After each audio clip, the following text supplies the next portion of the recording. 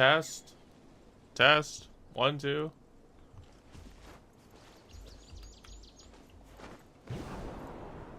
Wee. Wee. Okay.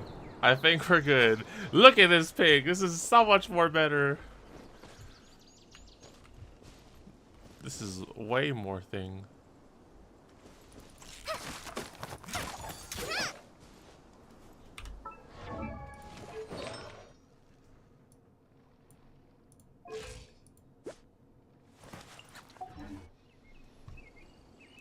Hello? Daijoubu.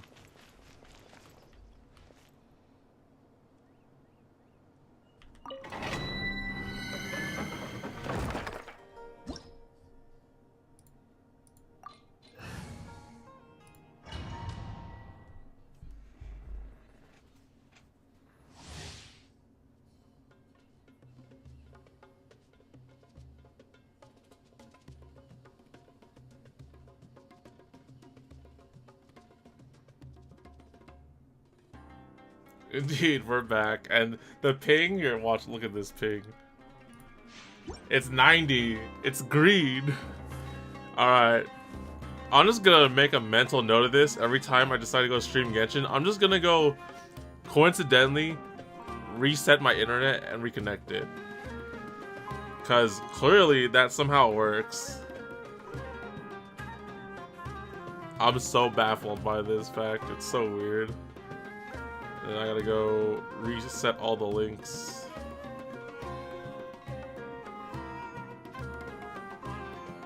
When I don't have much to keep me occupied, old thought patterns start to creep back in, and as soon as I start talking about it, the flashbacks start. Oh no, Kale. It's okay. Let me just get rid of that 9-minute stream again.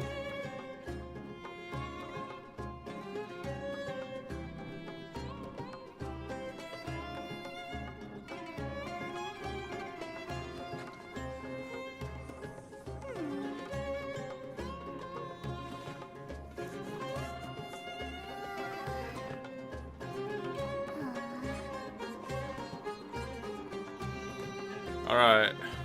We should be Daijoubu now. Yes, sir. Look at this. The pig is green. I don't know why that works. I'll take it. I'll take it as like a tech support. Alright. So let's see with a fresh ping if we can finally grab ourselves a Dendro Goblet. Oh my gosh, it's going so much more smoothly. Nowhere to hide. Speed of light.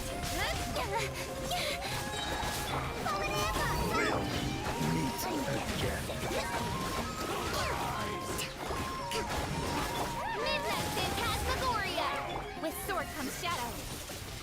Incoming. Hey, I don't want it.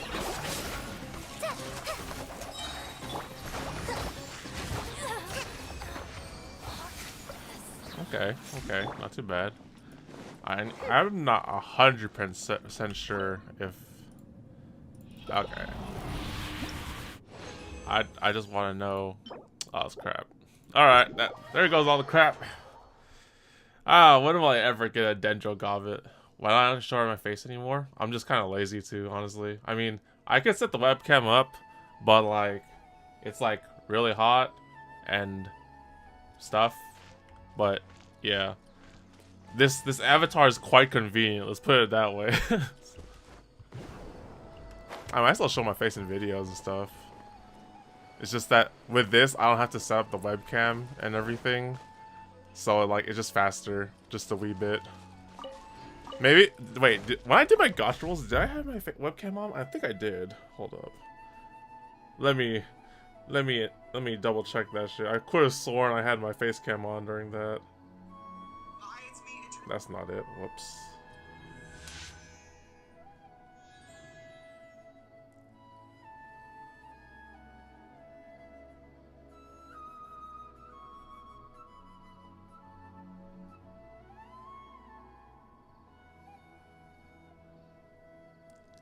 Cool. All good. May the glory of the This thing has its bring light to benefits. this world. Oh yeah, okay. I had my webcam on in the rolls. Yeah, I'll do it sometimes.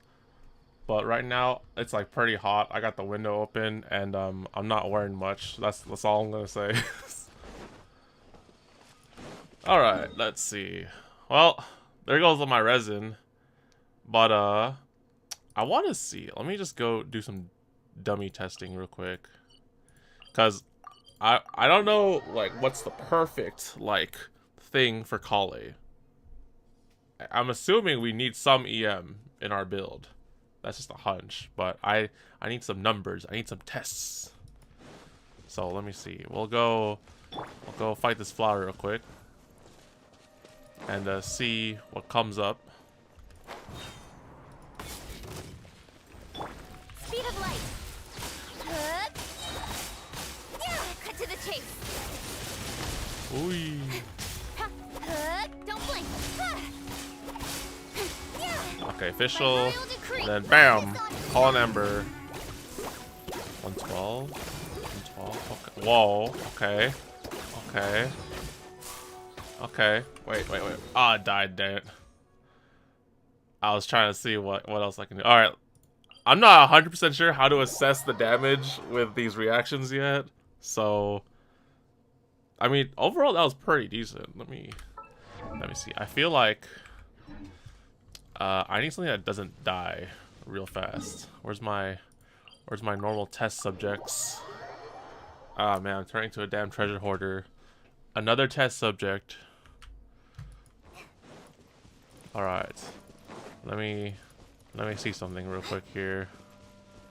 Do any of you guys know like what's the way for dendro damage? I need EM and stuff. All right, let me see this.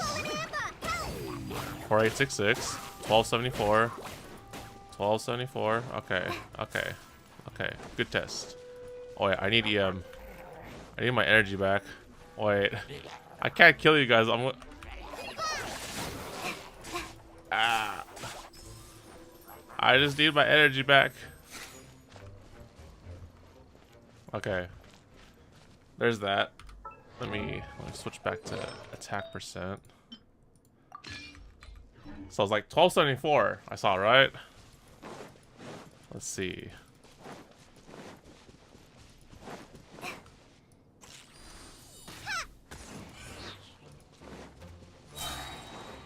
Just like we rehearsed. 6098. Okay. 5097. Okay. I'm still not sure what they need. Okay, so from the looks of it, I'm just guessing based off this. So if you want to buff Kale's damage personally, then attack percent is the way. But like in like the realistic sense, when you're mixing Denjo reactions with everyone else in the team, EM is the way to go, I think, judging just off of that.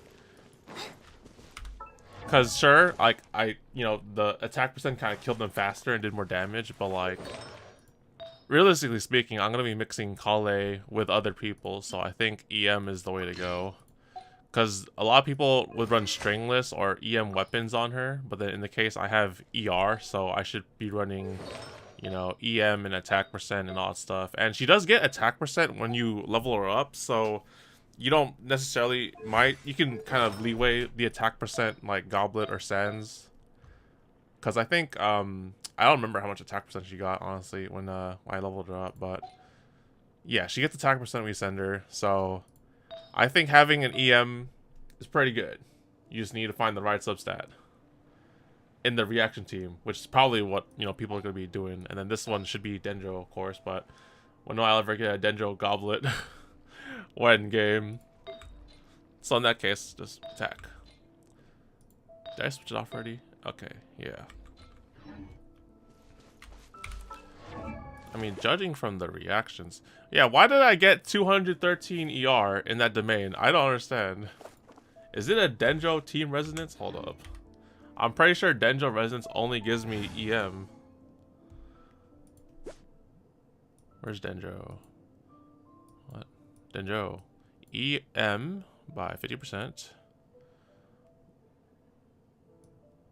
Oh shit, this might actually be good. Alright, anyways. Actually, oh man, I still want to test the Hyper Bloom too, because I'm not 100% sure like who's gonna do the thing. So let's say I do like Kale's E, right? And then Kokomi hits the seed and then it causes the damage. Like, whose thing is it gonna be? Is it gonna be Kokomi's EM that counts, or is it gonna be Kale's? I'll be back. Okay, all good, Alicia.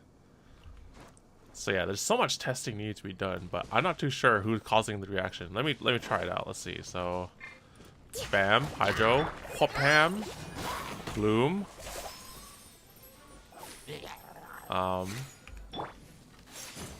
Okay, never mind. That was not what I intended to do. I shot too late.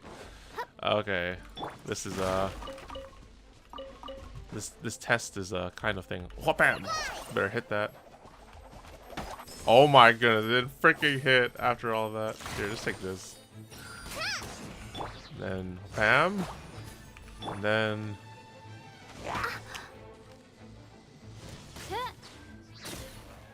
912. I don't know whose thing was that. Like, was that Kale's? Because none of my some of my characters have a little bit of EM, but not that much. Oh man, I really need some in-depth like look into this, because I don't 100% understand it myself either. We'll leave that be, I guess. Let's go continue the story. In the meantime, you can't see it off camera or, you know, thing, but I'm working on the FGO lottery right now.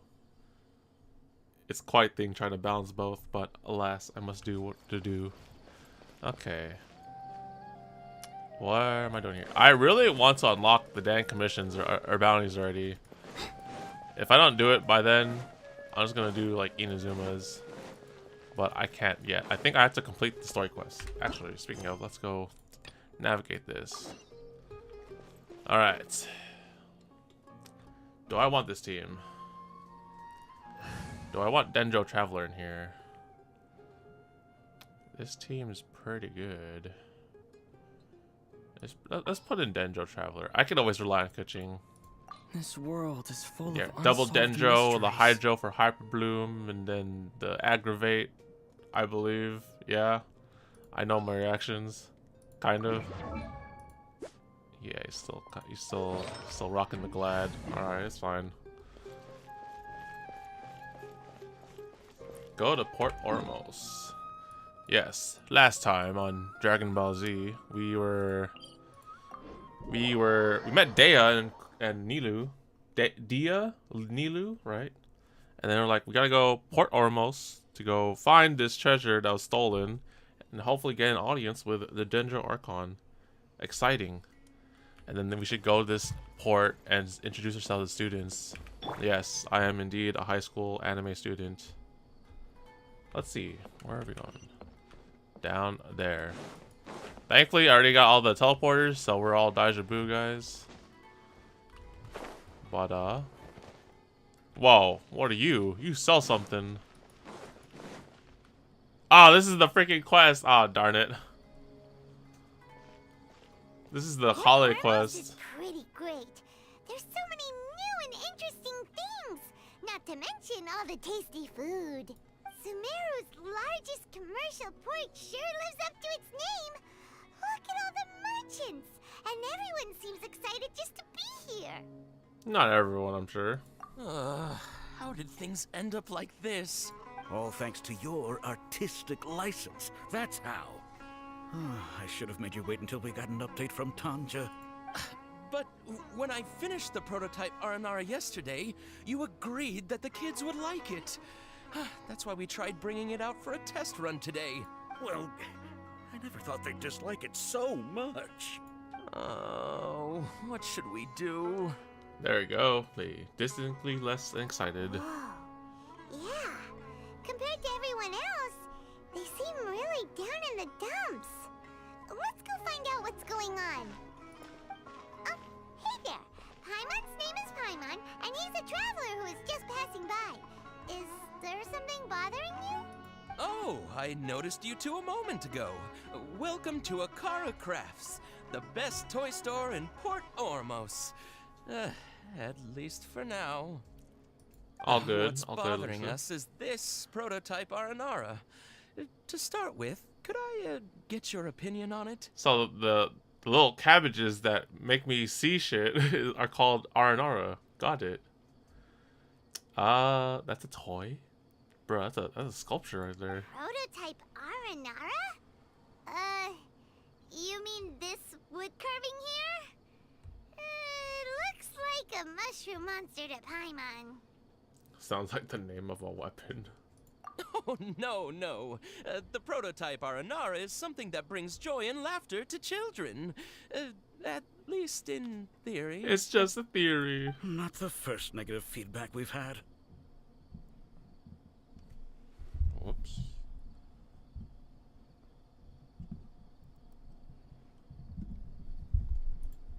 So, what exactly is a prototype Aranara?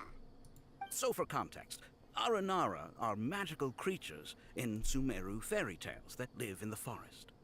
They give you hallucinations.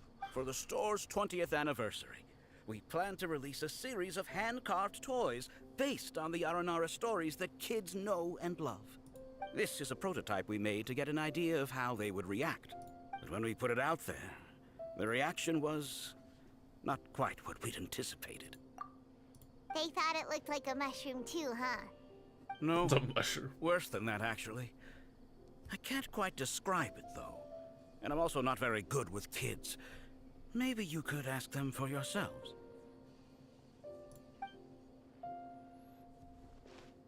Hey kids, what do you think of this little toy thing here? This is not an Aranara. No way. I've read Uncle Tanja's Aranara and the Ill Little Fungus. It says that Aranara are supposed to be chubby and squishy. The carving looks nothing like that. Toys do look better when they're round and chubby. Uncle Tonder said in Aranara's vow that you can deceive the eyes, but you can't deceive the heart. This carving makes me feel lost and confused inside. I don't think the creator put his heart into it at all. It's nothing like an Aranara. Ooh, didn't put his heart into it, huh? Oh, sounds like one of those things that's easier said than understood. Cassid and Alia didn't like this carving, but I think it's okay. It doesn't look too happy, so it's kind of pitiful in a cute way. Okay. Oh, a positive review! Yeah, so I would totally ask my dad to get it for me, if it wasn't meant to be an Aranara. Oh, well, that took a sudden turn for the worse. We asked the children for their opinions. Oh, how did it go? Has it maybe, grown on them at all? No. Oh, whoops, that's not. Oh, this is such a shame. Why isn't Tanger back from Gandharvaville yet? Oh, the kids kept mentioning an Uncle Tanger too. Who is he exactly? Uncle Tanger is a famous children's author here in Port Ormos. He wrote quite a few stories in the past, but none of them were popular among children. But around a year or so ago, he suddenly had a eureka moment or something. And suddenly the children loved every one of his stories. That's right. My little Ghaffari loves his stories too. The whole reason we decided to make these carvings was because we saw just how popular the Aranara are among children. We asked Tanja for guidance, but right after he agreed, he went off to Gandharvaville with his son to look for inspiration. They haven't returned yet. We were running out of time, so we had no choice but to carve an Aranara based on our own imaginations. As you can see, this was the result. Oh, we have to do something. Hey, since you're the famous traveler, The famous could you traveler. do us a favor and look for Tanger in Gandharvaville? That I can do, sure. He doesn't have to come in person if he's too busy. Just ask him to write down his suggestions and bring his notes back to us, if you could. Please, if only to put a smile on the children's faces. And, of course, you'll be well compensated for doing us the favor. Oh, I like the sound of that. They seem pretty desperate. Let's help them out. To see the kids smile. And also for our reward. Okay, you had to add that one be last, Paimon. Okay, sure. Let's do it.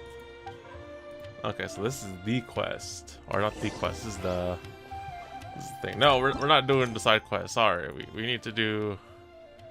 We're doing this thing. There we go. Oh my goodness, what did they do to this guy? Interesting, interesting. Alright. That's not the main objective though. The main objective is over here. We're going over there. Yo, I didn't really explore this place too much when I was grabbing the teleporters, but I like it. It's pretty cool looking. Alright. We're here. Why do we have to introduce ourselves as students?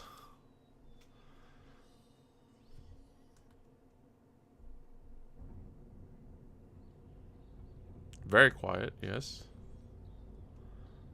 Come and have a good look yourself. Traditional spices of the highest quality, made with pride and experience. What? I can't hear you. You've got a deal. I can't thank you enough for always looking after my business. Believe me, I'm not making this up. Several Eremite mercenary groups are nearly in open conflict, but does the core of 30 care? And that's not all. Did you know that... Wow! Talk about hurly-burly! This place is busy! Well, guess that's only to be expected for the largest port in Sumeru. Maybe it's because of what Dia told us earlier, but Paimon can't seem to shake the feeling that there's also danger lurking in these crowds. Ooh. Let's get our bearings so we can start looking for leads. We know that whatever the Academia lost is related to the gods. But other than that, we don't have much else to go on. Osfun told us to try posing as Academia students while asking around. Paimon checked the Akasha on the way here, and the Academia doesn't seem to have any research facilities in Port Ormos. Paimon doesn't get it. Won't we look even more suspicious going around saying we're Academia students and asking about the stolen item?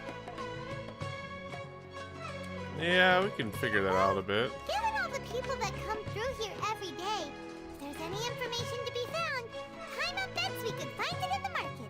Let's ask around and see what we come up with. Yo, the music's going ham in this city. Hello. Welcome. Welcome. How can I help you two? Hi there. We would like to ask you a question. Do students from the Academia ever come to Port Ormos? Of course. Especially around this time of year. Students from Sumeru City that are about to graduate often come to Port Ormos to cut loose a little. Oh, they go partying. Many people often talk about how hard it is to get accepted into the Academia, let alone graduate. But those who finish their studies and go on to become full-time researchers at the Academia have it even harder. Sure, we may not be Sumeru City, but Port Ormos offers beautiful scenery and a stress-free environment.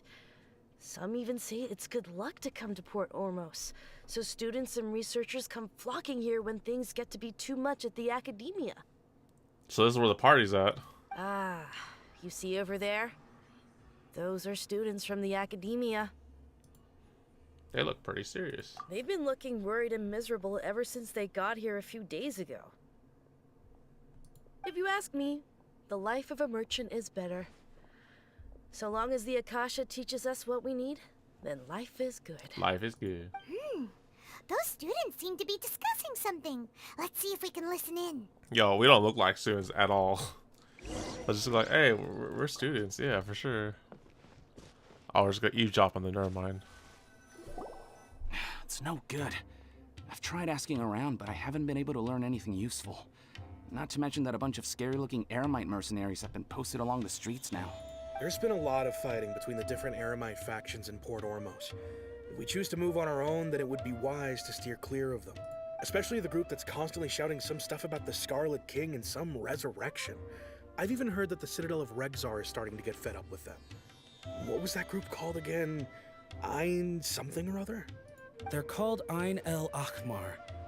Today, I heard that the thing we're after might be in their possession at the moment. Wait, come again? Don't you see? Many of the Eremites in Port Ormos deal with trading this kind of thing. They're usually pretty wary of outsiders, but not so with students of the academia. It's because the kind of goods that students are looking for aren't the kind of goods that Eremites are after. As long as they know you're a student, then deals can be made.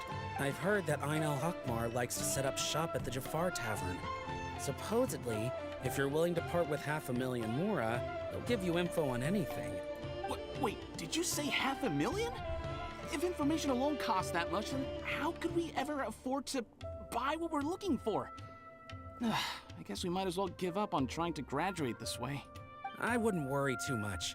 Our field of research is very niche. Who else could possibly be after that kind of shady knowledge? I bet it's practically worthless to anyone aside from us. Well, I guess that makes sense.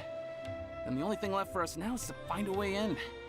Why don't we all just pool our money together and pay for the information? Whoa! Did you hear that?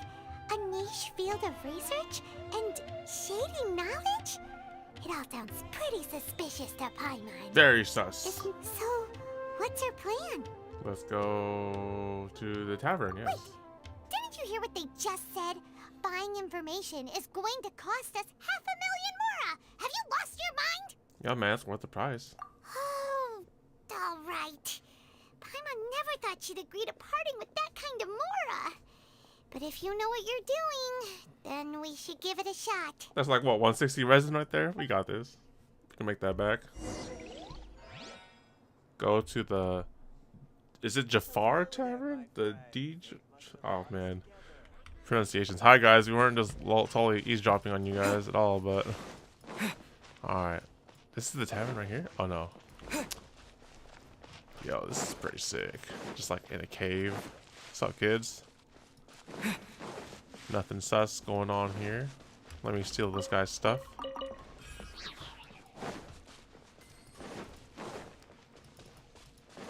Yeah, it's a pretty spacious place here. This is the place we heard those students talking about. Let's find a seat somewhere and see if we can spot the group they... Oh, you've arrived. Please, take a seat. So, they think that they can go toe-to-toe with the boss? Ha! Once we reclaim the power of the Scarlet King, they'll be the first that the boss punishes. They're nothing to be afraid of. Our main rival now is the Caracal Battalion. They've also amassed a significant amount of mora this time, so we mustn't underestimate them. How can the Caracal Battalion compete with the boss when they're nothing but a bunch of money-grubbing opportunists out for a quick mora? Yeah, with boss's fervent devotion, he'll be able to use this power to bring our god back this time. Huh. All these guys talk about is the Scarlet King, so they're probably the ones we're looking for. Greater Lord Ruka Devata. That traitor and her followers must not be spared. The day will come when the Scarlet King exacts vengeance on Sumeru, and all of them shall be punished. Ha! Huh. The Greater Lord's a traitor? Yeah, Paimon was wondering what they meant too. We should ask about that if we get the chance later.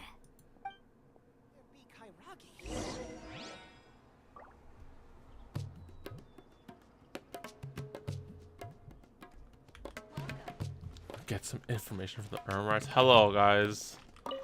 No one sus here. Huh? Who are you? What do you want?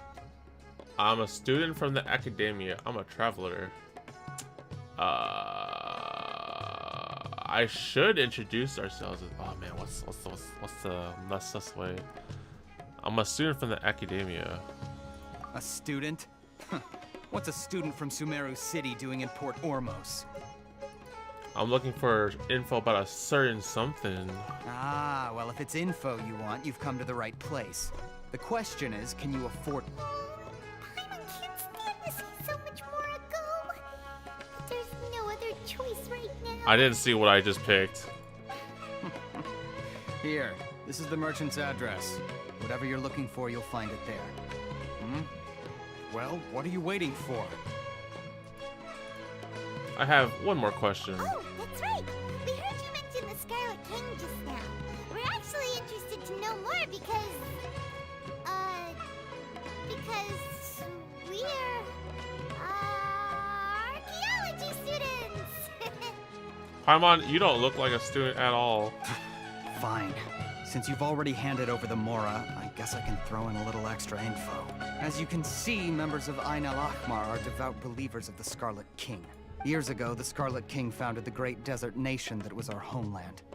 It was an advanced civilization, far beyond anything you'll see in present-day Sumeru. The Scarlet King was the rightful god of wisdom, but he was betrayed by a companion he trusted. She even stripped him of his title, God of Wisdom. Terrible, I know, right, Paimon? So, you mean the traitor was... Greater Lord Rukkhadevata, yes.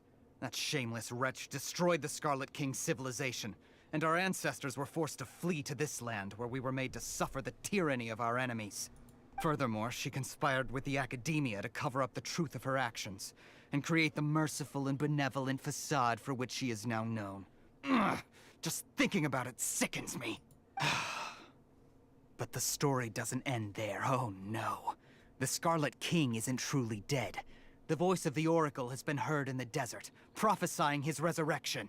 Mark my words, our god shall return. And when that day comes, all followers of the traitor and all the desert dwellers who have forgotten their true god will suffer retribution together. Alright, mate. If what I'm saying makes you shiver with fear, it might not be too late for you to become a believer of the Scarlet King. Can you tell us more about the Oracle? I don't have anything to say to you Academia people about that. I think this conversation has reached its end. Not just yet. This man is a fraud. Oh shit! It's him! You again? Deranged Academia lunatic. Yes, it's me again. I already warned you that if you weren't willing to sit and discuss things with me, I'd take measures to make things uncomfortable for you. Hey, Zhongli, what's up, man? Listen to me. That address he gave you is fake. Or at least, you won't find a merchant waiting for you there. This group has been boasting all around that they can provide information on a certain item as a means of luring people into their territory. I wonder if this guy's a student from the Academia as well. Once you show up, they keep up the act until they have hard evidence that you want to purchase said item. Then they use that to squeeze you for all the more you're worth. Hey! Shut it all, Hatham! What are you playing at, trying to ruin our business like this, hmm? I told you the other day. I wish to discuss my terms. Ha! Oh, whoops. The boss made it perfectly clear that he won't negotiate with you. Yes, and in no uncertain terms. But that was then. It does not preclude him from changing his mind in the future. I'm warning you. Don't push us, or this could get ugly. We don't usually get rough with people from the Academia because it just complicates things. For a lunatic like you, though, we might just have to make an exception. If you're suggesting that we escalate this from a verbal exchange to a physical one, I accept. After all, even the Archons used war to negotiate the ownership of Teyvat. If, on the other hand, we can't agree on any means of negotiation at all, then I'm afraid my next course of action will sting a little more than the mere falling through of a few business deals. We're just chilling here, just like, I will jeopardize the Eremite's reputation, which I know you value above all else. I am quite confident that if I began to take such action, your boss would willingly approach me himself. However, I fear that by then, some things will have happened that cannot be undone. Also, a word of advice. I suggest you tell your boss exactly what happened here today. Otherwise, he might blame you for not telling him in the future. What did you say? Consider this. Have I ever failed to follow through on my word in the past? Denjo confirmed. Yo, where does this guy come in? This guy has to be a 5-star, right? Let's put this perspective. We got Nilo and Sinnoh, and then Candace, next update. So what's the next one after that? Denjo Archon, this dude, Dia. Who else are we missing? I don't know. That's quite the roster there. Although if Dia is a 4-star, then oh man, or this guy's a 4-star also. I don't know. This guy looks 5-star to me. Hey, it's the Alan. What's up, man? Welcome. This guy is really out of his mind. Looking that he's a 5-star, I know, right? But like, I don't know. It's so weird. I mean, for one, we need more Denjo people for sure. So we have him confirmed, and of course the Archon. Okay, Well, then. I'm not too If you sure really what have a you death do. wish, let's meet a week from today. The pier in front of the Pharos Lighthouse, 4 o'clock in the afternoon, sharp. Don't expect us to hold back. Yeah, are you really challenging him to a fight? Not so fast. First, you return the 500,000 mora to them. Oh, thanks, man.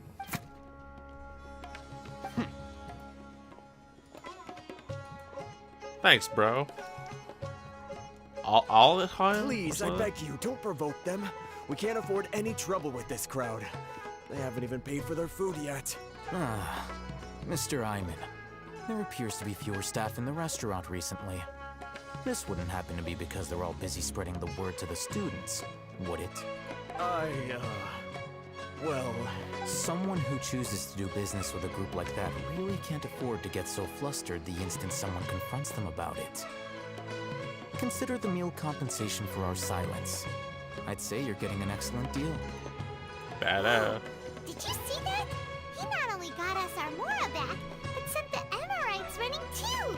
Plus, he seems to know a lot about what's going on around here. Let's catch up with him and ask some questions! Wait. He went that way! After him! Come back, 5-star. All hit time? Oh man, I can't wait to butcher these names for sure. What the hell? Wait up! It's Al-Haytham, right? Al-Haytham. What do you want? His voice sounds oddly familiar. I don't know if it's just me, but badass. Thanks for your help, man. No need for thanks. My goal was to get to them, and you two gave me just the opportunity I needed. We're even. Oh, I advise you to keep your distance from them. Since they weren't able to make off with your Mora in the end, they might harass you again in the future. Is he wearing headphones? All right. Goodbye. Wait. Hold your horses! We still have something to ask you about! Since you tore through their scam right in front of them, you must know the real story about certain something, no? Who exactly are you two? And why are you inquiring about that? I'm a student from the academy. A student? Right. Look, you should know that those thugs conducting business with you had nothing to do with your lie. Perhaps we can also talk terms. Huh? Oh, yeah! He's really strong. Weren't you saying something about a physical exchange? We can help with that. He doesn't even have a vision. Forget it. Looks like this guy doesn't know who I am. Maybe not, but he can still use elemental energy. Otherwise, there's no way we'd go asking for info from from guys like that. Those high-headed thugs are definitely gonna bring a lot of backup for your next meeting. Even if you don't go alone, you won't regret taking us with you. Man, Paimon, stop telling everyone I'm like a guy.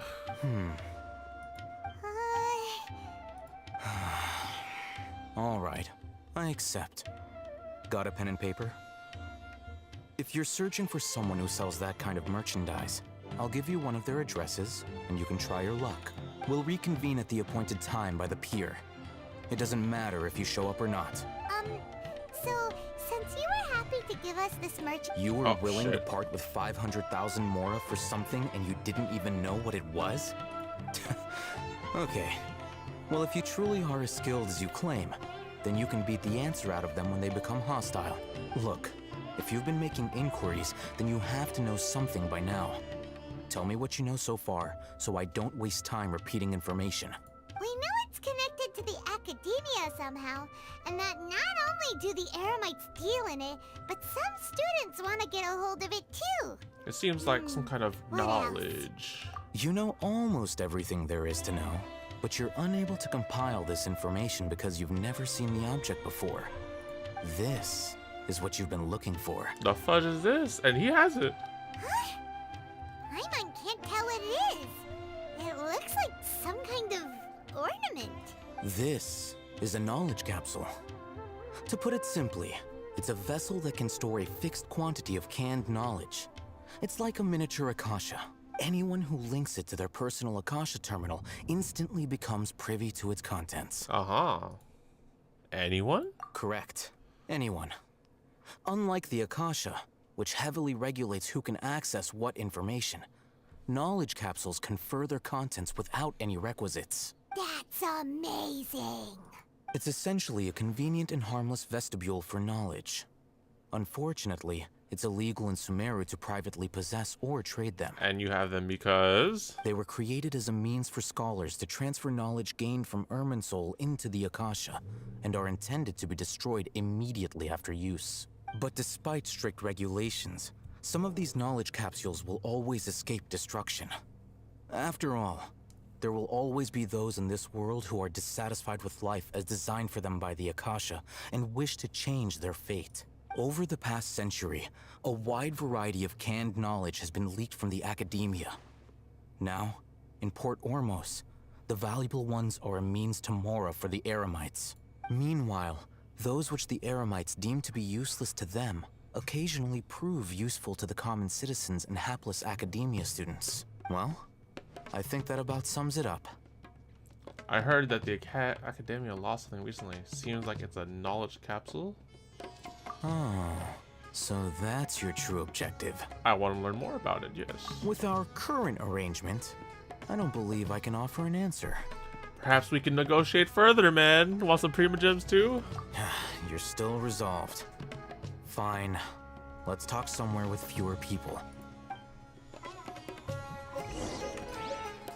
Alright, let's see. Man, this guy, I hope he's a 5-star. He looks pretty badass. Ooh, rocks. Alright, man. Spill the beans. Let's continue our conversation here. If you wish to learn more about the knowledge capsule that the Academia lost, then you must help me with something. Okay, what is it? I need you to find someone named Dory, a traveling merchant. Oh, right. I totally forgot about her. Unlike the peddlers who hawk inferior knowledge capsules, she often has quality goods in stock. Some say that as long as there is profit to be made, there is nothing she won't dare to sell. She's guarded against people from the Academia because most of her wares don't comply with Academia regulations. I think she blacklisted me. I met with her informant, but it soon became clear that they had no intention of letting me get any further. Become one of Dory's customers and earn her trust. This is my condition for further collaboration. Why do you want us to meet with her? Until you complete this task, you don't have question privileges. Fine. So how do we go about doing this? You two are outlanders who haven't been here for long, so Dory should view you as safe clients. I'll give you the informant's address and their contact password. Beyond the password, though, I have no way of knowing what other tricks she might have up her sleeve. You'll have to improvise. Oh, that's my greatest thing I can do, improvise. This is kind of nerve-wracking. The true challenge begins after you meet her. She has a keen nose for Mora and a shrewd eye for wares, and she only likes customers who she deems to have good taste. I'll prepare some funds for you. Buy her highest quality wares and earn her approval. But we only just saw a knowledge capsule for the first time. We don't know how to tell which ones are good and which ones are bad. Is that something we can learn quickly? That's true. Have you two heard of Elemental Sight? Oh, yep, I can use it. Oh? Well, that's a surprise. Guess I'll have to hold you in higher regard. Anyway, that ability should resolve your issue. I wonder what this guy's deal is. I don't know if he's a student. Here are 2 student. knowledge capsules. Tell me, can you detect any difference in their quality?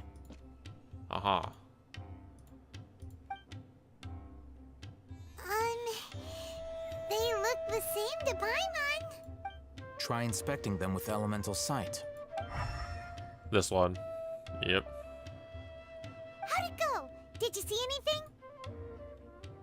The one on the left shines brighter. Rumor has it that higher quality knowledge capsules generally appear brighter when viewed through Elemental Sight.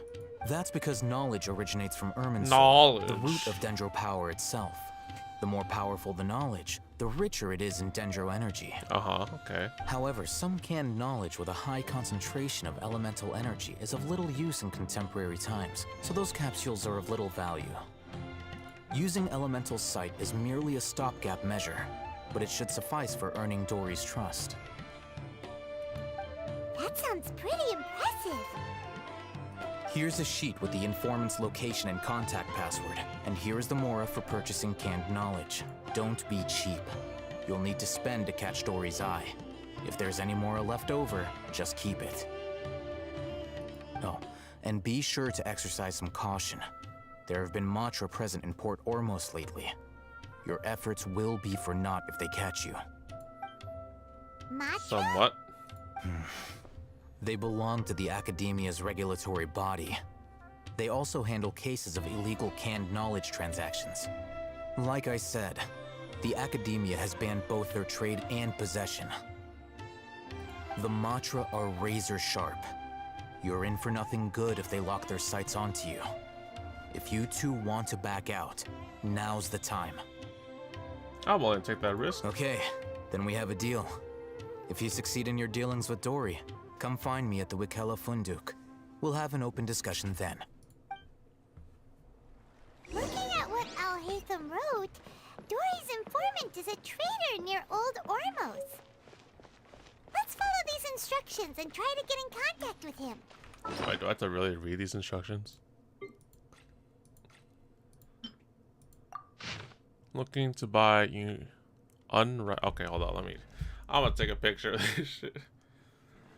So, I forgot about Dory, and like, right now in my wishes, I have a guarantee on my pity, so I would not like to waste it or, you know, use it on the reruns for Ganyu or Kokomi. But, you know, Dory is in there, and we'll see if I would like to get one copy. We'll see how it goes. But we'll see. That's like, how much time do we have now? Wait. 11 days? The fudge? That's hella fast. Ah, shit. They really accelerated the schedule. Alright. What's up, Lattice? Hello. What are you two looking to buy? I want to buy some unripe horror fruits.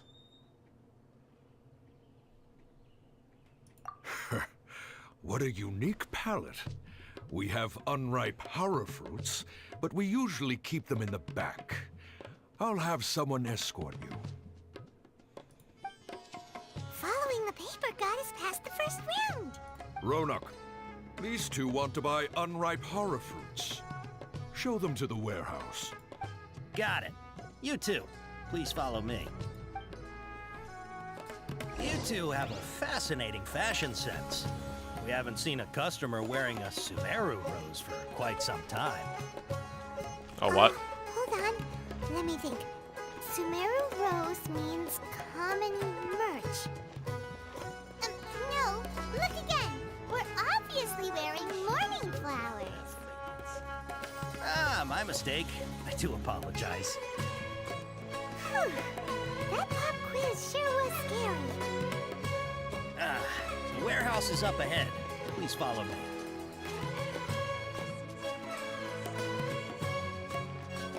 Got some kind of secret code here, I can see.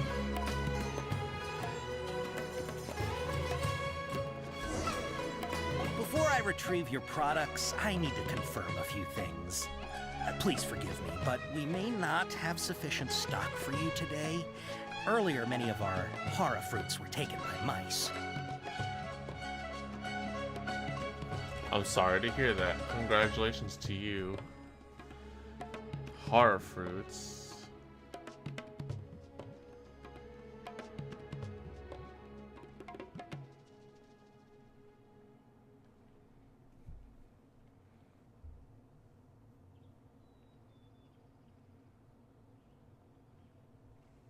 Congrats to you. Thanks. If better goods come in, you'll be the first to know. You look like you have some skill. Why don't I pick out some fruits that'll make you dizzy? Okay. Something that makes me dizzy. Culminating customer skill. Corresponds to a horror that causes dizziness and ringing in ears. Complimenting a customer of erudition corresponds to a horror fruit that causes heat stroke. Dizziness with a side of tinnitus, please. I prefer something that causes heat stroke. What? Yes, why don't I pick up some fruits that'll make you dizzy?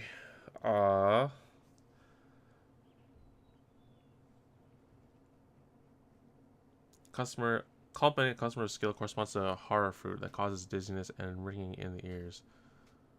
Complimenting a customer of erudition corresponds to horror fruits that causes heat stroke. What? Dizziness of the side of tinnitus?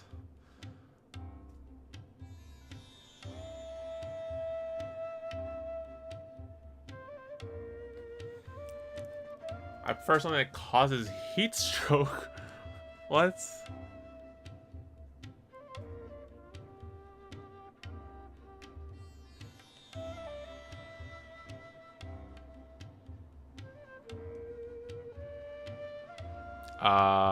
I don't know what the correct one is for this one. Dizziness with a sigh. I think we should do the heat stroke one. No, that's not it. The paper said that heat stroke is the answer to erudition. Oh, thanks goodness, Paimon. Eating something that causes heat stroke sounds horrifying. Thanks, Paimon. I'm sorry. But as things currently stand, we won't be able to fulfill your order. Why don't you two think things over? He's cautious of us. Oh my gosh, okay. Before I retreat, please forgive me, but we may not have sufficient stock for you today. Earlier, many of our horror fruits were taken by Congrats, bro. Okay. You look like you have some skill. Why don't I pick out some fruits that'll make you dizzy? Dizziness with a side of tinnitus, please. Yep, that's the right answer. But eating horror fruit that makes your head and ears ring sounds like a bad life decision. Would you like your horror fruits to be packaged in the Sumeru City or Port Ormos style? Port Ormos. Wow, you two sure are generous customers. We'll be sure to package your products beautifully. Okay, everything has been confirmed. Miss Dory is waiting for you up at... Shoot, it's the Matra! Run! What? What? The Matra? Where? I'll hate them said we're done for if they catch us. We gotta get out of here. We don't know this area, so let's follow that informant. Run! He ran that way! Run! Well, this is just a test. This has to be a test, right? Look, he's over there! Bro, where are you running off to? Why are you running? Ah! Ah! Why are you running? Damn, where the hell is that going to? Come on, man, my stamina's not that great. Hey, if you're hiding from the Rishbaland tiger, come this way. Oh, hey, Dory. Another password! Huh? Oh, that voice came from behind the building on the right! Here, over here. You can stop running now. Hello, kid. So you were the one who was calling out to us just now. But, are we definitely gonna be safe here? These two good customers wish to buy some horror fruit, Miss Dory. And if there's nothing else, I'll just excuse myself. Oh, very good. Thank you. Diona with the skin. Wait, you're Dory? Paimon sure thought you'd look a whole lot scarier. Hey, what are you trying to say, Princess Pea-Brain? I can be scary enough when I need to be, believe you me. If you don't watch what you say, then you can forget about doing any business. But it seems you two have actually done pretty well so far. Not only did you manage to find the informant, your reactions were also pretty sharp. You don't really look like criminals or anything, but I bet my Mora that you've been involved in some shady dealings, haven't you? I wonder why she has an electrovision. Paimon's not compliment, but we'll take it. I can't risk doing business with people who start huffing and puffing after just a few paces. No matter how much more they might have. Not only will they get caught by the Matra, but they'll also get us into trouble. As decent folks trying to run an honest business. We don't need any of that. Wouldn't you agree? So that's why I prefer to have customers like you. It's your first time here, but don't worry, I won't ask too many questions.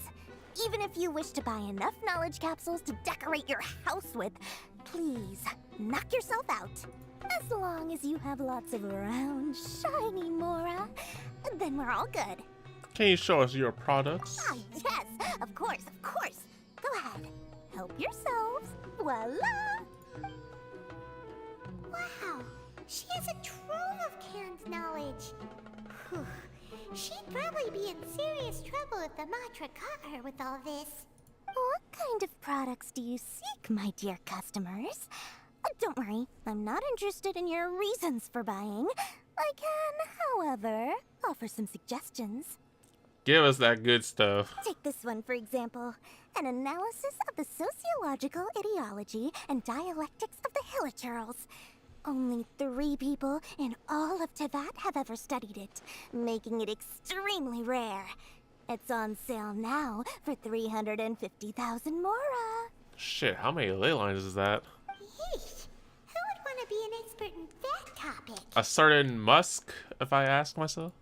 Or how about the architectural styles and construction methods of Teyvat in the early Archon War period? With this one, you can become an expert in historic architecture preservation and find an excellent, well-paying job in nearly any nation. Ooh, now this sounds like it could be useful. 2 million Mora, and it's yours. No discounts. Sheesh. Whoa, that's a lot of Mora. I actually don't know how much Alhan gave us. Of course, you are free to pick whatever your heart's desire. The contents and price of each knowledge capsule are indicated in small text on the body of each one, down at the bottom. Alright, let's try the method that Al-Haytham mentioned. Watch them not any of them glow good.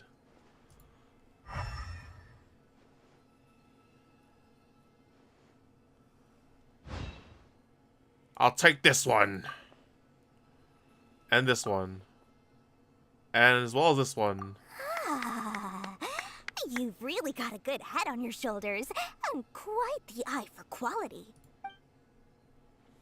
Yo, I didn't get to pick at least, man. Come on, game. We'll take these, please and thank you. My oh my, you are blessed with a taste for both the exquisite and the extravagant. Customers like you are a rare breed. 1 in 100. No, 1 in 1,000 even. Listen, I have a special offer for you two. If you spend just 100,000 more and more, you can pick any knowledge capsule of your choice up to a value of 1 million Mora. Say what now? Hey, did you hear that? Spend another 100K and we get a capsule worth a whole million! Paimon, calm the frick down. But all the canned knowledge we just bought is easily worth 500,000 Mora. If we spend just a little more, we can get something worth 1 million Mora. Paimon, isn't that a fantastic deal? This is why you're not in charge of the wallet, Paimon. This is why I'm in charge. Think about it. We've gone to all this trouble to get this canned knowledge. And so far, everything we bought belongs to Al-Haytham. Paimon, shut the fuck. Aren't you even the least bit curious about how this whole canned knowledge thing works? We're talking instant knowledge here. Don't you want to try it yourself? I think you're the one who's curious. Come on. We still have around 100,000 of Al-Haytham's Mora left. So let's put it to good use by finding something useful for you. Ahem. You've got a deal, Dory. We'd like to spend an extra 100,000 Mora. Bro, this is why we don't leave Paimon in charge of the wallet. My gotcha funds. Excellent. Then please, select from this fine collection of canned knowledge over here.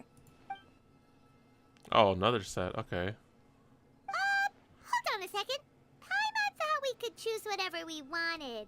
Why can't we choose the ones from over there? Oh, but my dear customer, the knowledge capsules over here are worth 1 million Mora each. I'm sure discerning customers like yourselves will be able to find something to your liking. Please, take your time. Uh-oh, Paimon has a bad feeling about this. Let's use Elemental Sight again to check these. Paimon.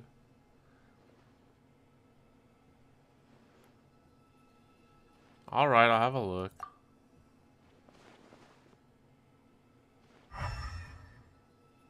Bro, they're all shit. So, what did you see? They all seem to be equally bright. So, they're all worth about the same amount? Freaking Paimon. Well, anyway, the Mora's already been spent, so let's at least try to find something useful. Let Paimon take a look here. An introduction to traditional Sumeru brewing techniques, the art of growing spices, an overview of ancient runes. Oh, how about this one? Sword fighting techniques 8. Okay, Paimon, maybe that might be worth. Not sure we'd ever find volumes 1 through 7, but at least this knowledge should be useful, right? Let's go with this one. Fine, Paimon. Dory, we'll take this one. All right, very good. I'm expecting some new goods in the next couple days, so be sure to check back again soon. Whether it's canned knowledge or anything else you need, bring your Mora to Dory and doors will open. Our dealings with Dory went smoothly enough. Let's head to Wakala Funduk and meet up with all Hatham. Can we actually use this? No, it's just a collectible.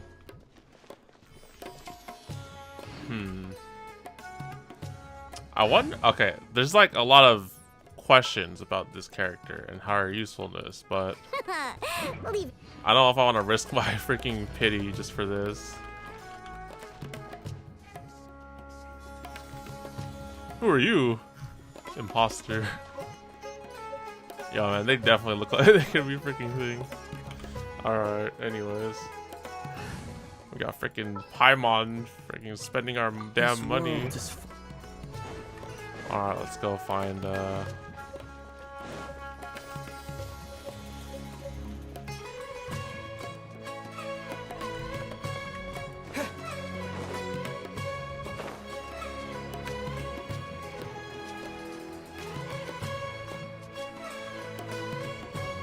Alright, man, we're here. You two made it. And from the looks on your faces, you were successful. Whoa, there's so many people from the academia here. Why would you pick this place as our meetup spot? I would say since you would be able to get her regardless. Well, that's true. Wakala Funduk is under the academia's control, so naturally the academia has people working here. I came to Port Ormos under the pretense of conducting official business. You know what? You're right. It's like either do I go on their banners and like try for like, you know, potential to get spooked by Ganyu or Kokomi and Dory, or do I just wait for 3.1 where I have all new 5 stars and Candace too. I'm hoping Candace is in the first part banner, so that's basically pretty good. You're a pretty daring guy. Relax. No one here is interested in anything we say, and the Matcher won't come here. Okay, now, tell me how your encounter with Dory went. I know my pity's kind of low, but I've been trying to go for so many damn calls that I don't even want to try and go for another new 4-star. We'll see how it goes. I don't know how low my pity is, but I could throw in a few singles. So, can you tell us about the knowledge capsule that the academia lost now? Before that, I have to ask, why are you two so intent on tracking it down? You don't have to answer, of course. It's not a secret or anything. We want to meet with the Dendro Archon. Yeah, he just wants to meet the God of Wisdom and ask her about something important. We've been in Sumeru for a while now, but we still haven't found a way. When we heard that the academia had lost something that might be related to the gods, we came here in case it turned out to be our lucky break. In that case, you're on the right track. A short while ago, the academia lost a knowledge capsule in the desert. It's supposedly a divine knowledge capsule. Use it, and you'll gain the wisdom of the gods. Oh shit. Wow, there's really such a thing as that? Hey, if we find it, do you think we could learn how to meet the Dendro Archon? Ooh, or how to find your sister? I highly doubt it has any mystical properties, but it does indead exist. And it's right here, in Port Ormos. So, where exactly? This guy has it. That's what we need to find out Never next. mind. Your goal is to find it too? I won't deny that. I am investigating because I'm curious as to what the Divine Knowledge Capsule truly is. As you know, the Eremites in Port Ormos also have their eyes on it. It is an extremely precious item.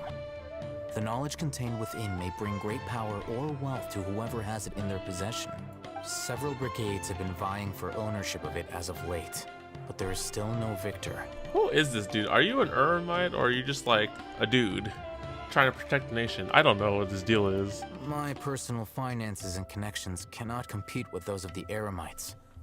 After attempting various methods, I finally managed to reach a tentative agreement with several brigades. I agreed to forego ownership of the Divine Knowledge Capsule in exchange for the opportunity to study it. After all, there's no harm in understanding what it is. However, there are those who are less amenable to negotiation, such as those from Ain al-Ahmar. They adamantly believe that the Divine Knowledge Capsule contains the Scarlet King's power, and that he will return to this world when they obtain it. They refuse to let anyone from the Academia tarnish their deity's soul. So you kept hounding them because they refused to cooperate with you? Yes. Ain al-Ahmar isn't exactly wealthy, but its members are determined to get that capsule by any means necessary. To that end, they've resorted to many methods more foul than fair in order to amass sufficient funds. So, I've been sabotaging their business to force them into negotiating with me. Damn, alright, bro. The Divine Knowledge Capsule should be up for a secret auction within the next few days. Each brigade will place their own bid, and the prize will be covertly given to the winner. To ensure the capsule's security and to evade the Matra's notice, the winning brigade will not publicly disclose their victory. Unless I know whose hands the Divine Knowledge Capsule ends up in, my agreements with them will fall through. Dory is the most reliable source of information, but that avenue was previously closed to me. With you on board now, the situation is different. In other words, you wanted us to befriend Dory so you could find out where the Divine Knowledge Capsule is. Yes, you can say that. But this arrangement harms none of us. The day after tomorrow, go back to Dory and try to purchase information on the Divine Knowledge Capsule's whereabouts. If she has no information, wait 2 days and approach her again. If I get the opportunity to study the Divine Knowledge Capsule, I will relay my findings to you. Will that suffice as compensation? Sure. Thank you. Okay. Then we'll meet up in 2 days. Aren't we supposed to be fighting someone right now? Hey, Thum, before you go, we actually bought a knowledge capsule for ourselves, but we're not sure how to use it. You two want to try using a knowledge capsule? Sure, I can teach you. If we get some new abilities for our MC, that's pretty badass. Right under the Academia's nose is a bit problematic, though. What do you say we head to the outskirts of town? Yo, man, do we get the counter? We get the counter ability this time? Let's see. What's my history at after trying for so many damn colleagues? I think in my last one, I had... What is it? I had 2 colleagues in one roll. So there it is. 1, 2, 3, 4. So I'm at 4. But then, yeah, it's 2 colleagues in a row. 15. Okay, I'm at 17. That's not too bad. That's not too bad to try my luck. But, like, I need to see her abilities and, like, see if it's worth spending my Prima Gems on that. Because from what I saw from, I forgot where it was. Oh, it's from the live stream, right? She can, like, regenerate energy and heal, right? Is that what I'm getting at? So, I don't know if I'll necessarily need that kind of ability. I got Shinobu for that reason. Alright, man, you want us to go all the way over there? Fine.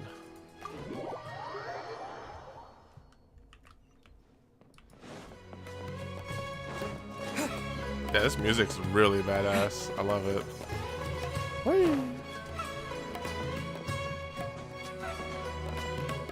But yes, in that term, like if I don't really need Dory's abilities in gameplay, then I'll probably just skip. Because 3.1 hits and then I could just get spooked by her. That is the safe way to go. That way I can guarantee more of my Nilou or my Candice or Sinnoh. Although, let me think this through. Like, Sinnoh, I have no clue what kind of Electro he does, but I got a lot of Electro. If anything, I'm more interested in Candice and Nilou, because for one, Hydro is like rare.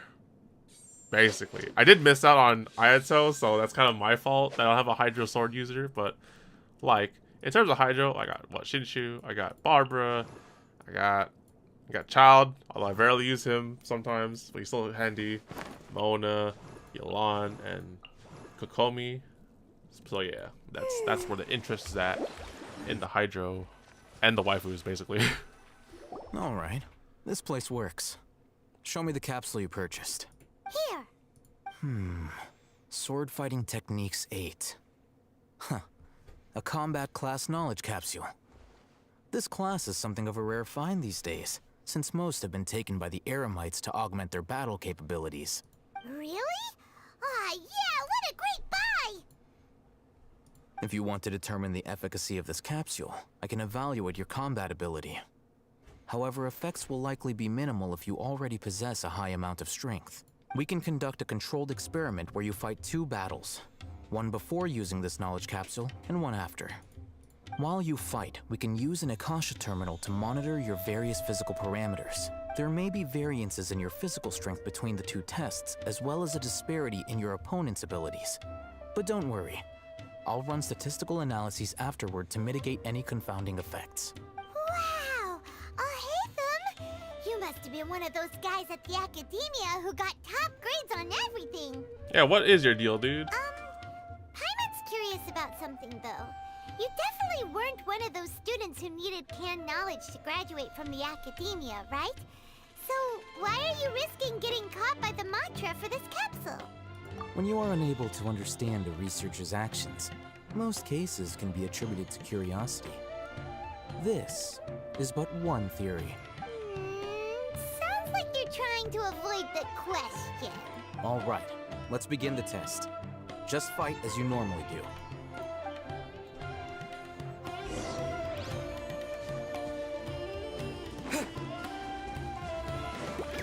Propagate! Go! Forward Amber! Help! Hold the line!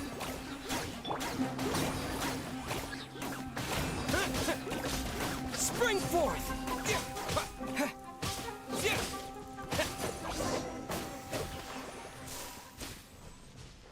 Okay, looks like we're not getting the counter. All right. I'll link your Akasha terminal to record data. The next step is to use this knowledge capsule. Hold it in your hand. I'll help you establish a connection with it so you can activate its power. Open your inventory and use the canned knowledge. This thing?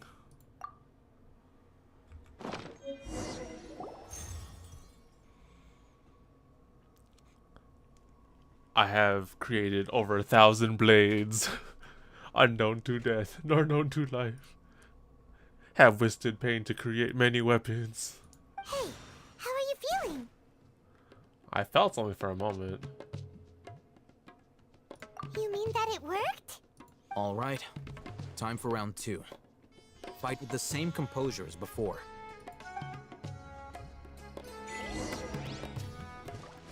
Yo, man, this doesn't make me stronger in game. I'm gonna be so damn thing. You better give me a constellation for that game or something. Speed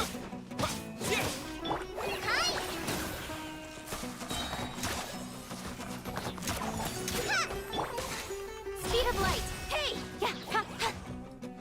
With sword comes shadow. Yeah, I don't think that helped, bro. Whoa, what the fuck was that?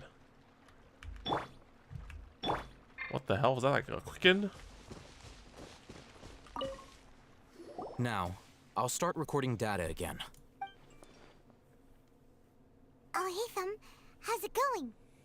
Well, the knowledge capsule you purchased did improve his combat capability. During the second fight, his overall fighting performance increased by 0.073%. Oh my god. Wait, how much? Not much. That's basically 0. Dory's such a jerk! She totally scammed us! 1 million mora? This thing isn't worth a tenth of that amount! Of course, this could be because he is so powerful that the capsule's contents were unable to produce a substantial increase. Freaking Paimon just wasting our money. At the very least, this test allowed me to gain more insight into you two. Our deal seems increasingly worth my investment. I'm heading back to Ikela Funduk. I await your response in 2 days' time.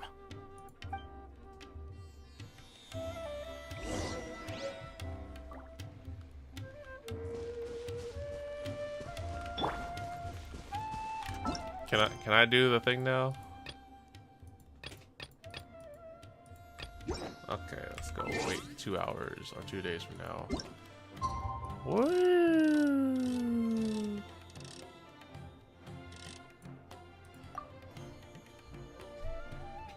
I wonder what the cutoff is for this story. Well, for one, we should definitely have to go to the desert.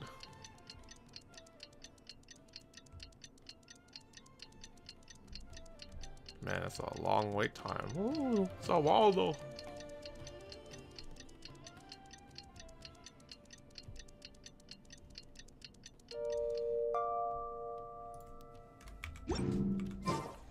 All right. Let's see Dory today and ask her about where the Divine Knowledge Capsule is.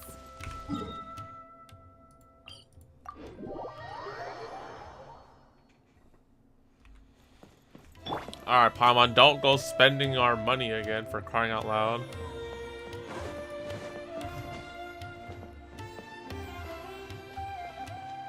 Hey, you scammer. Here, over here! Oh, welcome back, my loyal patrons. What can I do for you this time? Give me back my money. You name it. Canned knowledge, supplies, or anything else you need. I'll find a way to get it. Where there's a waterfall of mora, there's a way. Can you really get us anything we want? Anything at all? Aha! So it appears that canned knowledge alone is no longer sufficient for your opulent appetite. Then please oblige me. Tell me what you have in mind. I'd like to buy info on the whereabouts of the Divine Knowledge Capsule. Oh! I knew customers with pockets as deep as yours would undoubtedly crave something more profound than ordinary canned knowledge. But you know, that kind of information isn't going to be cheap. How much? After all, I had to work really hard to weasel my way into the auction site. Not to mention that if anyone found out that I was the leaker, I would be in big, big trouble. But how can we be sure your information is accurate? Paimon's curious how you just happen to have this kind of info the moment we need it. Because to me, anything of value is what I consider to be my supply.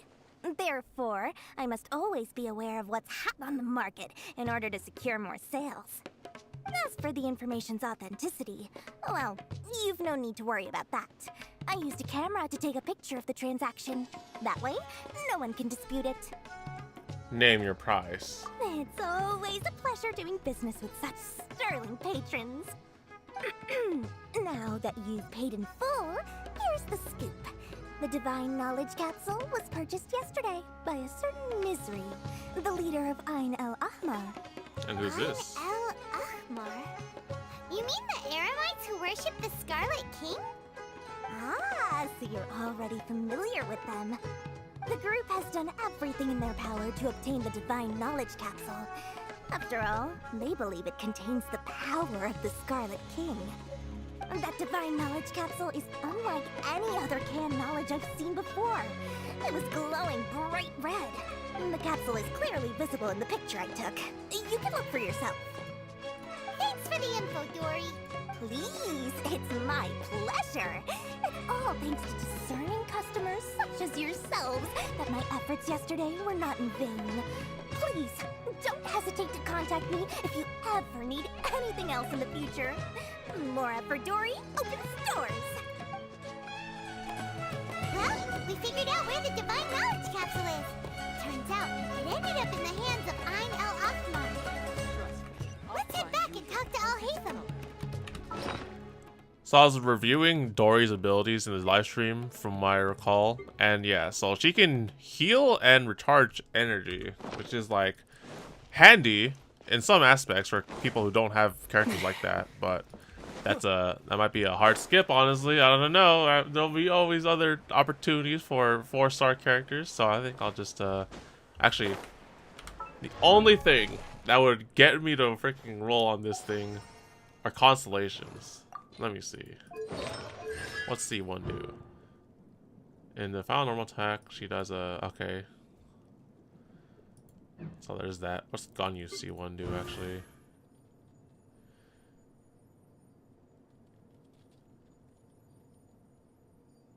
Wow, this is actually really good.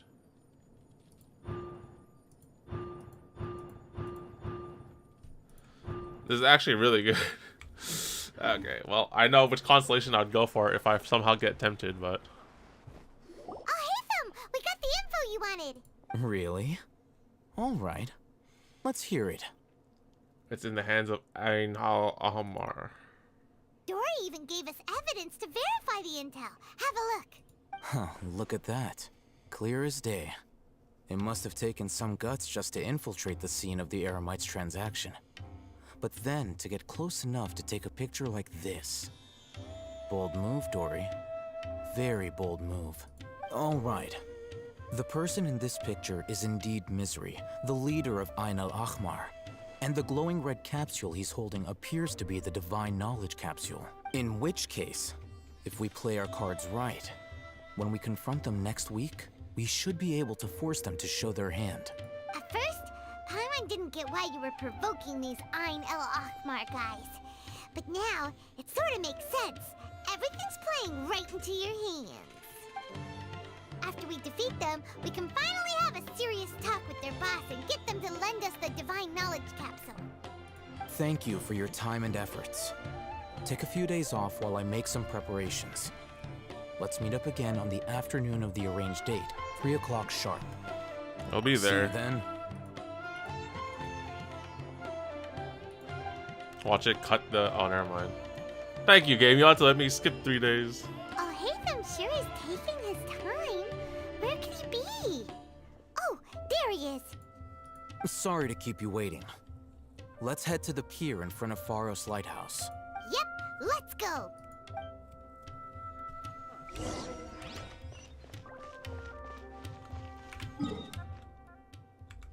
Oh, hey, my boat's right here. Let me just go take it. I left my boat here because I was trying to like see if I can like go to Inazuma with my boat from here, because like clearly you can like, if you just like open up the map, Mihoyo, like right here, and then you could like kind of sail yourself to Inazuma. That would be pretty cool, right? Where my boat go? Ha.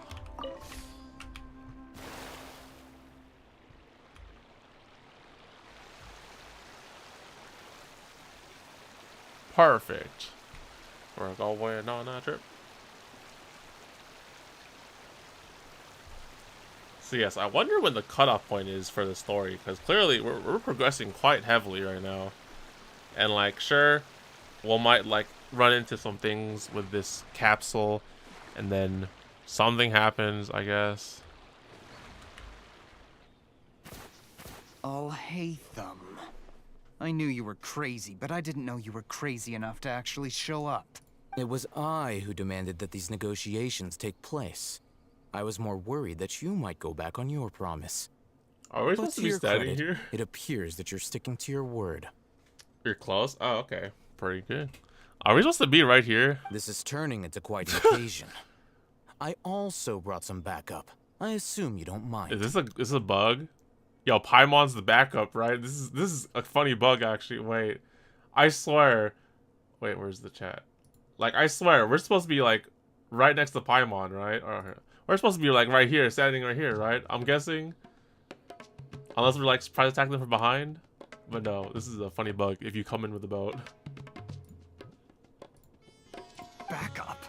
Aren't you the brat from the restaurant the other day? You've come to support this lunatic because he helped you out? Fine, your funeral. I'm not going to mince my words. Once we're done with you, you'll be nothing more than fish food. Get 'em, boys! Dude, he's looking that way because I'm on the boat. Oh my gosh, I bugged the cutscene. So I think what happened was I came in the boat, right? And then it ejected me from the boat. So I'm just like flying right above the boat, but I'm supposed to be standing over there. Yeah, I bugged it. And now he's looking towards the boat. Wow, I bugged the cutscene. Hey, that's funny. Cutscene? Cutscene? Cutscene? Here they come.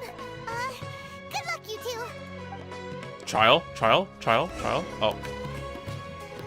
That's close enough. Oh, you gotta be freaking kidding me, game.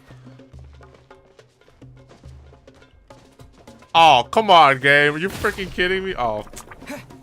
Alright, watch this. Watch this myth busting time, right? Watch this. We just gotta go up here. Incoming. Oh my goodness. Wait, this doesn't work. Oh, we can still beat the crap out of them. Just like we rehearsed. Covenant of the Deep. Whoops. Allow me. Yeah, take that, punks. Yeah, take that. Yeah.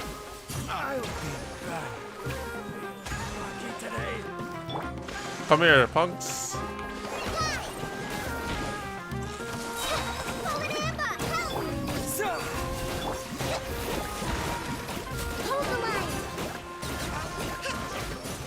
Yo, thank goodness for catalyst users, right? Oh, cutscene, cutscene. Academia scum!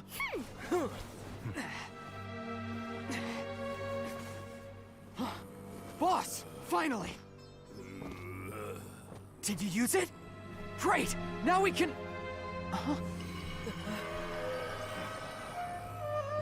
Uh-oh. Boss? Boss!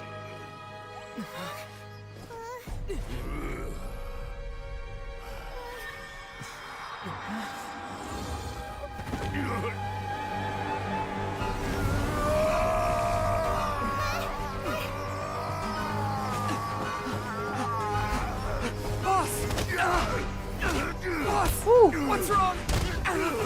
What happened to him? Oh. We have to cut his Akasha connection, now.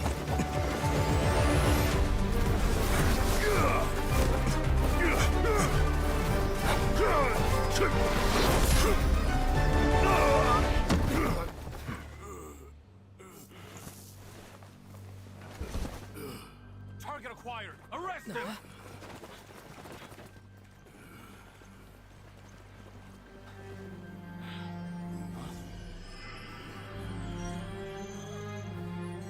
Do not impede our work. Is that understood, Al-Haytham? Of course. I was only trying to help. Take him away.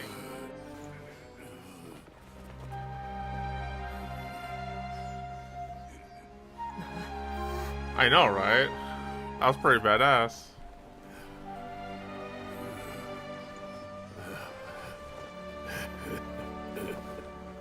World, forget me. Huh. What in Tibet just happened? It's like that big guy suddenly lost his mind. It looks like he used the Divine Knowledge Capsule. You mean the Divine Knowledge Capsule did that to him? Speaking of which, Hypatia did mention... Oh, yeah. You mean how some researchers go insane after getting knowledge from Irminsul? I've heard of numerous incidents of researchers in Satyavada life going insane. The state that man is now in suggests that this is a similar situation.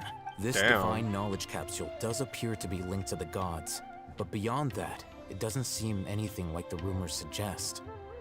Possessing it doesn't grant you divine wisdom or power. Did you hear what he said? World, forget me. What could that possibly mean? That's exactly what I heard before at Irminsul. If the mantra took him away, then that means the Academia got the Divine Knowledge Capsule back too. What a shame. We were so close. Still, Paimon didn't expect the Divine Knowledge Capsule would be so dangerous. Imagine if we tried to open it. As things stand, there is no reason for me to remain in Port Ormos.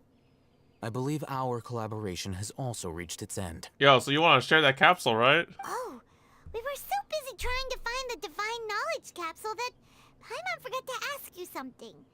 Since you're a member of the Academia, do you have any idea how we can go about meeting Lesser Lord Kusanali? Truthfully, I don't. Lesser Lord Kusanali appears to exist outside of Sumeru's entire administration. Most of the time, you wouldn't know she exists at all. Moreover, since the Academia possesses the Akasha, a symbol of our deity's wisdom, scholars have no reason to desire to make contact with the deity herself anyway. Everything about Lesser Lord Kusanali is such a mystery! I'm heading back to the Academia. How about you two? It's almost the day of the Sub-Zero's festival. Maybe we should head back too. We've been rushed off our feet over the past few days, so maybe a little rest and relaxation will do us good. You have a point. Then we'll part ways here, Alhaitham, until we meet again. You want to share your capsule, bro?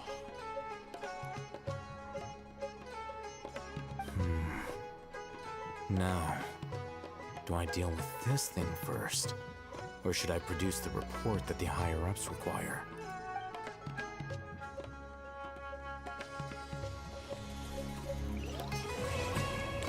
Oh wait, that's it. Nice. I think that's a sign right there, right? I think we can do commissions now. Or bounties, I guess. Let's see. We didn't miss the Sub-Zero's festival, right? Let's hurry and find Dunyarzad. Paimon thinks she must be around the Grand Bazaar, since she showed us around there last time.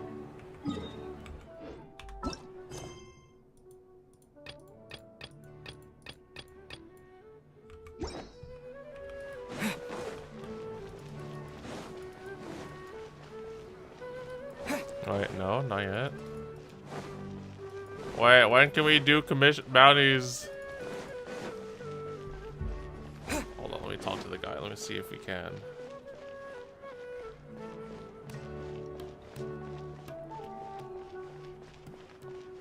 Hey, mister. Wait, he's not even here. The fudge? Okay, I guess we're just gonna keep doing the story. Oh, you said we're close, so we'll keep on going at it. I think I've seen this cutscene already before on the dang internet, so nothing surprising here. Let's see our fellow friends. Hey guys. There she is! Dunyarzad! We're back! Just as promised, Traveler and Paimon. I'm so glad that you two came back to celebrate Lesser Lord Kusanali's birthday. Yeah, it's a very important festival after all. Indeed. The festival's tomorrow. We've been preparing for so long that I can't help but feel a little nervous. This part's kind of long. That's okay. I got some time. I did stream early after all. There's no need to be nervous. Paimon's sure that Lesser Lord Kusanali will feel everyone's gratitude. Thanks, Paimon. I hope that everyone who comes to the festival will also have a good time. Speaking of which, did you manage to make your way to Port Ormos? Discover anything over there? Not much. Of course we went. A lot of things happened there. Instead, we're only left with more questions. I see. Sounds like you two had another exciting adventure. Exciting is one word, put it. If there is another chance, I would love to join. Man, she kind of reminds me of... I don't know if anyone's aware of this, but there's like this NPC in Mondstadt. I believe her name is Anna or Anthony. I forget exactly. But basically, the sister was sick for longest of times, and then she wanted to join it and be an adventurer. And through commissions, like, her story just randomly progressed, and I was like super like what do you call it, in it, and I was like, yo, this is pretty sick. This is just an NPC. I kind of feel the same with her. My lady, if you went to Port Ormos in your current state, we'd both be in for a lifetime of trouble. Hey, welcome back. Dia, you were eavesdropping. It's called covert protection. Keeping an ear out for what's going on around my employer is part of the job. It's all right, Dia. I merely said I would like to go. I know better than to think my body could handle it. The festival's tomorrow. I've been doing nothing but causing trouble for you. So Dia, please take some time to relax. I'll be fine. Even when you put it that way, it still doesn't feel right. Don't worry, my guardian knight. Why do I feel Okay, like Dia's gonna fine, get the but 4-star only tonight. treatment? Tomorrow's a big day, and many no-good scumbags are gonna try to take advantage of that. If I'm thinking of all the characters we got so far, why do I feel like she's gonna get the 4-star treatment? Oh, you two must be exhausted from your long journey back to the city. My apologies for not realizing this sooner. I've already prepared a room for you to rest. Please follow me. Oh, thanks. Whoa, you're so thoughtful. Paimon's so ready.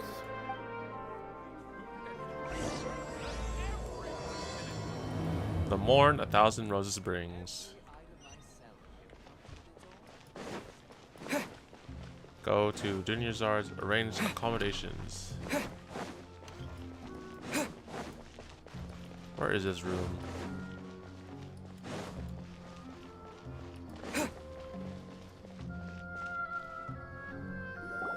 Here we are. It's also fairly close to where I've been staying. It looks really nice. It's a trap. Sorry for the trouble, Dunyarzad. Dunyarzad. Not at all. Just tell me more about your adventures when you next get the chance. That's Paimon's specialty. Paimon can tell you stories next time. About our plans for tomorrow. Oh, if you don't mind, how about we all walk around together tomorrow? All of my friends will be working the festival, and Dia is still insisting on her covert protection. Yeah. It'll be pretty hard to relax and enjoy the festival if Dia's constantly hovering over you, right? Okay, I think I'm understanding everyone why they like her a lot more than Tepe. I'm feeling it, but I don't want something bad to happen, alright? I'll keep you company tomorrow. Then let's meet at the nearby bazaar first thing tomorrow morning. Have a great night. Thank you. It's a deal. Good night, Dunyarzad. I may be too excited to fall asleep tonight. See you tomorrow.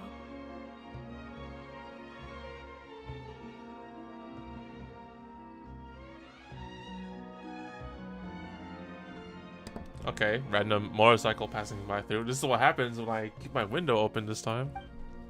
Paimon started to really look forward to the Sub-Zero festival too. Will there be lots of yummy food? Oh no. Thinking about food is just gonna keep Paimon up all night. The earlier we sleep, the better. Let's go inside, traveler.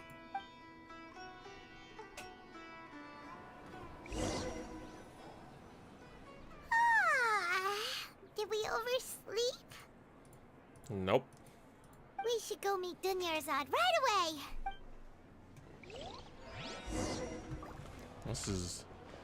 There's not even a door here. Okay, never mind. I was about to say there's no door for this place, bro.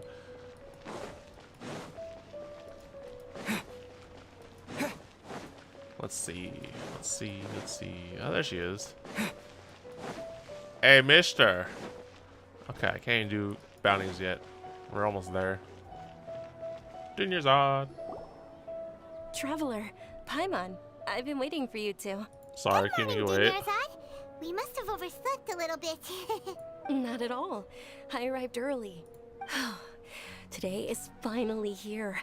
I must cherish every moment as if it were gold. You've worked so hard for this day. You gotta enjoy it to the fullest. You know it. It's just that, as expected, I had some trouble falling asleep last night. I'm hoping my body won't be too much of an issue today. Oh, no. Well, shall we? Let's start with the stalls over there. Don't tell me something bad's gonna happen, please.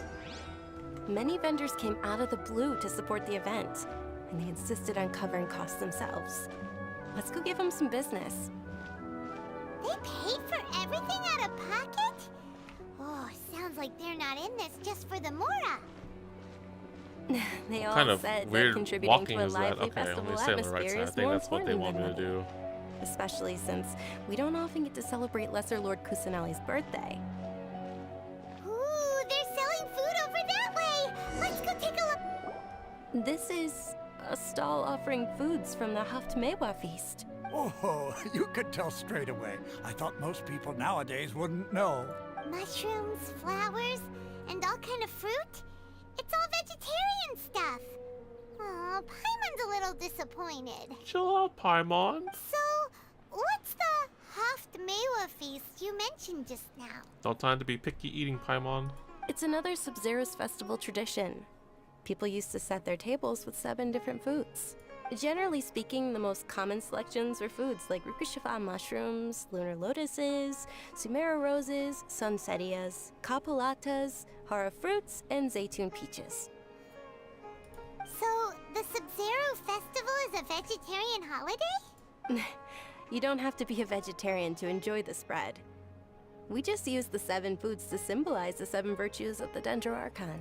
Wait, but if that's the case, if Sumeru uses vegetarian food to represent the Dendro Archon, then wouldn't the Pyro Archon's festival be full of food like roasted fowl, juicy meatballs, grilled steak? Alright, Paimon, chillax. Oh, Traveler, we have to go to Natlan as soon as possible. I hope your wish comes true one day, Paimon. Thanks. Alright, how about we also check out some of these other stalls?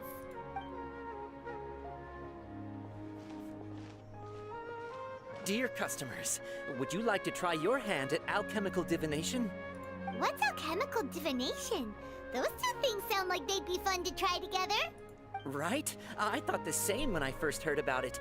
It is said to be a mysterious craft invented by none other than Lesser Lord Kusanali herself. So, how does it work? It's quite simple. After you give me any 2 alchemical reagents, I'll use them to perform a random... Sure sounds random. Whoops. So random that it will probably fail. That is precisely what we need. After the transmutation fails, your one and only diviner here will interpret the remnants. For some reason, I don't buy it. Well, according to Lesser Lord Kusanali, everything is interconnected, and all that occurs can be traced back to fate. You could say this is a pearl of old wisdom. Why does everything sound so much more credible when Dunyarzad says it? Are you guys working together? So that's the true wisdom behind it. This young lady sure knows her stuff. So, how about it? Want to give it a try? Alright, fine. I guess I'll give it a go. Oh, what? Okay, you want me to sacrifice something. What do I got? A shit ton of stuff. Take this flower. And... shroom? No, just take these 2 flowers.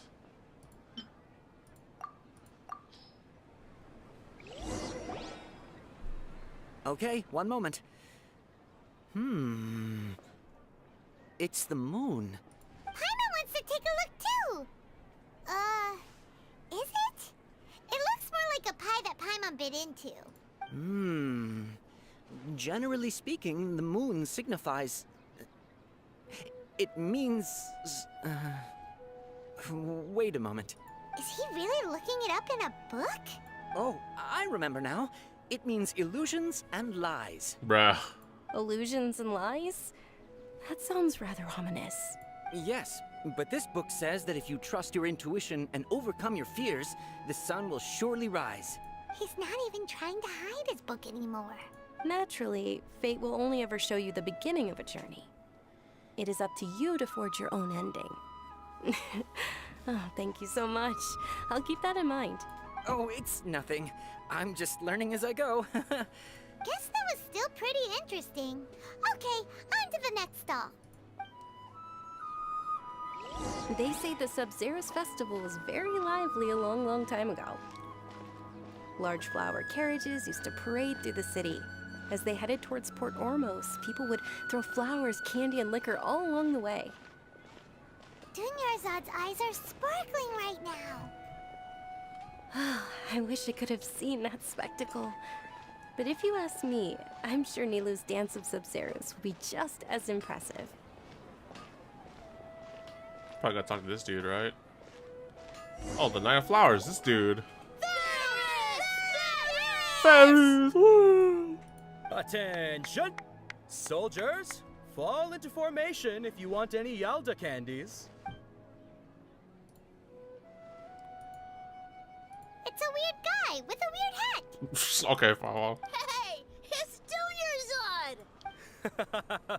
Miss Dunyarzad, the children love you even more than the Yalda candies. In the few short days it took to prepare for the Sub-Zero's festival, the children have all grown very fond of you. The Hallowed Knight of Flowers. It's an honor that you know my name. Attention! In the name of Ferris, the Knight of Flowers, I commend you on your contributions to the glorious Sub-Zero's festival. All right, little soldiers. Take your Yalda candies and don't forget your loyalty to Lesser Lord Kusanali. Yes, Knight Ferris! Just what is going on here? Ferris, the Knight of Flowers, is another Sabzeruz festival icon, and one immensely popular with children. In the past, the actor portraying Ferris would also sit on a flower carriage. It's all thanks to Miss Dunyarzad's sponsorship that the children can make such wonderful memories today. As are we to you, Vihar. Oh, not at all. Oh, speaking of tradition, do you want some Yalda candies? They're a festival staple, and I happen to have some boxes readied here. Take a look and pick whichever one you want. Whichever one? Don't these boxes all look the same?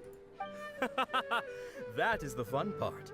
Each box contains a random flavor. It's up to the luck of the draw. Flavors include lavender melon, hara fruit, sunsetia. Ooh, those all sound pretty good. And there's also lizard tail and oni kabuto. What the fudge? Huh? What's up with those two flavors? Oni kabuto is a little spicier than lizard tail. Dunyarzad, you tried them before?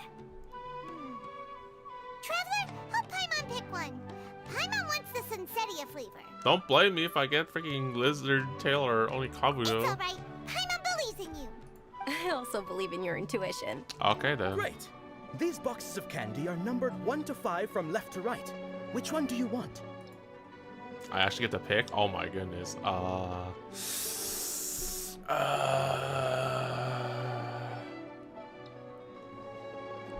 I picked number 3.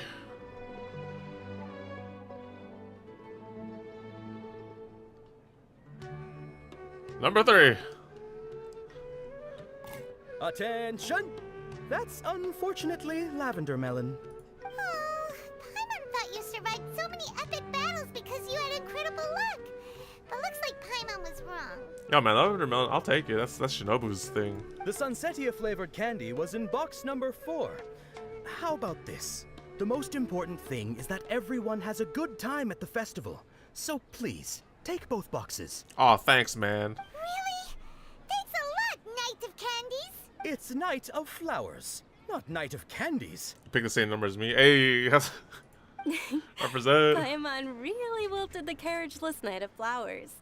They all basically sound the same. We got our candy, so let's keep going. Oh, actually, I just remembered that I left something behind. Since you're here, can you come with me to get it? Sure thing. Dunyarzad, you probably forgot because you're so excited about the Sabzeruz festival. How embarrassing. Turn to the nearby quarters. Oh yes, over there. I'll take a lavender melon for the Shinobus. I wouldn't be surprised if a lot of people pick number 3. It's like the same option, right? It's like the middle one. When you have an like uneven amount, I was like, go in the middle. It's not a bad choice, right? Lavender melon ain't the only kabuto or thing. We're too late. Who knew the little lady was such an early riser? What the fudge? I know, right? Hey, wait a minute. Pause. Isn't that her? The fudge? Oh, that most certainly is. We're in luck. She's walking right into our clutches. Stop right there, criminal scum. Those Eremites don't look like they're up to any good. Who are you? I don't believe the Homayanis hired you. That's right. We haven't received any of their mora, but I wonder how much the Humayanis would shell out to get you back. They're a gang of kidnappers! Traveler, hurry and protect Dunyarzad! Dia. Professional here, ready to go. Hey, did you scumbags even consider that the Homayanis might have hired a merc that outclasses you? You're Dia. Dia the Flame Maid. No wonder we mercs haven't heard anything about you for so long. You sold your unruly mane to the highest bidder. Damn. Don't speak so disrespectfully.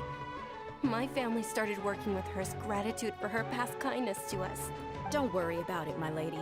Just some friendly banter between mercs. One punch and those rabid dogs will expose themselves for what they really are. Aren't your claws all dull by now? Don't get too cocky. Yo, man. This is a 2v1 battle. Traveler, take Miss Dunyarzad to a safe location. Wait, no, we're gonna help. No, we're gonna stay and help. There's too many of them. Dia's top priority is her safety. Employer safety. You're right. All right, fine. Please be careful, Dia. This is... Don't waste your time worrying about me. This is my job. Look out for yourself. After I've wiped the floor with them, I'll go find you all. 5-star status right there. What? Escape? What? Wait, can I? There's no battle going on there. Okay, just run. Wee.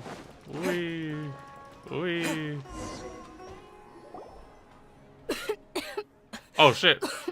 Oh shit, no. Dunyarzad, are you okay? You look a little pale. Are you in shock? Please tell me you didn't forget your medicine or something like that. Yeah, I'm fine. My body always reacts like this whenever I exert myself too much. You sure you're okay? I'll be fine after some rest. I'm more worried about Dia. After all, none of this would have happened if I hadn't insisted on coming out today. It's okay, she's a tough one. Yeah, don't worry.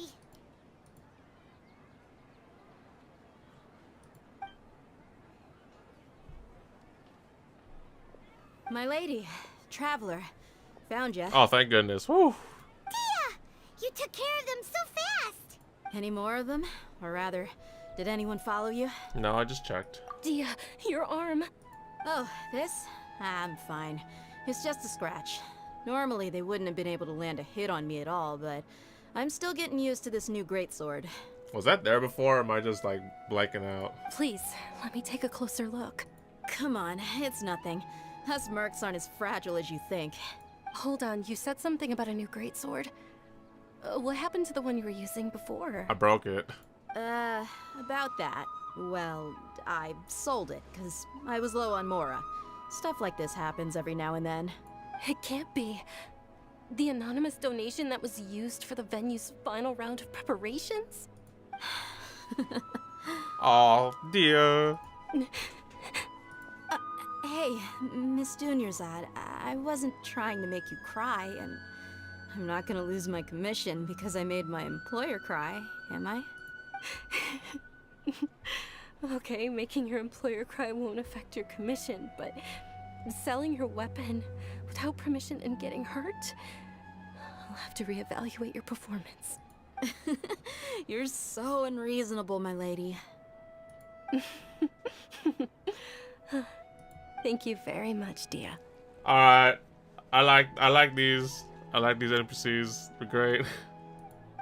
Don't be like that. I get embarrassed really easily. Okay, never mind. Are you feeling unwell again, Dunyarzad? My lady, your condition. Traveler, can you take her somewhere to rest? I'll look around the area to make sure we're safe from an ambush. Leave it to me. Truly. All good, Lash. I'm sorry for the trouble, everyone.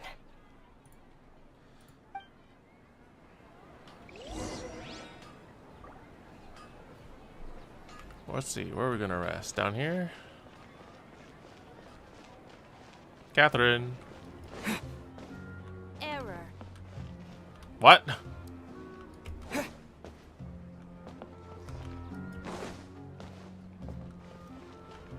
That's right, you better not say something. I'm watching you, Catherine. Are you feeling better, Dunyarzad? Yes, much better. Just give me a few moments and I'll be good to go. How serious is your illness? I didn't realize you were concerned about it. I guess I shouldn't continue to keep it a secret. I was actually born with Elazar. It's terminal now. Wait, it is the same thing as Kale. Can't believe it's Elazar. This expression. This expression. Oh, you've already heard of Elazar. In that case, you probably know about its severity. Sumeru's current medical advancements still haven't been able to find a cure. The disease's progression can only be delayed through environmental therapy. Dunyarzad. There's no need to be sad. I've always lived with Elazar and I came to terms with it a long time ago. compared to the simple fact that I'm afflicted with this. Its effects on my life have been much more painful. I know that my family loves me dearly. They've done all they can to provide the best environment for me so that I can live for that much longer. However, I know I will one day succumb to this. Did you know?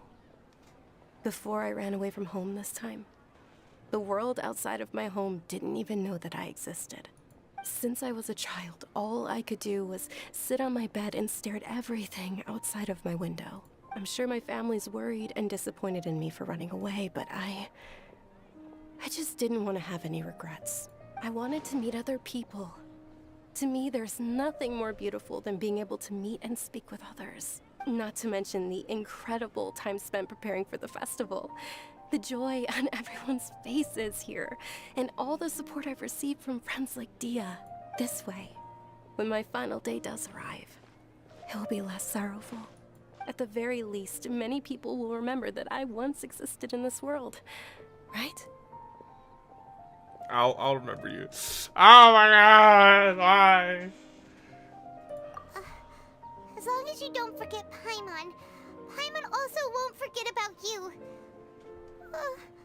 No, even if you forget Paimon, Paimon will still remember you. Thank you two so much. I apologize for the depressing conversation. This is out of character for me. To be honest, Lesser Lord Kusanali gave me the courage to do all of this. If it weren't for her encouragement, I wouldn't have taken that first step. You're already so strong for never giving up. Thanks. There will always be frustrations in life, but I know that the point of living is not to leave behind any regrets. That's a wonderful mindset. Oh, right. Isn't it almost time? Huh? Almost time for what? Isn't the Dance of Sub-Zeros about to begin? It's the part of the festival that I've been looking forward to the most. Wait. She took off the bandages. Oh my goodness. Ah, this nation. Oh sorry, gosh. These NPCs, man. Nilu will recreate that legendary scene with her most splendid dancing. And the Sub-Zeros festival will conclude amid everyone's applause and blessings. And with that, my wish will also... Alright, back at the girls, all good. Yo, man, I called this shit. She has the same condition as calling. Bro, this is sick, man. They're really stringing out the fields for these NPCs, man. Oh my god. Then what are we waiting for? Let's go to the stage. Yeah, we should still make it in time. Oh my goodness, that's the whole thing, man. Yo, man, by the end of this, we better find a cure for some Elazar. When we roll for freaking the Dendro Archon and find that cure. Oh my goodness, I could see it happening already. I could just feel it.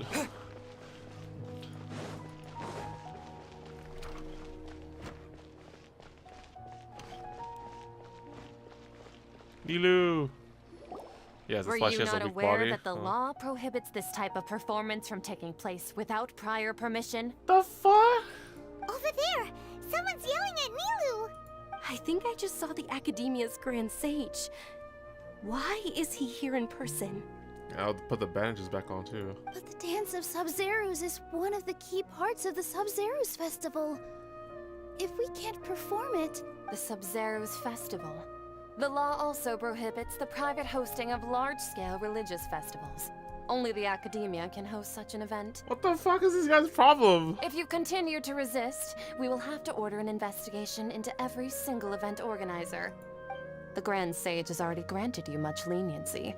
I advise that you exercise tact. What the fuck? How did things turn out like this? The Academia was originally responsible for the Sub-Zeros Festival, but they failed this responsibility for many years. I need to speak with them. Don't go. They have the final say in all this. If we force their hand too much, the situation may get ugly.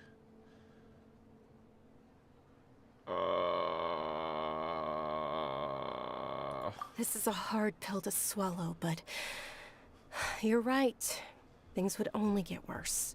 Art. Dance. Aren't you ashamed of pursuing such frivolous and meaningless activities in this land of knowledge and reason? Hey, fuck off, man. Our Archon created the utopia that is Sumeru City for all scholars who sought validity, verity, and truth, while people like you wish to defile it. What the hell is this nation's problem? No. I believe that our Archon never rejected the arts. Even the goddess of flowers dedicated a dance to her. With your lack of intellectual credentials, I do not believe you are qualified to debate with me. What you should be doing is finding workers to tear down this ridiculous eyesore. Yo, fuck this guy. Fuck the academy. When These we return, assholes. have the scribe draft an ordinance before the next Nyargarbaha Day that prohibits public art performances. We will announce it to the public later via the Akasha. Yo, this is some bullshit, this nation. Understood. I will inform him when I return. Fuck these people. The Sub-Zeru's festival. Go celebrate the birth of that god to your heart's content. What the fuck? Nilu, are you okay? Oh, Dunyarzad. You all saw that just now? The Grand Sage ordered us to stop the performance. Yeah. Let's go somewhere the Academia can't find us and perform there. But how do we let everyone know? And what about the atmosphere on the stage? Or we could get people to block them off so they can't interrupt the performance. No. They just threatened to investigate the organizers. If we were caught... Nilu, it's alright. Don't worry about it. But you've been looking forward to the Dance of Sub-Zero so much. And I know how important this festival is to you. I don't want you to have any regrets. It's okay. Seeing you care this much about my feelings is more than enough. It would be too risky to continue the Sub-Zero's festival at this point. I don't want to get everyone in trouble. If you say so. But you can sneak out for the next Sub-Zero's festival, right? We'll make sure the next one is a smashing success. The next one. No. No. Don't tell me. Yes. Okay. It's a promise. It will be a smashing success. Oh my freaking goodness, no. I've seen way too much manga and anime to know that freaking line. Don't make freaking promises. You can't keep them. I can't believe this is how things turned out. Those heartless geezers. Should we try to think of another way? It really is okay. There's nothing we can do about it. Still, I'd be lying if I said I had no regrets. I would have loved to see Nilu's dance. Yo, fuck the academy. What the hell? That's some bullshit. A lot happened today. It's a shame the festival ended the way it did. Nilu and Dunyarzad promised to make the next Sub-Zero's festival a success, but Dunyarzad is running out of time. I'm sure she knows that very well. This may be a regret that can never be resolved. Yeah. Ah! What was that? All connections have been secured to construct the most stable framework possible. The fuck is this? The project has entered its most critical phase. Power has begun to flow from... The fuck was that?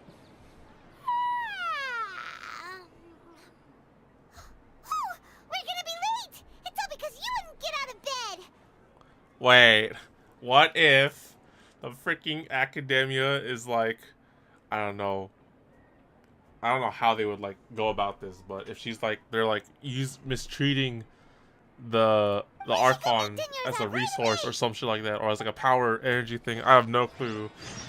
This shit's way too weird. Now the story really begins. Oh man, dude, this is really getting good. I'm getting in there.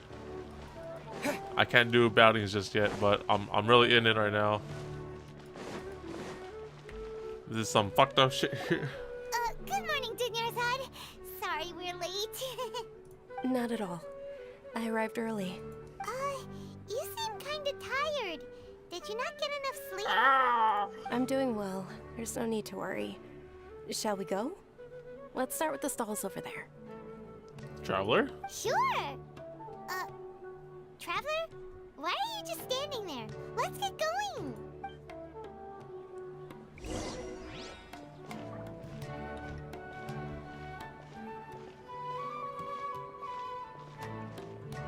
Ooh, they're selling food over that way! Let's go take a look! Is it me or she's going way faster than me? She's definitely going way faster than me.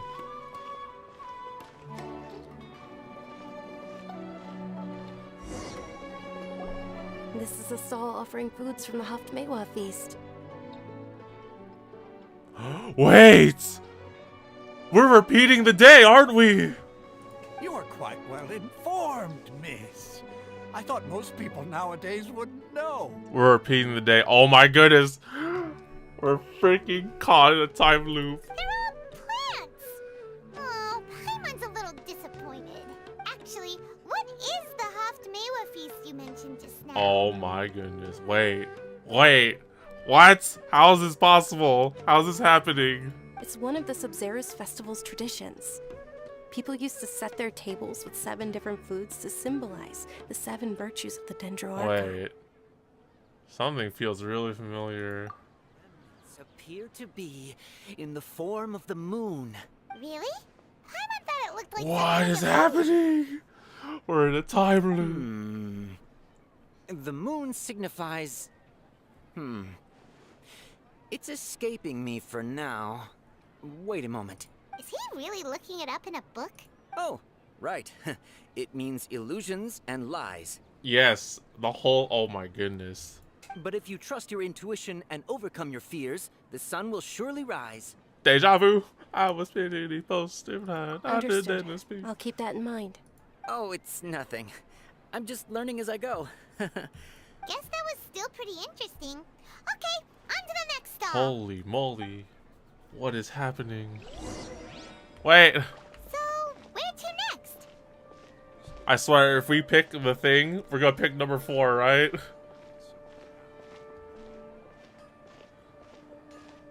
Oh my goodness, this is so... Damn. How are we caught in a time loop? There must be some shit right with the academy.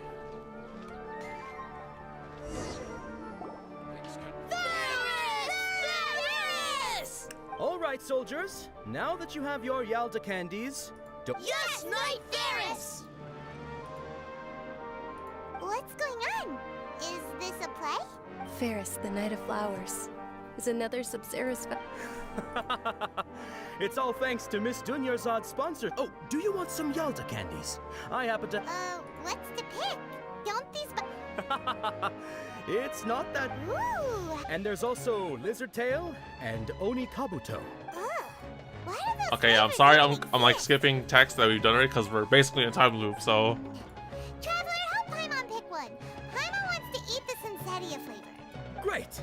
These boxes of candy are numbered 1 to 5 from left to right. Which one do you want? Number 4, right? It's definitely number 4.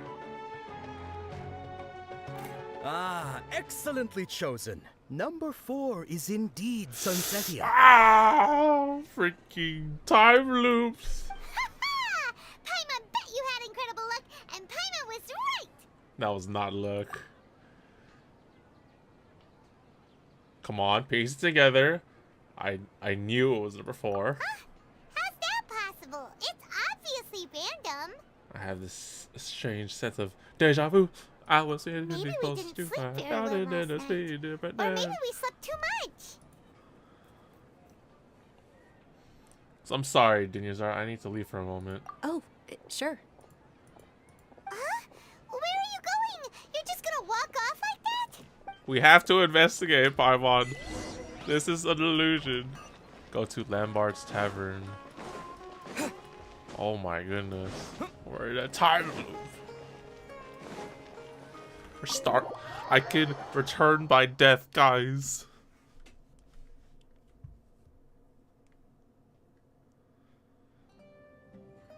A feeling of deja vu? Oh, Paimon knows what that is. It's when you feel like you've already experienced. In that Oh, case, oops, sorry. Let's get that. Paimon also felt so something like that today. But that's just our brains playing tricks on us. It's these devices, Isn't man. Gotta take them off. So, why'd you run here in such a hurry? I want to do something I normally never would. So that's it. You're intentionally doing things you usually wouldn't and seeing if you still get that same feeling of deja vu.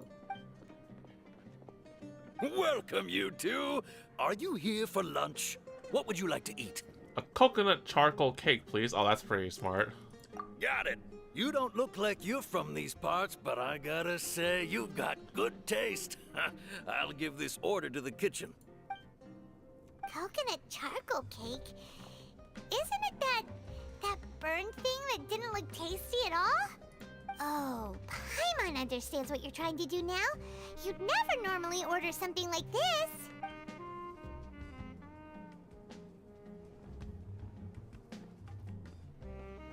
Okay, it doesn't look that bad. That thing? Are you really gonna eat it? Isn't this going a bit too far? No. Oh, that face. Oh. How was it? The look on your face is telling Paimon that it tasted awful. No, it was really good, Paimon. Then, you mean... This flavor, I've definitely eaten this before. That's impossible! We were just talking about how gross it looked! So, would this be a case of taste bud deja vu? I couldn't get rid of it after all. Looks like I've tried this before. Wait, what? You're saying we've been in how many loops? What? Paimon also gets the impression that we've been here many times, even though we aren't regulars. What? How deep does this time loop go? How about we go out again and try something else?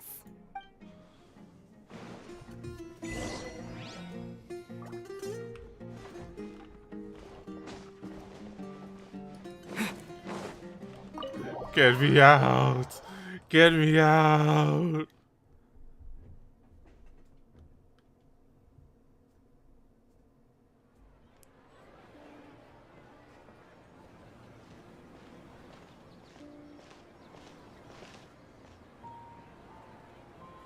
Hey, Dunyarzad is sitting by herself on that bench over there.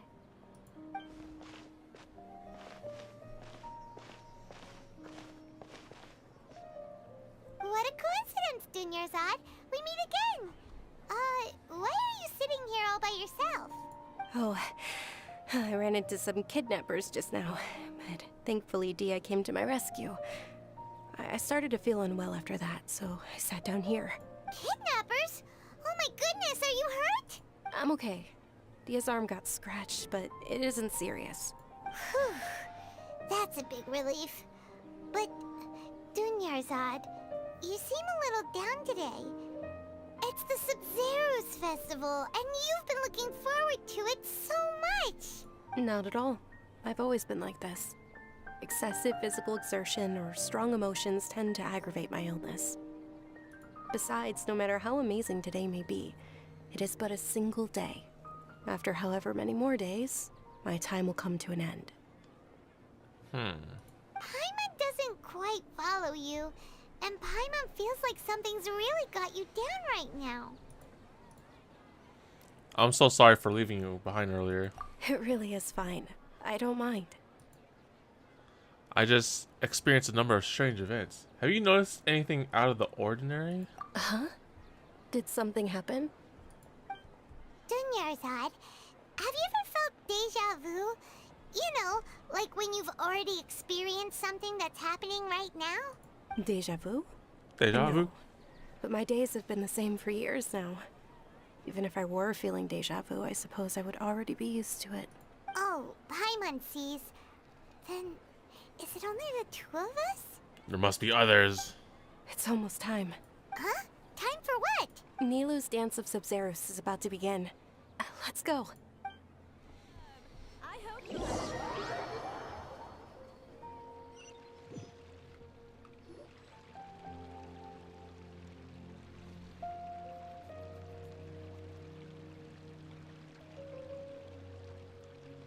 We should follow these two sketchy ass people. With your lack of intellectual credentials, I do not believe you are qualified to debate with me.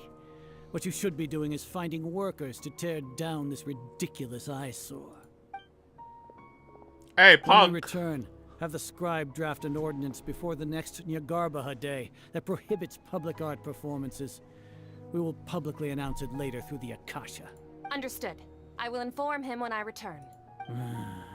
The Sub-Zeru's festival. Go celebrate the birth of that god to your heart's content.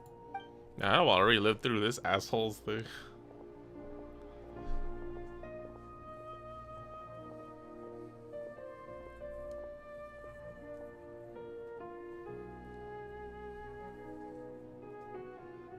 Nilu, are you okay?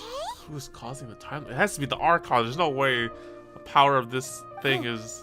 Dunyarzad. It's okay. But you've been really looking forward to this. It truly is unfortunate, but I don't want to cause trouble for anyone. Didn't the Grand Sage say that he might investigate the organizers? True, but... well, okay. I'll just have to try again next year. That's different from what you said last time. The next festival. I probably won't be around by then. Wait, it's also different. Wait, everything's different now. Wait, what did you just say? No, nothing. I'll be heading back to rest. Thank you for your help, everyone. Paimon can't believe what those heartless geezers did! For some reason, I felt like this outcome was inevitable. Did Dunyarzad already go back? We should also return and get some sleep.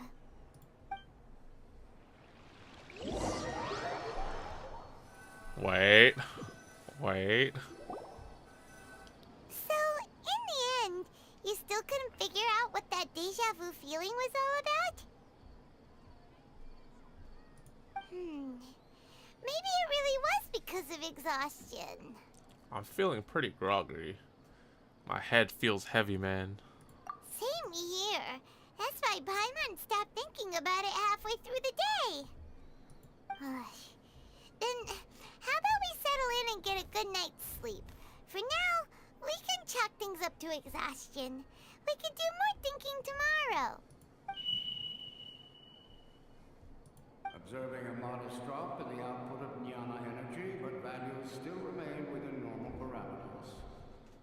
The fudge? Continue to monitor for variances in the data and find the cause as soon as possible.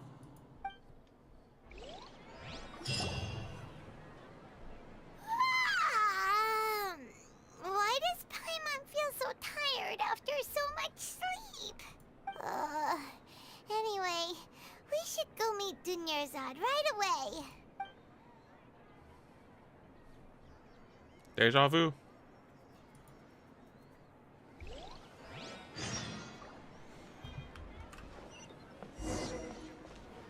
Oh my goodness, we're stuck in a time loop. I can return my death.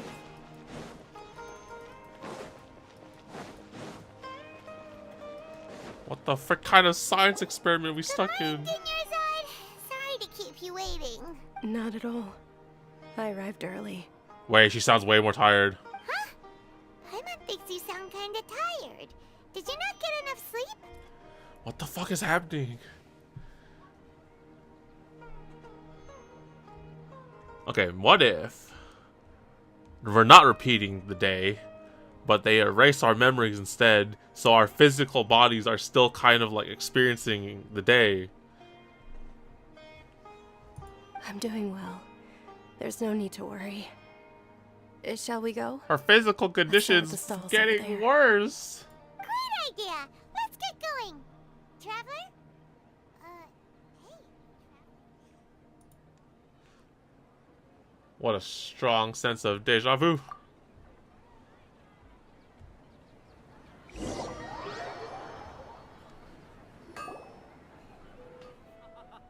It's all thanks to Miss Dunyarzad's sponsorship that the children can enjoy the Sub-Zeru's festival. Oh, are you interested in Yalda candies? I have some boxes of candy here. Pick whichever one you want. Number 4. Not much. It's not that simple. Each box contains a random flavor. It's up to the luck of the draw. And there's also Lizard Tail and Oni Kabuto. Huh? What were those last two? No problem. These boxes of candy are numbered 1 to 5 from left to right. Which one do you want? We're aware of your shit game. Oh, I like your confidence. No hesitation at all. Oh, congratulations! Number 4 is indeed Sunsetia.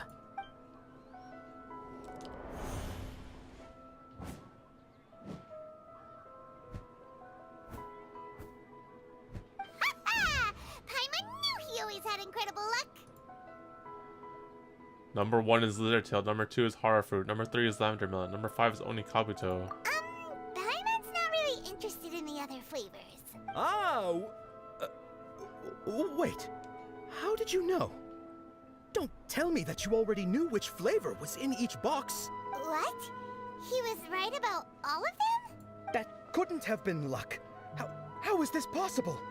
I packed all those boxes this morning and they've been sealed ever since. You couldn't have known beforehand. Mind reading? X-ray vision?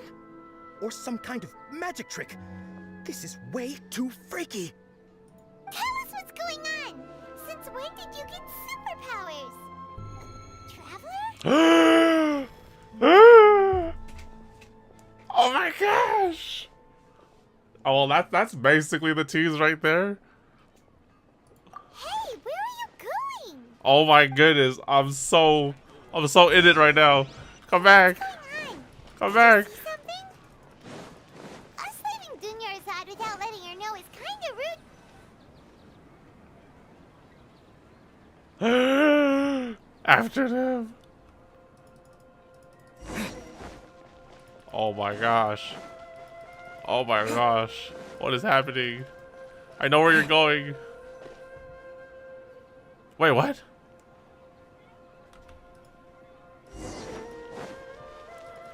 Oh my goodness.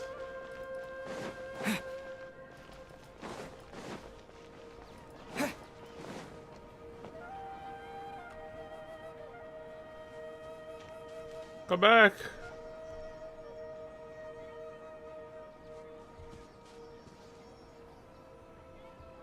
What are you looking for? Why did we come here?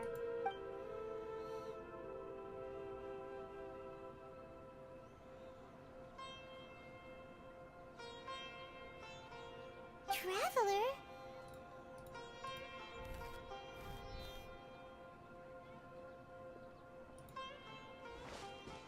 Over there. That's... Oh my goodness. She's watching us through the birds. It's everywhere.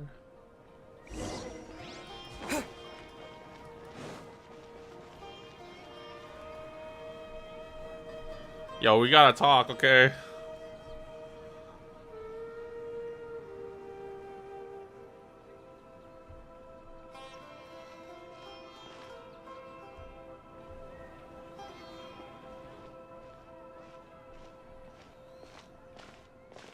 We have to talk.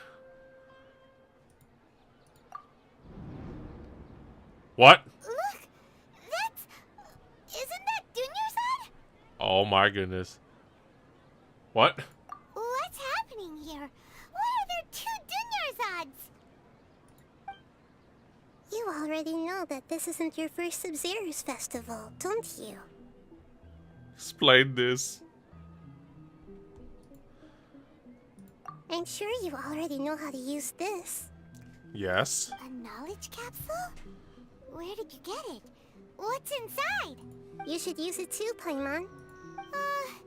You know Paimon? Oh my god. How long have we been doing this for? Let's use it together, Paimon.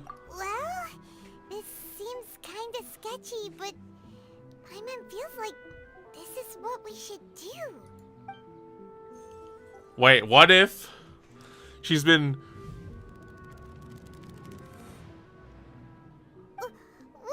What if she's replaying the day over and over again to buy time to find a cure for Elazar? How many days worth of memories? This is our 20th time at the Sub-Zero's festival? Huh? No. The 30th? 40th? Just how many times have we been to the Sub-Zero's festival? Oh my goodness, this is so good. Have we been trapped in a single day? If it weren't for you, we wouldn't have even realized. Oh my gosh, she has the same eyes as Hu Tao. Wait. Kind of similar. Oh my goodness. What the heck was inside that knowledge capsule? Your memories are still scrambled? Try your best to remember. This isn't the first time we've met, and I answered that question a long time ago. Let Paimon think. Oh, it's coming back. Meeting you was the real catalyst for restoring our memories, and the knowledge capsule was just your means of showing our minds the way. What about everyone else? Why are you only helping the two of us? Your sense of deja vu is stronger than everyone else's, yes?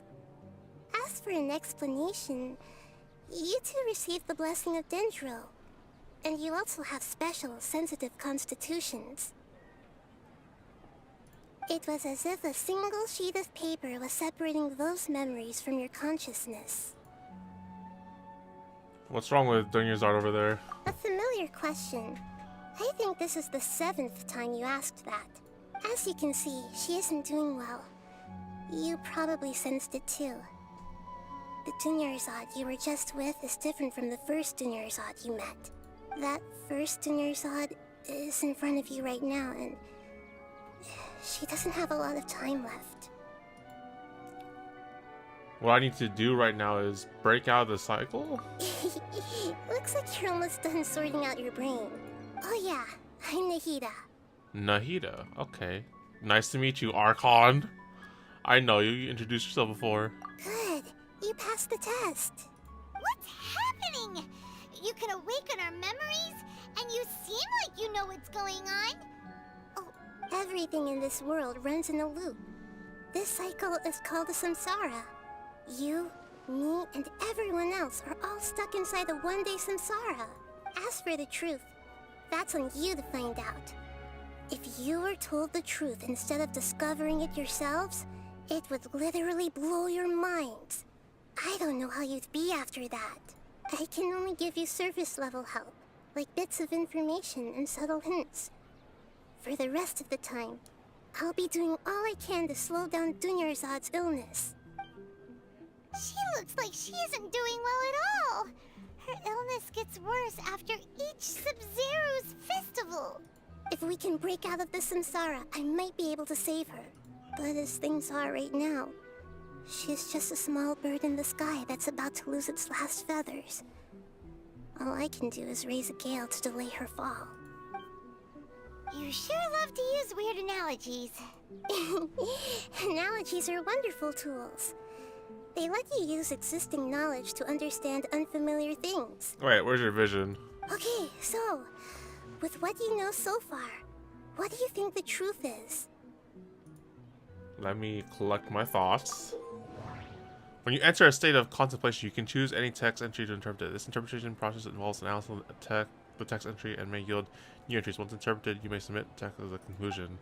Some text entries can be associated with one another. Once interpreted, select associate to choose the other text entry, then select trigger association. Gain new text entries by performing accurate associations. If one of the text entries on the current page can be used as the conclusion, then select the entry before choosing submit conclusion. The Grand Sub-Zero's Festival Samsara, Deja Vu, Abnormal Mental Fatigue. Holy shoot. Okay, we gotta piece this together. Put the thinking caps on, guys. So, Deja Vu with Abnormal okay, yes, this. My mind feels exhausted, even though I haven't done too much thinking. What is going on? Hey, they finally got Zach to voice some lines. Thank goodness.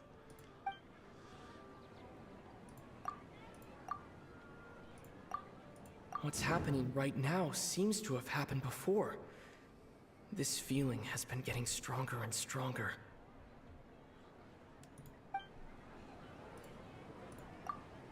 The moon, illusions, and lies.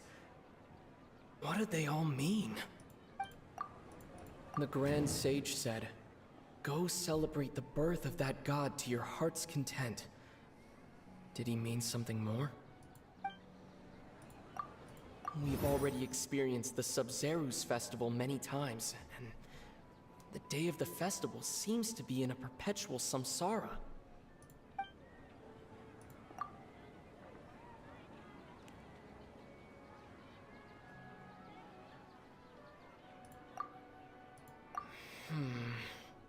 I can't seem to cohesively piece everything together.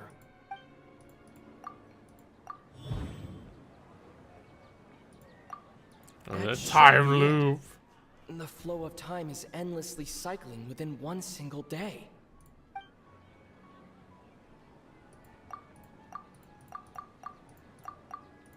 That should be it.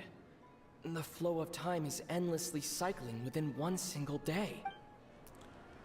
Submit conclusion. A time loop. You've given similarly wrong answers in the past. A pity. Still the wrong answer? Oh wait, that was my thing? Oh, I didn't know. It feels like time's just repeating itself. A simple time loop can't explain some of the phenomena. You two are still missing a lot of information. Unfortunately, I can't give you any more hints. Dunyarzad.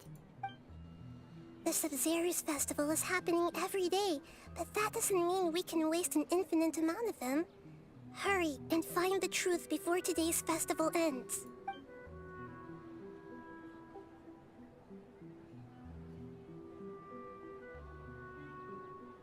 Let's think about our current situation.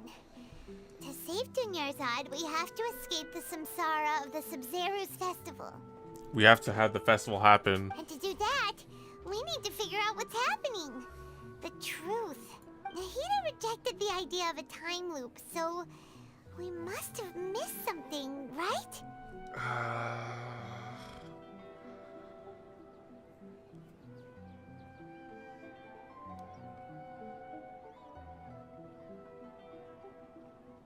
Okay. I don't know. I don't know if the theory that it's a time loop is a thing, because basically our physical condition is still transferring over, so... Paimon's memories say that we've already done this many times, but let's go talk to people again. It's more productive than sitting here and scratching our heads. Why don't we start with those stall owners? I swear, the Academy is the freaking enemy of this nation. Wait, is Dunyarzad still over there? And Nahida? Dude, I can't believe they just showed off the Archon. Like, oh my gosh, it's still here.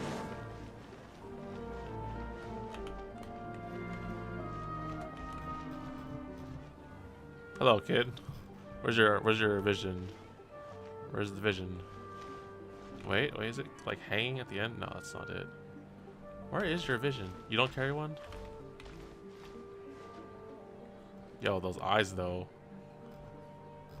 Where's your vision? I guess you don't keep a vision.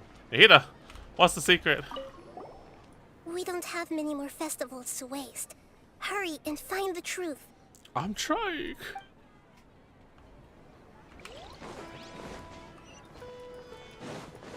Okay, let's piece together this, right? Like I said, the physical condition of every character transfers over. So if the day was repeating itself and we don't go back in time, it's kind of like the day keeps happening because our memories get erased and we just think that it's still the same day. That's my conclusion to it. Oh, that's not my conclusion, but that's my hypothesis to it.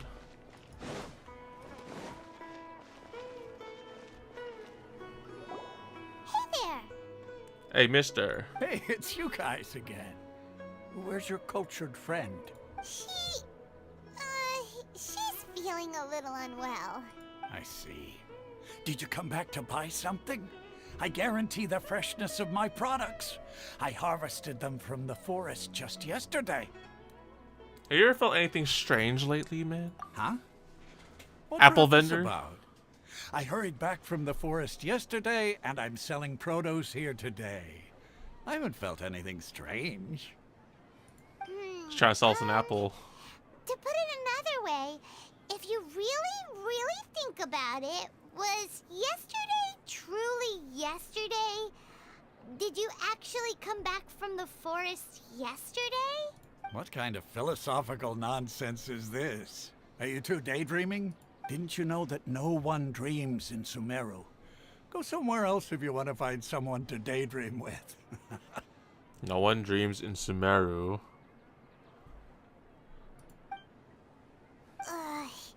He actually has a point. Is this a dream? No one dreams in Sumeru. True. It's so weird that people here don't dream. Why is that? Anyway, if this all really were just a dream, we would have woken up a long time ago. Let's keep asking around.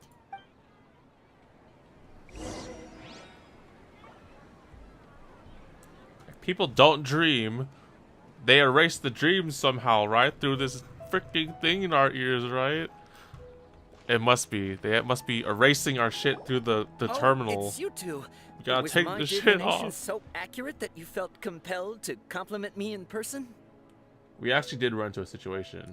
Ooh, I knew it! I told you, the god's divination is highly accurate. You just hadn't fully understood its significance yet. You're really excited about this, huh? That's exactly why we came back. Help us better understand it. Help you better understand it? Well, that isn't exactly what I excel at. So, you're admitting that you don't have a clue?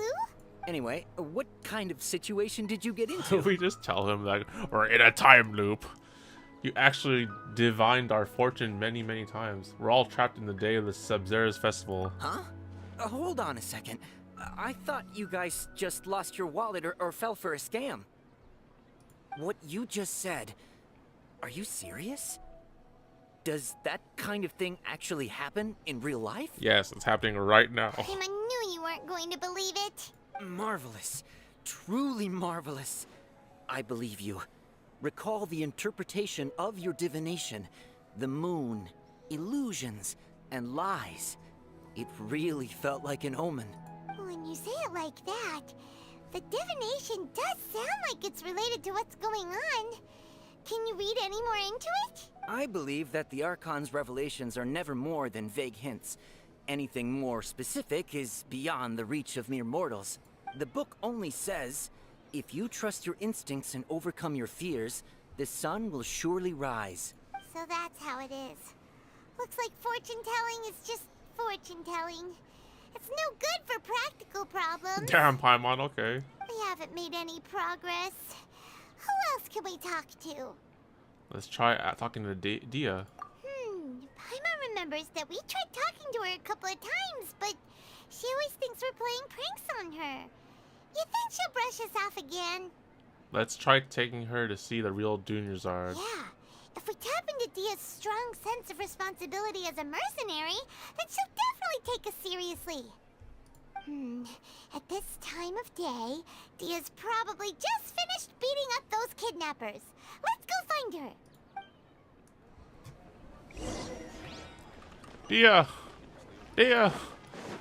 We're stuck in a time... We're stuck in a time loop! I'm fine, my lady. It's just a scratch. Perfect timing. Both of you are here. Paimon, Traveler. You came at just the right time. Listen, there was a dangerous A gang of kidnappers had just ambushed you. You just defeated a gang of kidnappers. Huh? You saw? Then why didn't you jump in earlier? If someone was protecting Miss Dunyarzad, I could have went all out. Anyway, can you do something for me? You want the Traveler to take Dunyarzad somewhere to rest up while you check to see if there's still any kidnappers around. Did Paimon get that right? How did you know what I was going to say? We need to say something convincing.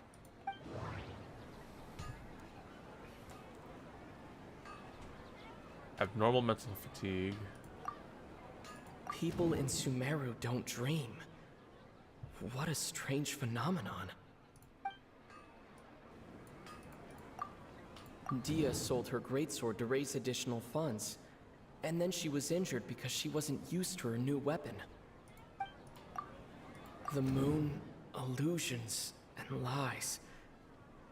What do they all mean? My mind feels exhausted, even though I haven't done too much thinking. What is going on?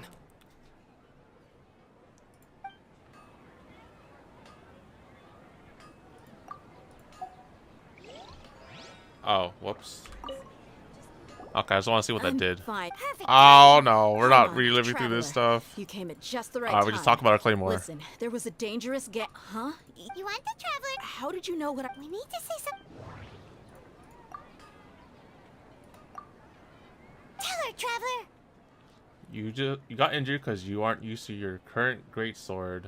You sold your greatsword to support the festival. I didn't tell anyone about that. Including Miss Dunyarzad. You couldn't have known.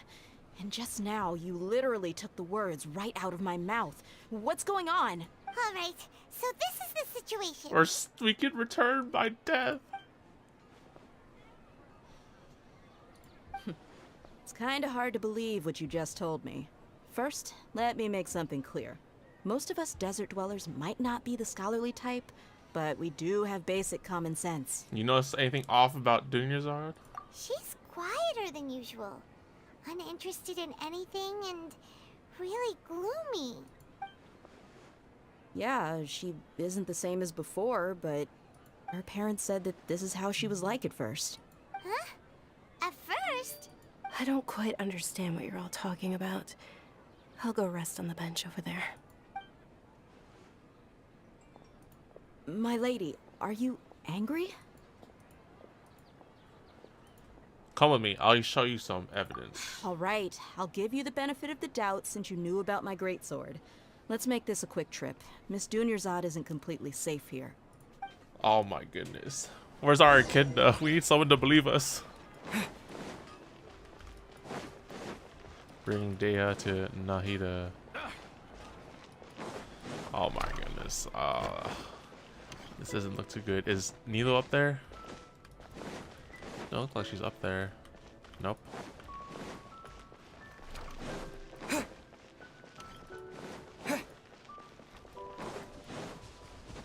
Oh, she's really here still.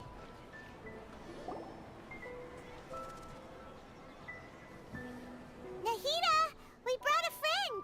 Are you busy? I thought I told you that it won't help to bring anyone here. We just wanted her to see the real Dunyarzad's condition.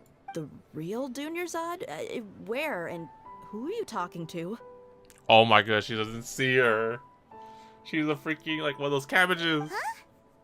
I told you that you two are special.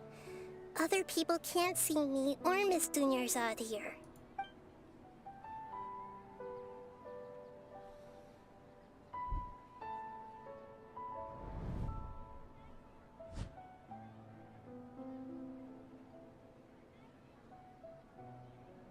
Hold on. Over there. Is that? You can see her? Wow. How perceptive. Does she have invisible antennae? Miss Dunyarzad, she's lying down here, isn't she? How's she doing? Her condition's really bad, and she's basically in a coma. How did you know she was here? How did you know that? I can sense her aura. There are also lingering feelings of something like regret or disappointment. What happened? Do you believe us now? The Sub-Zero's festival has been repeating itself. So, you think the sages are behind this? Yeah, they've always been against us. Wouldn't surprise me if they're using the Akasha to intentionally repeat the Sub-Zero's festival as a sick joke. That's what I thought. You have a point. Aside from the Dendro Archon, the Academia's sages are the only ones in Sumeru who could pull off something like this. Maybe there's more to the Akasha than we know. Nahida, can you tell us anything about the Akasha? Right! Didn't you awaken our memories using something that looked like a knowledge capsule? That means you must know something about the Akasha! The Akasha relies on the power of a gnosis to operate, as it is the manifestation of the God of Wisdom's power. It compiles the wisdom of the entire populace, and it grants knowledge to the people. Oh shit, looks like that's gonna go away once it gets stolen. A Gnosis could do that? No wonder the Akasha is so magical. It's being powered by the Gnosis of Sumeru's Archon. Oh my god, they're misusing the freaking Gnosis. That has to be it. So, this Nahida you mentioned, what did she say? She said, and Paimon quotes, "The Akasha relies on the power of a Gnosis to operate, as it is the manifestation of the God of Wisdom's power. It compiles the wisdom of the entire populace, and it grants knowledge to the people." Compiles the wisdom of the entire populace and grants knowledge to the people. Wait. What's up? I get the grants knowledge part. That's what people have always used the Akasha for. But compiling the entire populace's wisdom? How does that work? Did she mean that the sages enter new knowledge into the Akasha? Most information in the Akasha comes from Irminsul. Oh yeah, that sounds about right. What do you think? Yeah. People in Sumeru don't dream. What a strange phenomenon. Okay, Nahida said the Akasha relies on the power of a Gnosis to operate, as it is the manifestation of the God of Wisdom's power. It compiles the wisdom of the entire populace, and it grants knowledge to the people. Okay, Nahida said... Oh, whoops, that's the wrong one. My mind feels exhausted, even though I haven't done too much. What's happening right now seems to have happened before. This feeling has been getting strong. Okay, Nahida said the Akasha relies on the power of a Gnosis to operate, as it is the manifestation of the God of Wisdom's power. It compiles the wisdom of the entire populace, and it grants knowledge to the people. Uh-huh. People in Sumeru don't dream. What a... I can't, like, link these two together. Okay, it has to be this. Or this, right? Okay, Nahida said the Akasha relies... People in Sumeru don't... Okay, Nahida said the Akasha relies on the power of a Gnosis to operate, as it is the manifestation of the God of Wisdom's power. It compiles the wisdom of the entire populace, and it grants knowledge to the people. Kasha relies the thing in our ears. Gnosis uses the power. Okay. Manifestation of the God of Wisdom's power. Compiles wisdom of the whole population. Grants us knowledge. And people don't dream from said knowledge. It has to be this, right? That doesn't sound right. I need to carefully think things through. That doesn't sound right. My mind feels...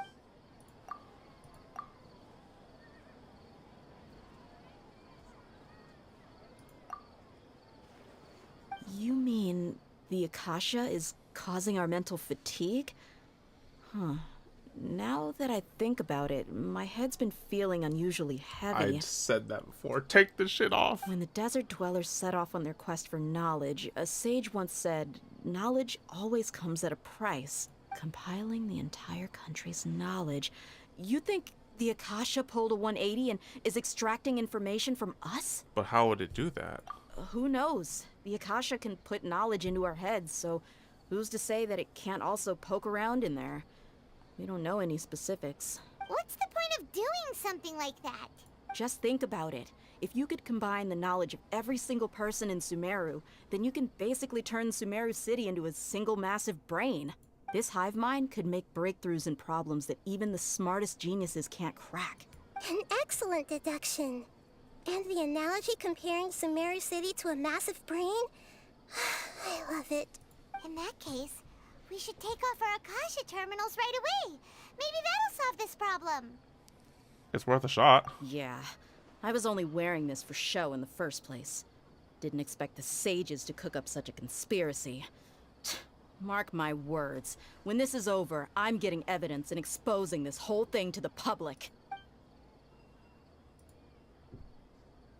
How does everyone feel? Actually, I also noticed something else. Huh? What is it? I feel like at the end of every day, there's always the sound of a beep. Oh, that! Paimon knows what you're talking about. It's a single soft beep that sounds like it's coming from the Akasha terminal. The sound of a beep.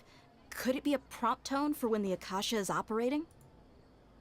I heard the same sound in Port Ormos. That's probably an important clue. We weren't using our terminals, but we heard a beep anyway. Like that. Traveler, did you hear that? I heard it too. Our ears aren't messing with us. There was definitely a beep, but it sounded like it was coming from inside my head. We took off our Akasha terminals. Oh my goodness, this doesn't work. Phase runtime has exceeded its expected length. At this rate, there may be casualties. But we cannot lose all of our progress.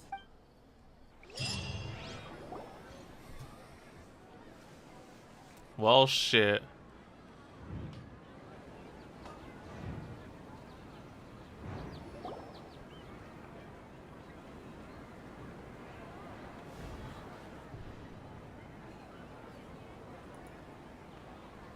Oh my goodness. It's the academy. Everything! Good. You adapted quickly this time. At the end of last night. We definitely took off our Akasha terminals last night, but we still heard that beep. Why is that? We've been implanted with another form of the terminals. We felt that severing our connection, we've been implanted with another form. But now we can at least confirm one thing. The Akasha definitely has something to do with whatever's trapping us in this cycle. Oh, Paimon doesn't get it. Why would the Akasha go this far if all it wants is everybody's wisdom? It's extremely difficult for lab rats in an experiment to understand why they're being treated the way they are. Fuck, we are lab rats, aren't we? If we're lab rats, then what are you? Nahida, you've never told us anything about yourself. I guess I'm the moon. Wait, what? She's the lie? The moon? Wasn't that the result of our divination? Anyway, knowing who I am won't help you get closer to the truth, so you should focus on other things. Don't get distracted and miss any clues. Okay then. Dia helped us a lot yesterday, so let's go find her. Okay, visuals, I like it. Summing up the game, Hoyo.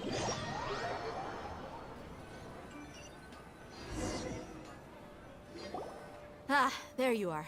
I've already taken care of those kidnappers. My lady, did you get hurt? Hold on, something's not right. Dia? What's wrong? Why are you both gawking at me like that? Wait, she's not scratched. You didn't get hurt this time. Huh? What do you mean this time? Why are you so surprised that I managed to get out unscathed? Those kids were amateurs. Aren't you still getting used to your new greatsword? Shh! How did you know about my greatsword? I haven't told anyone about it. Please, don't tell Miss Dunyarzad. So Dia's lost her memories after all. During your battle, did you feel anything strange? Anything strange? You already know that I got a new greatsword. If I had to say something, it's weird how such a new weapon could feel so familiar. Deja vu. It's as if I've already used it to fight a countless number of battles. You're saying that although you don't remember using it, your body feels like it does? That's right. Both mercenaries and warriors heavily rely on muscle memory. Only knowing the theory of battle won't get you anywhere. That's it, man. They're erasing our minds, not our bodies. Traveler, what do you think? Could be because we removed our Akasha terminals. This has never happened before. Yeah. Paimon's feeling really hopeful. Is it possible that we've already broken free? Oh, you're right.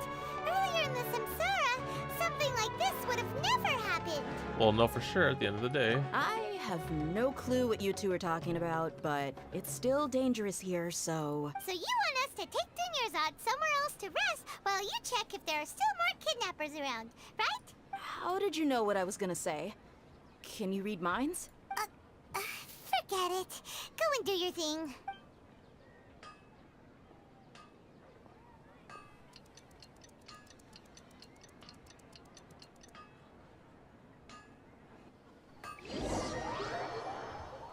Are we really free from the loop? Whew. It's finally nighttime. Aside from Dia not getting injured, everything seems to have stayed the same. Listen, Nahida, we found out that Dia got out just fine today, even though she got injured every other time she fought the kidnappers. Do you think the Samsara has been broken? Have we saved Dunyarzad? Really? Good job on all that progress. Get some good sleep tonight. Hey, what kind of an answer is that? Tomorrow will come. Everyone assumes this is common knowledge, but the only way you can know that for sure is if you experience tomorrow. How many todays has it been? Is it possible that today will be followed by yesterday? Does tomorrow truly exist as anything beyond a made-up concept? It's even possible that this entire world is a lie, and the history of the whole world has just been one endless Sub-Zero's festival. My mind is hurting right now. So much trippy shit. Okay, no more. Paimon's brain is already shut down. That's why it makes no sense to waste your energy thinking about things you will learn tomorrow. Get some good rest. You know, use the bathroom and flush your anxiety dookie away. Okay, kid. Huh? Hold on, what did you just say? Did Paimon hear you correctly? Huh? People always say they feel a sense of relief after they take a duk-duk. That's why I suggested you could try that. Is that so strange? Okay. It's so strange and so against common sense that Paimon's at a loss for words. You were sounding kind of smart just a minute ago. We're gonna get some rest. Yeah. Even though it's happy and lively at the Sub-Zero's festival every day, it feels like it's been a long time since we've really gotten to relax. Oh my goodness. I'm Let's go surprised back by to this our too. room. Bro, my brain's hurting right now. Continue the harvest. Compared to what we stand to achieve, these sacrifices are trivial. Dude, fuck these guys in the academy.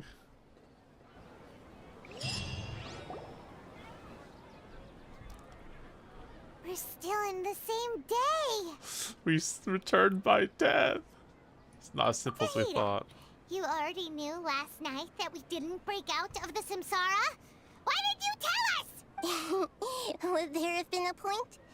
You would have spent the night with new worries, with tomorrow still out of reach. In that case, you might as well rest within that brief moment of hope.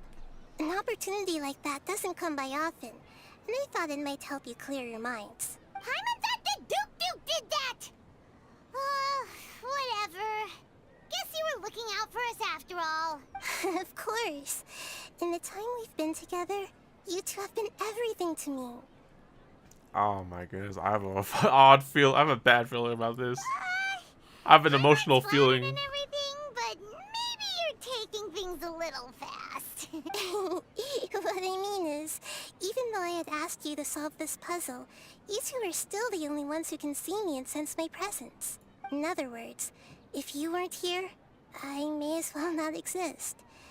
That's why you two have been everything to me. Get it? Bro, this nation's like hitting the fields super fast. Nahida's talking about confusing stuff again. Anyway, that's enough chit-chat. So, Traveler, did the new clues yesterday help you gain a new understanding of the situation? The time loop theory is indeed incorrect. Huh? Why are you scrapping your previous theory? Deia's fighting skills have been improving. Dunyarzad's illness has also gotten worse. That's why I said too. Oh, yeah, you're right. Gosh, how did we not notice that? In a simple time loop, people's physical condition should also reset. So, what's your new hypothesis? Alchemy, division of body delete memories, the subconscious sound information that causes the The moon, illusions, and lies. What did they all mean? They're wiping our memories, bro. Mercenaries rely heavily on muscle memory, and Dia was able to use her experiences to avoid injury in later samsara cycles. The beep is a prompt tone for Akasha operations. We still hear it every night, even though we removed our Akasha terminals. Okay, Nahida said the Akasha relies on the power of a gnosis to operate, as it is the manifestation of the God of Wisdom's power. It compiles the wisdom of the entire populace, and it grants knowledge to the people. We've already experienced the Sub-Zerus festival many times, and the day of the festival...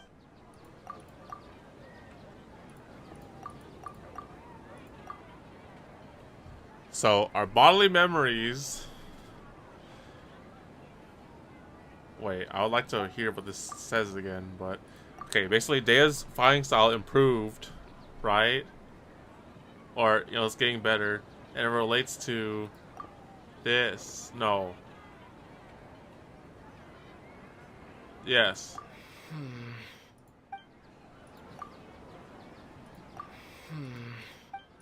This?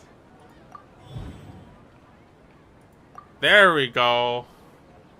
If all our memories of a day are erased at the end of that day, then we would unwittingly relive the same day again and again. That's the one right there. We aren't in a time loop. Instead, our memories are being erased at the end of each day. Oh, then the beep we hear every night could just be indicating the deletion of our memories. Dude, this is so fucked up. What kind of nation? That's why when we wake up, everyone thinks the Sub-Zero's festival hasn't happened yet. It's already the next day, but everyone still thinks it's the day before. Then who's not affected in this nation? Everyone who's not using an Akasha terminal? This is so, like, wide scale. But muscle memory can't be erased. That's why Dia has been getting better at using her greatsword. Now everything makes sense. A brilliant deduction. Nahida, tell us if we're right or wrong. To put it simply, it's as if you've mistaken a pyro crystal fly for a firefly in the night. You lost sight of its true nature because you focused too much on your perception that it glows. Okay, no analogies needed, alright? We got this. Simple at all. Still the wrong conclusion, huh? Oh, wait, really? Why don't you go talk to Miss Dia again? You might learn something new. Right. She did help us find our latest clue after all. Let's go. Wait, in that case, then why are we seeing two different, Junior Zards? There's like the real one right next to us, and then there's like the one that's in this time loop.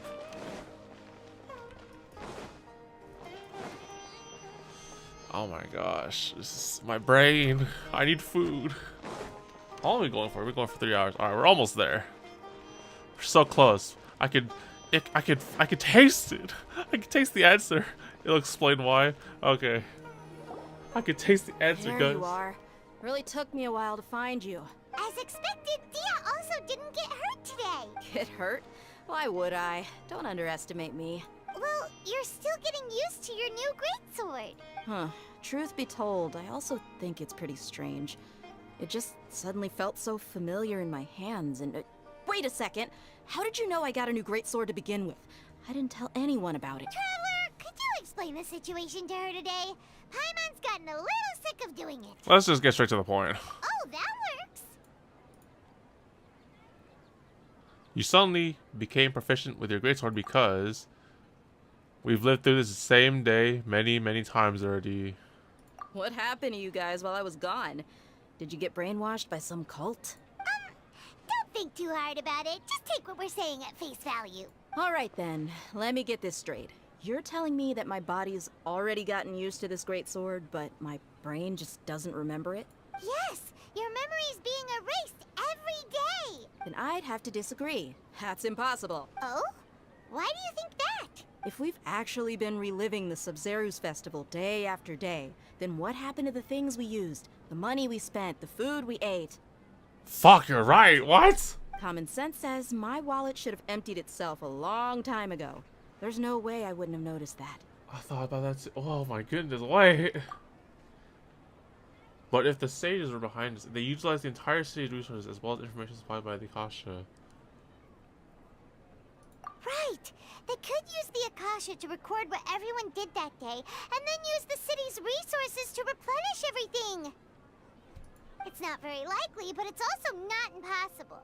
No, it is impossible. I've got proof. What? You have proof? Where? You two are surprisingly serious about this nonsensical discussion. Fine, I'll play along for a little longer. Come with me, Miss Dunyarzad. Please come along as well. I still can't guarantee that this area is safe. My head. Where's your evidence? I can't believe it's Dia who wants to show us something this time.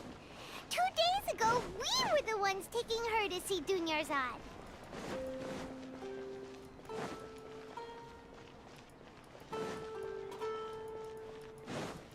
Where's your evidence? This is it. It's a train dummy. It probably still has the old scratches, right? Or no, the scratches got reset, right? Huh? This is a wooden training dummy. What about it? See those marks on the dummy? Those are the result of several days' worth of practice. Let's say the sages didn't replace it every day. Shouldn't it be hacked to pieces by now? That's true, but what if they did? Then the sages would have had to reproduce every mark I left during previous training sessions. I'm a professional fighter. My martial school has always emphasized the importance of refined control. The force, angle, and entry point of each strike is calculated and deliberate. That's why I remember every mark on the dummy, as well as my state of mind as I made each strike. It's just as they say, each swordsman has their own unique style, and even the same swordsman can't make the same cut twice. It would be Is it really impossible? What if they used some fancy machine to carve every single mark? People often say that a camera's photo can never replace an artist's painting because the former has no spirit to it. The same thing applies here. At a mere glance, I can differentiate carved marks from the results of combat training. Oh my gosh, my mind is go freaking dead right now. Alright, we had to abandon the theory. Whew. Hope that cleared things up for you. Hey, is this that new brain exercise game that's been super popular with the scholars lately? It's surprisingly fun. Anyway, it's getting late. I should escort Miss Dunyarzad to Nilu's stage. See you later. Well, back to square one.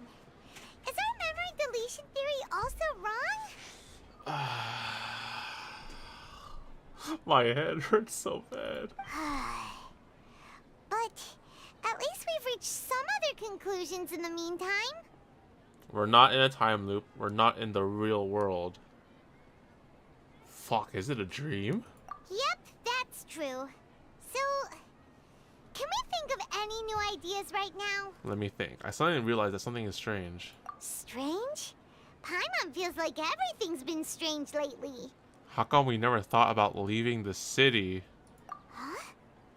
Leaving the city? You're right!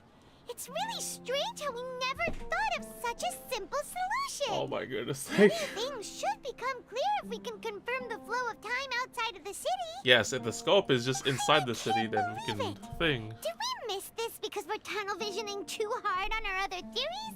Or because we're just too tired? It's pretty strange. How about we go back and ask Nahida? Maybe we've forgotten something about leaving the city. Oh my goodness. Get us out of here. Let me out. Let me out.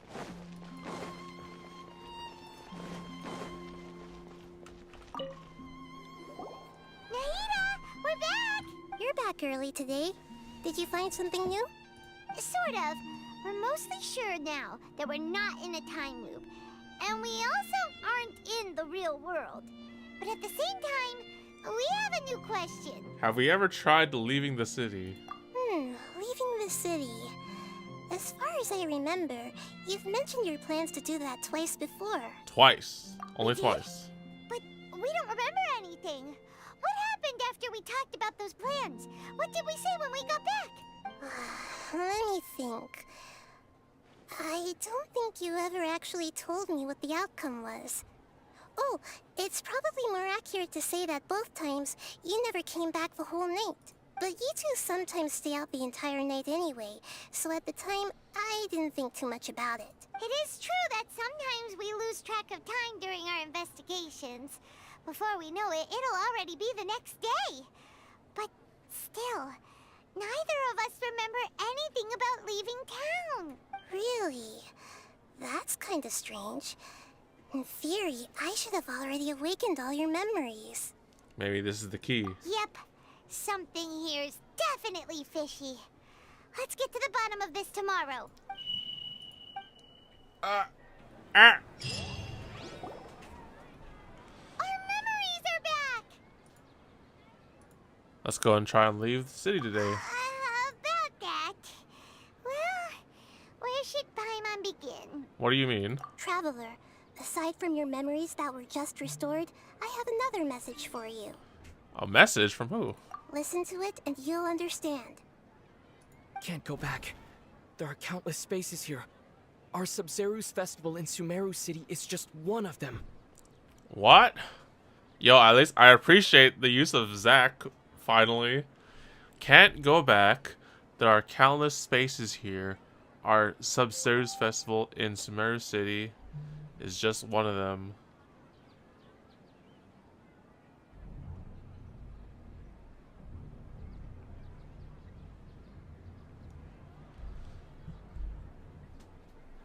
Traveler, you should be missing 2 days worth of memories. Paimon will fill you in. What? It's time to carry out our plan from yesterday. Let's go try and leave the city today. Okay, let's go.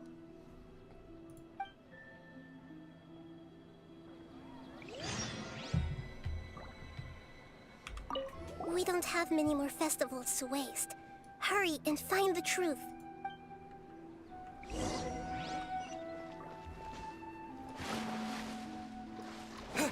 Oh my gosh, my freaking head. Even this thing is not working. Why can't we leave the city? What is the academia up to now? Oh my gosh, they banned everyone from Don't leaving. ask me. It's not like I can tell you anything. This is a direct order from the Grand Sage. Just wait until tomorrow. I have a real emergency. My goods have already arrived at Port Ormos. If I don't hurry, they'll be stolen. That's your problem. Make sure you make a request in advance next time.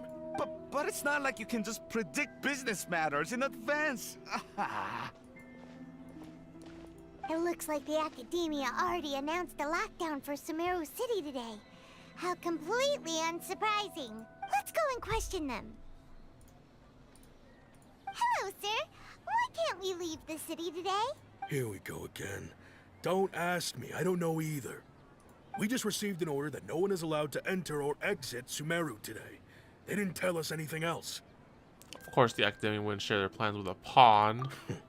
Angering me won't get you anywhere. If I had that kind of insider info, I would have left this stupid post long ago. It looks like he really doesn't know.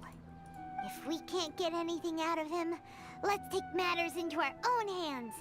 Why don't we climb over the walls? Those guards can't be everywhere at once. This is a good spot, and the guard hasn't noticed us at all. Let's hurry! Paimon, stay here. Huh? Why? Are you going to leave Paimon behind?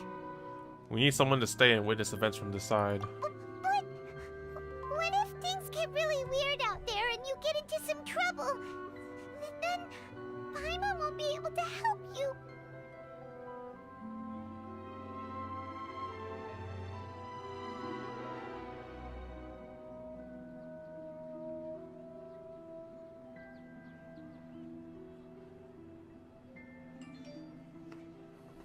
Oh, Paimon knows that Paimon can't do much, but we've always been together.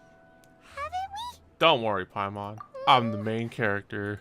Okay. Paimon will wait for you. Promise Paimon that you'll come back as soon as possible. Just a quick look. I felt sad for her here. I know, right? And please, be careful. Something happened to us, for sure.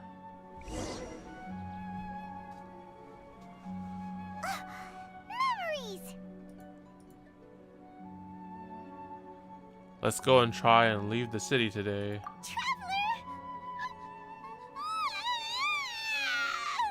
What? What happened? What's wrong, Paimon? Paimon would never see you again. You just disappeared. Paimon waited for you for hours and hours at the city wall and you never came back. You promised Paimon that you were only taking a quick look. Hey, it's the Dory in the chat. Welcome, welcome. Yo, man, I still need that Moro you ripped off from us, okay? What did I promise? Paimon, calm down. He's here now. I don't think he understood what you were saying. So we can't leave the city. We gotta burn the freaking tree down. That's the only solution. Paimon doesn't care. Paimon wanted to go look for you, but you also said that Paimon should stay. Paimon was so worried and so scared the entire day.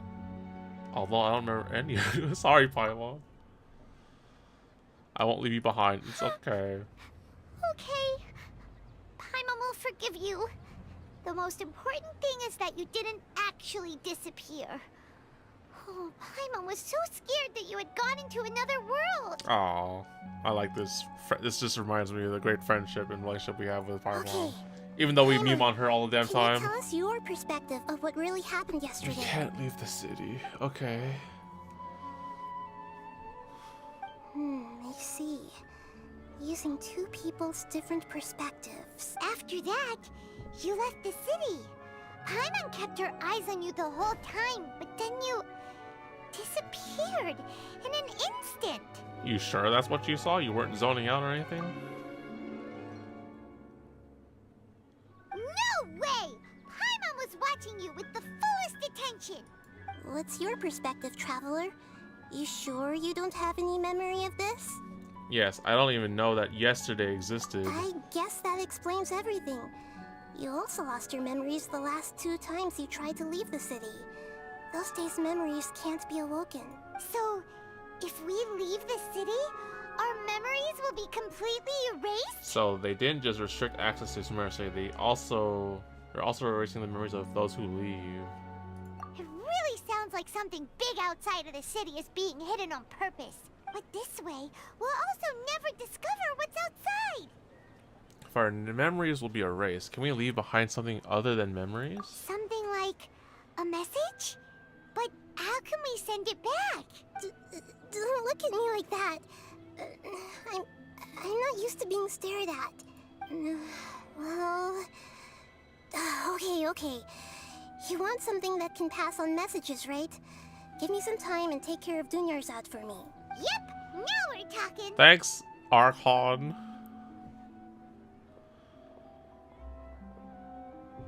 Oh wait, it's the voice recording message, huh?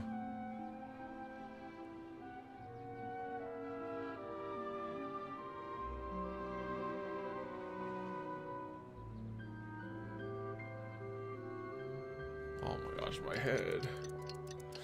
This nation has been freaking with my head every single step. Here you go. Got cabbages giving us illusions, and now we're stuck in a time loop we can return by death. Oh my goodness, my head. What? Isn't this just an Akasha terminal? Oh, not another one. I made some little changes. Akasha terminals are already capable of sending messages. I just tweaked it so that it could connect to any node. To make something like this? Nahida, you really know the Akasha like the back of your hand. Anyway, we can use this now to record a message, right? Yep. I'll help you save the messages. It should be pretty easy to use. I just can't guarantee the user's status and signal coverage when they're outside the city. We'll never know until we try. At least we're taking the initiative now. Let's go then. Let's expose those sages. I still think you should stay, Paimon. All right. Paimon isn't as worried about being separated since it happened once yesterday. But Paimon still isn't happy about it. I'll see you tomorrow, Paimon. Okay, see you tomorrow, Traveler. Don't get too sad, okay? That covers everything that's happened so far. So that message was what I left for myself when I left the city. Yes. Although the signal was choppy and had some interference, we still managed to receive 2 messages from you when you were outside. Okay, now that you understand what's going on, let's hear the messages together.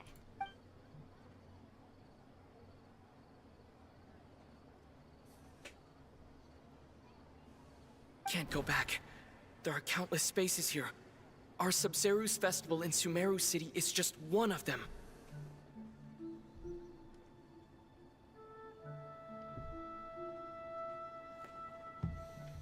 Can't go back. There are countless spaces here. I've entered another space. Before me are flowing sandstone and howling fish. Impossible and surreal sights. All these spaces are empty except for the occasional ones that contain mute puppets rather than people. I can't sense any human presence.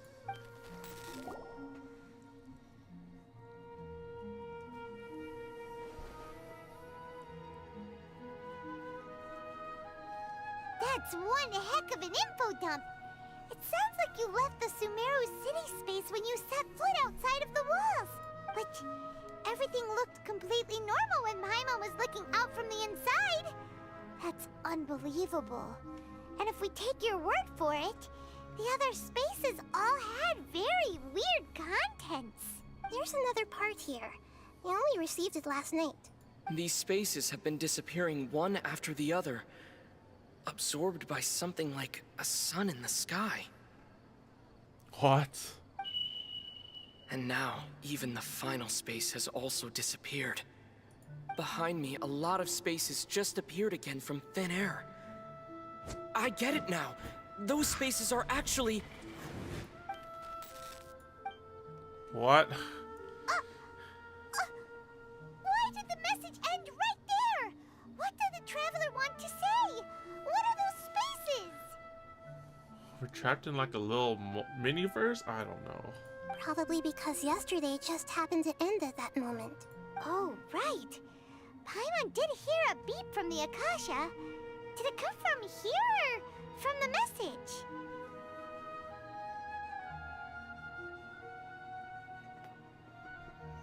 The message. It should have come from the Traveler's Akasha terminal. After the beep, Traveler said even the final space has also disappeared. Traveler, what do you think that final space could have been? A spaces without human presence. All the bizarre spaces I saw outside the city had one thing in common. A lack of human presence. Space where we were yesterday. All the bizarre spaces I Whoops. saw. My impression is that each day in this samsara only ends at the sound of that beep from the Akasha. Was that space actually the real world? But wouldn't a real space just randomly disappearing like that be catastrophic? Wait. So, he said that all the spaces got erased, and then something appeared behind him. Right? No, so it's not the real world. I think it's the space where we were yesterday. This one. Oh, so that's what it is! After the sound of the beep, the final space, the Sub-Zeru's festival, also disappears, and we're taken to the next day. Later on, Traveler also mentioned a bunch of new spaces materializing behind them. Do lots of new spaces appear every day? Paimon's head is spinning. Just what are these spaces anyhow? Well, consider this. For all the horrors of the Archon War, at its heart, it was just a game where a bunch of gods fought over 7 seats. So no matter how strange or spooky things may look on the surface, maybe all they point to in the end is a small and simple secret. Wow, the Archon War, huh? That's an analogy and a half. A secret, huh? Oh, my head. Give me some time. I need to organize my thoughts. Hey! Where are you going?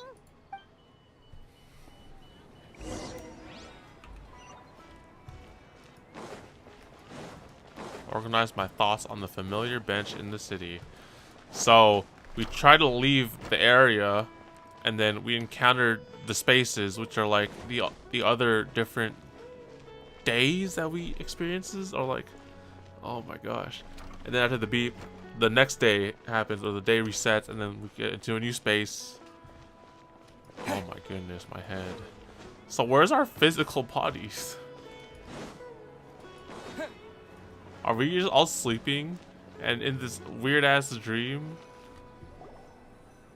Do you want some alone time to think? Alright then, Paimon won't disturb you.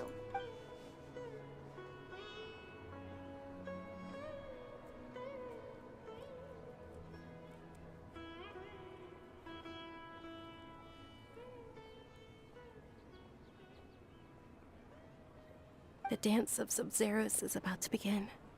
I'm going to go watch it. The dance of Sub-Zero, it's that time already. Okay. Why don't you go ahead, Dunyarzad? We still have some other stuff to do first. Okay then. See you later. Have you figured it out yet, Traveler? Time is ticking away. I think I know the answer now. Awesome! What is it? Paimon wants to know. Oh, wait, no. Let's meet up with Nahida first. You can tell us both together. This time, we're gonna get to the truth. Yo, man, the day better not reset after we get there.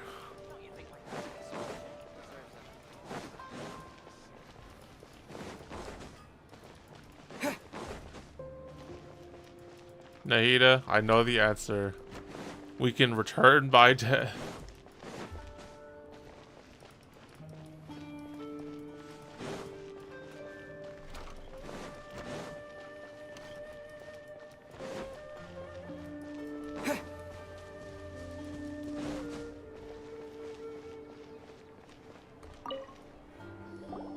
You're back.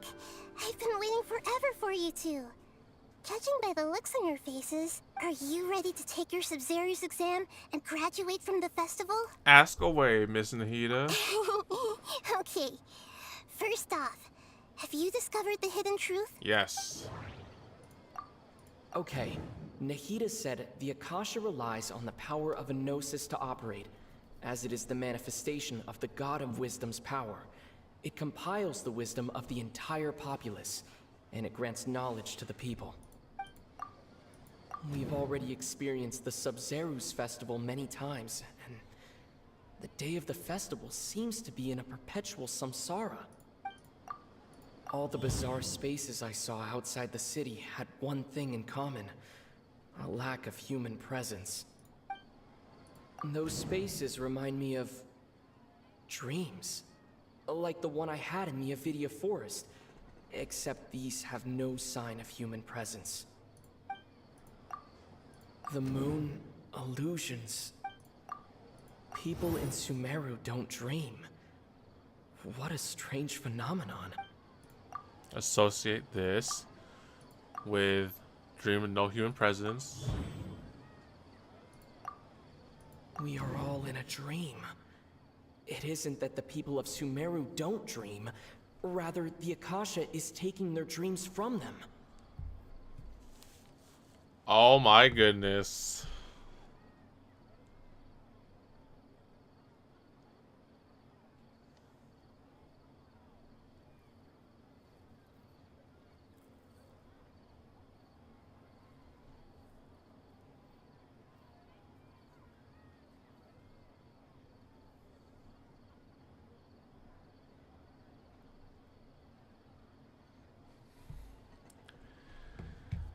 Okay, that makes sense actually. We're all in a dream. So it's kind of like what the Arandas or whatever the cabbages do to us, right? And they can take our dreams from us.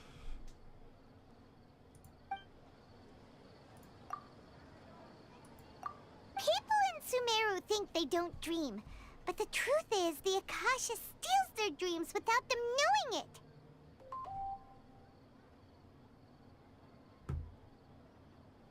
And those spaces with no human presence are stolen dreams without their host. That would explain why they sounded so weird when he was trying to describe them. Huh. So people in Sumeru do dream after all. In fact, we're all in one big dream together right now.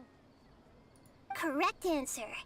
Now, how did you conclude that the Akasha is capable of this?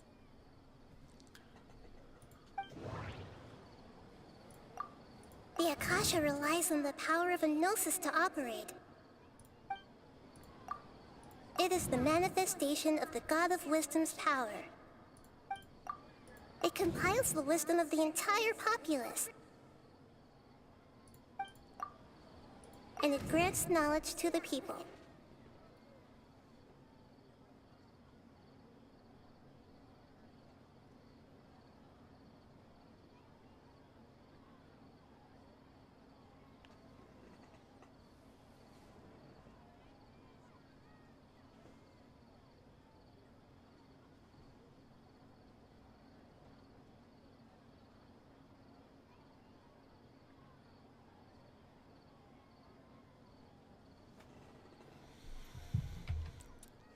The Akasha is a manifestation of God's power. The Akasha words gnosis and compiles the wisdom of the entire populace. It grants knowledge to people. It has to be this one. Because compiling the wisdom of the populace. Wait a minute. It compiles the wisdom of the entire populace. No, this one actually. I'm not too sure how it can give people knowledge, but it takes our thing. How? That doesn't sound right. Never mind. It's this one. That doesn't Wait, sound what? right. Kasha Operation is the manifestation of God? Oh, okay. Those dream-controlling creatures in the forest also get their power from the Dendro Archon, right? That would explain why the Akasha has the ability to control people's dreams, too. Okay. The Aronda also get their powers from the Dendro Archon, so that... Fuck, you're right. But is stealing everyone's dreams really how the Akasha compiles their wisdom? Isn't there anything more to it than that? Dreams are fantastical, complex, and full of imagination. People's brains are the most active when they're dreaming. In other words, dreams are rich bundles of human wisdom. So in other words, the complete opposite of how Hypatia understood it. Paimon remembers her saying that the sages think dreams are foolish delusions, and the fact that no one dreams is a blessing from Greater Lord Rukkhadevata. So it was all a dirty trick? The real story is that the sages from the academia are using the Akasha to steal people's dreams for their own use, huh? And they don't intend to stop there. Oh? By the sounds of it, you understand the current situation pretty well. So then, what about the Samsara? The beep is a prompt tone for Akasha operations. We still hear it every night, even though we removed our Akasha terminals. The beep is a prompt... Those spaces kept disappearing before my eyes. But as soon as that beep sounded, many more spaces materialized. Those dreamscapes kept vanishing, but as soon as that beep sounded, more new spaces appeared. The Grand Sage said, "Go celebrate the birth of that god to your heart's content." Did he mean something more? My mind feels exhausted, even though I haven't... We've already experienced the Sub-Zeru's festival many times, and... The appearance of dream and disappearance of dreams relating to this current mini world that we're living in, the Samsara. The appearance and disappearance of space is the Akasha sounds. The Grand Sage's speech, abnormal mental fatigue, these Sub-Zero's friends. It has to link to this? Mass production of dreams. What? Correct. The Akasha is keeping each person's brain in a constant dream state, but also separating their consciousness from their own dream. We're all in one collected dream? Their disembodied consciousness is placed inside the collective dream of the Sub-Zero's festival along with everyone else's, while their now vacant dreams are harvested by the Akasha. No one is any the wiser as another day passes in the dream, and so begins another samsara cycle. What kind of fucking thing are they using this shit for? People wake up to yet another dream about the Sub-Zero's festival. The dreams that belong to them are once again harvested by the Akasha, and so it continues. So, this is like a dream factory, and the Akasha is a dream harvesting machine. Did Paimon get that analogy right? Very good, Paimon. Using analogies well is an excellent habit to get into. Okay, so that beep we keep hearing is actually from our real-life Akasha terminals. Taking off our terminals in this dream doesn't do anything. Alright, last question. Who am I? You're the Dendro Archon.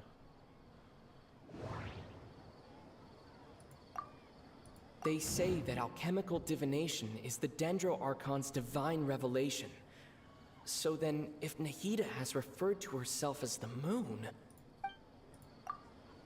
Now that I think about it, wasn't illusions a hint that we're all dreaming? Now that I think about it, wasn't illusions hinting at the sage's deception of Sumeru's people? Oh, you said you were the moon before, right? They say that alchemical divination is the Dendro Archon's divine revelation.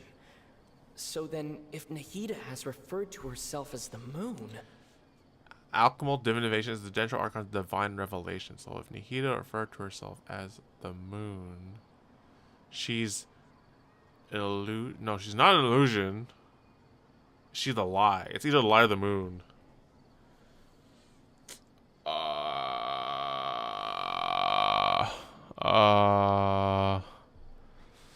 Illusion. She's not an illusion though. Now that I think about it, wasn't illusions a hint that we're all... Now that I think about it, wasn't illusions hinting at the sage's deception? It's either the moon or the lie. Well, let's just go with the moon. So you noticed. You're Lesser Lord Kusanali. I thought that one would be the hardest question. That's why I put it last. That wasn't hard at all. Even Paimon guessed that. Everything about you is different. We just didn't want to expose you is all. Exposed. Now that you mention it, Nahida, you've been hinting to us since the very beginning. It's funny. Thinking back to when we were asking all over the place for info about Lesser Lord Kusanali. Paimon didn't expect to meet you like this. I have a lot of questions for you, but it's not a good time right now. Yes, those can wait until we're back in real life. On the other hand, I'd be happy to answer any more questions you have about here and now. Why couldn't you simply tell us the truth? How do the sages manage to keep people from noticing this about the side effect of mass-produced dreams? Why is the dream about the Sub-Zero's festival? Alright, let's get the info dump right here. Why don't you tell us the truth? You asked me this question before. My answer was, it would literally blow your mind. My mind has been blown for the last 3 hours I've been streaming. Now that you know this is all a dream, this answer should hopefully make more sense. Have you heard the saying, don't wake a sleepwalker? Likewise, if someone suddenly had told you all this instead of you learning it on your own, your notion of reality and dream would be thrown into irreversible confusion. I couldn't expose you to that kind of risk. Okay, fair point, fair point. That's why I could only give you very subtle hints and some suggestions. Long story short, I'm really sorry I had to keep you guessing. Firstly, this dream we're in is completely based on reality. People have already experienced this Sub-Zero's festival, so it would be very difficult for them to find anything that strikes them as surreal. Secondly, you're probably wondering why people don't have any memories from earlier samsara, right? That's because people don't remember their dreams most of the time anyway. And in any case, their actual dreams are being taken away from them by the Akasha. So whenever they wake up in this dream of the Sub-Zero's festival, they don't remember anything from their previous identical dream. That reminds Paimon. Traveler had a dream when we were in the Avidia Forest, but couldn't see what it was about after waking up. Is that an example of what you mean? Yes. Only after receiving the blessing of Dendro can a person gain the Dendro element's dream-enhancing power. That explains the feelings of deja vu. Meanwhile, everyone else has no idea that they are in the Sub-Zero's festival Samsara, while their dreams are stolen from them over and over again. So we're pretty thin because we got a Dendro vision, or if we have Dendro powers. About the side effects. Can humans really keep dreaming forever like this? Will it ever end? And if so, when? You might say your mental fatigue has already answered this question, especially those whose health is compromised to begin with, like Dunyarzad. This relentless exploitation takes an even harder toll on them. People's lives are at stake here, and nobody knows a thing! We've got to put a stop to this! Why is the dream about the Sub-Zero's festival? I know, right? Why did they have to base this dream on my birthday? Could it really just be a coincidence? Even you don't know the reason? Wow, now that's strange. The Academia sages are determined to harvest lots of dreams in a short time, no matter the cost. They have to be up to no good. Unfortunately, I don't know anything about it. Traveler, do you have any information? Those spaces remind me of dreams. Okay, Nahida said the Akasha relies on the power of a gnosis to operate, as it is the manifest. The Grand Sage said, "Go celebrate the birth of that god to your heart's content." Why are we doing it on this day?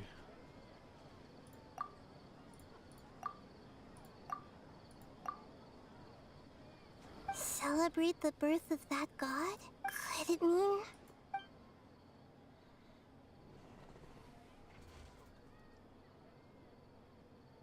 Wait, what do you mean, could it mean? I know, right?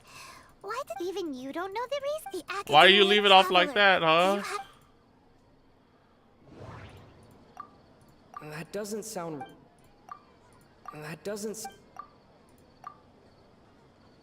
Celebrate the birth... Could it... Deceiving the people of Sumeru with no regard for their safety. No matter what they're trying to do, this is unforgivable.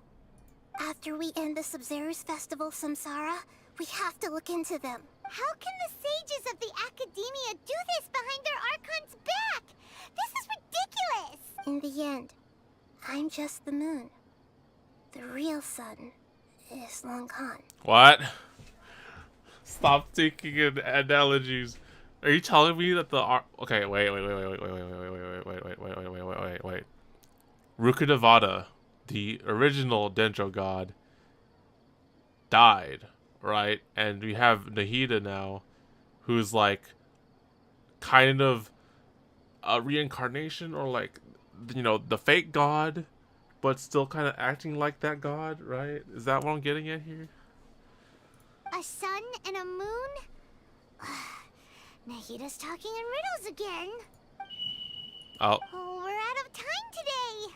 I'll tell you how to break free of the samsara tomorrow. See you then. Oh my gosh, get me out of this time loop.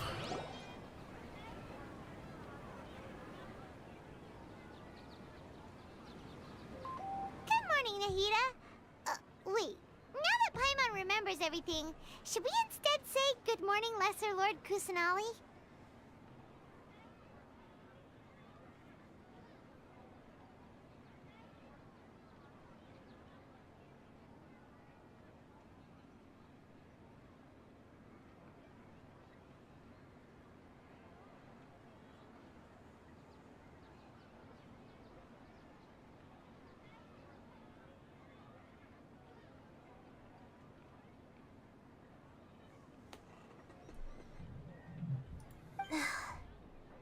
Nahida?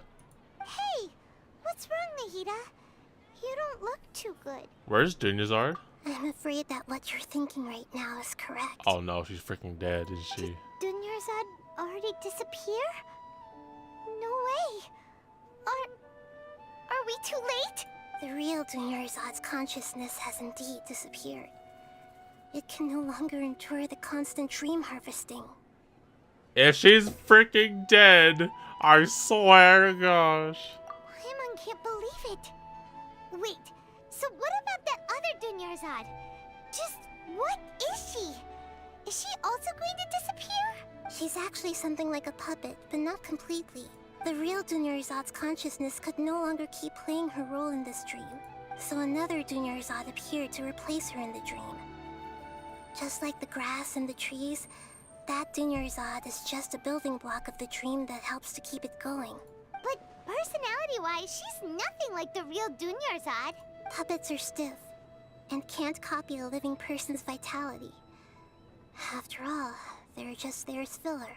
And you know, speaking of which, the old Dunyarzad might not have been too different from a puppet. Dunyarzad truly believed that she met you within her consciousness, and it was you who inspired her. So you do remember her after all. Yes.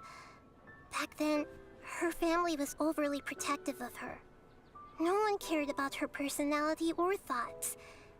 It was as if she only lived to stall her Elazar. I just gave her a little wisdom so she could look at life in a new way. So that she could be her own person. But even so, she's still... It still meant a lot to her. Far from it. I'm still a long way off from being a real Archon. I couldn't even save her. If I were a competent Archon, I wouldn't have let my most faithful follower die at the Subzerus festival with so many regrets.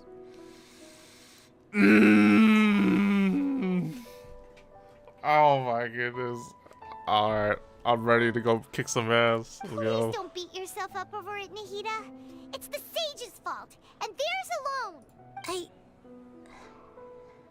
I'm not beating myself up. All I did was to rationally observe the distance between myself and a real Archon. Don't be like that, Nahida. Even real Archons are still allowed to be sad. To prevent more tragedies like this, we must end the samsara as soon as possible. Great, but how do we do that? Although the Subzerus Festival dream is under the Akasha's control, only humans can dream. Even the Akasha is unable to create them. Let the anger consume me. Bro, this whole shit took place in one long dream, and these assholes, for some odd reason, doing this shit. Oh my That goodness. means this dream belongs to a host who created it. What? Oh my, it's Nilo, isn't it? So, how should we find that person? It's Nilu. Well, if this is someone's dream, then everything here must come from deep within their consciousness. Which means, with the power of imagination, they can change anything in this dream. Imagination? What do you mean by that? Imagination means breaking through what you perceive as normal. Like when a server at a tavern brings a plate to you, you'd naturally assume that food is on it. However, if you're the dream's host and you become aware that you're dreaming, when you imagine gold and more on the plate, the dream will respond in kind, and the server really will bring you gold and mora. But right now, our host is unaware that this is a dream. No matter how many times they're served, it will always be food. So we find the host, then what? Find some way to make that person realize that they're dreaming. Usually, once that happens, the person will wake up and the dream samsara will be broken. How are we going to find them, though? If it could be anyone, it'd be like looking for a needle in a haystack. It's Nilu. And even if we did find them, how are we supposed to make them realize they're dreaming? After all, like you said, don't wake a sleepwalker. It's extremely difficult, yes. But the only ones who can do it are you two. Remember, everything you've achieved up to this point has all been for the sake of finding the host and ending the samsara. As for me, during this time, I'll be out of town. Out of town? Are you going to that place full of dreams where the traveler went?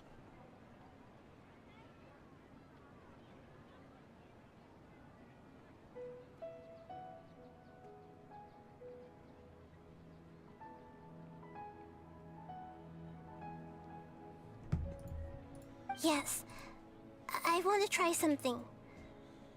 There must still be a small wisp of possibility. Hurry and go. Dreams are supposed to be fantastical, romantic, and full of pleasant surprises. Unnecessary things like this samsara need to end. Paimon's still a little upset that we've come this far only for Dunyarzad to... She was such a good person, with such a simple wish. But fate was against her. I feel so damn demoralized right now. Yeah. Saving Dunyarzad is what kept us going this whole time. But we mustn't lose hope, Traveler. Dunyarzad would definitely want to see us save everyone else. So let's break the samsara for her sake.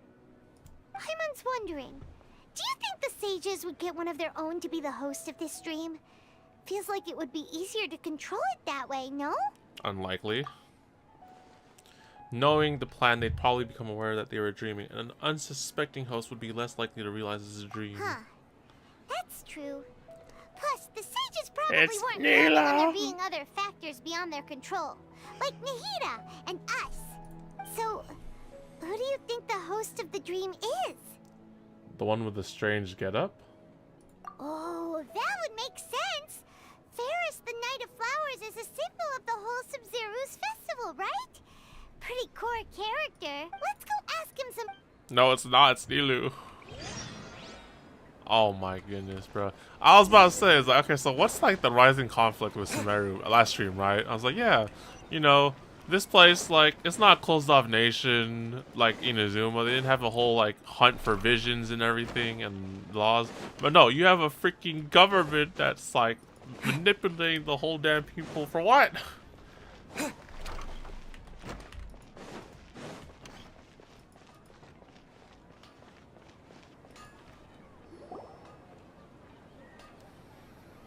You're back. You left in a hurry last time.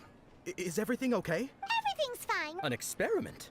That came out of nowhere. I'm listening, though. What do you need me to do? Could you make a wish? Imagine your wish coming true before your very eyes. You want me to make a wish? Is that a new Sub-Zero's festival tradition or something? Less questions, more wishing! Okay. My wish. Okay. I'm a little nervous saying this out loud, but I want Miss Dunyarzad to be happy. Fuck. Oh. Ah! I noticed earlier that she looked a bit down, and she wasn't really talking to anyone. She just doesn't seem like herself. She's always so gentle and kind, and all the kids love her. I've also wondered if the reason she asked me to be Fairest Knight of Flowers is because I'm special to her, or something.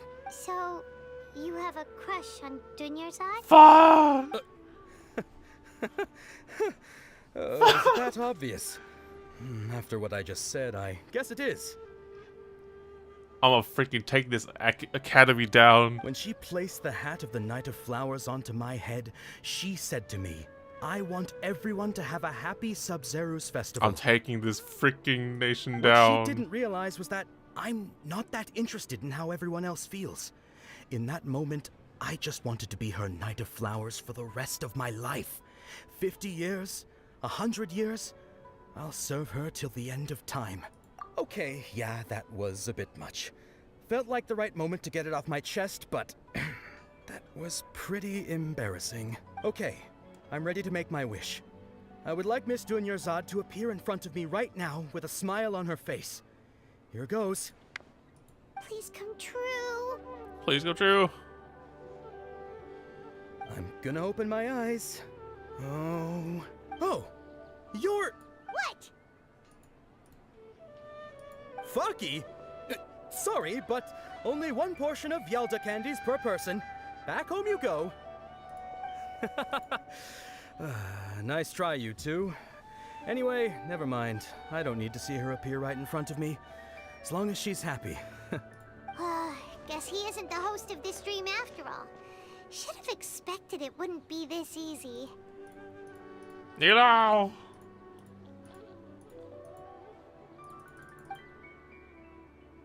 It seems like everyone who knows Dunyarzad loves her, but none of them has any idea that she... My lady, step back. That sounds like Dia! Oh, right. This is when Dunyarzad bumps into the kidnappers. I'll teach them a lesson they don't forget.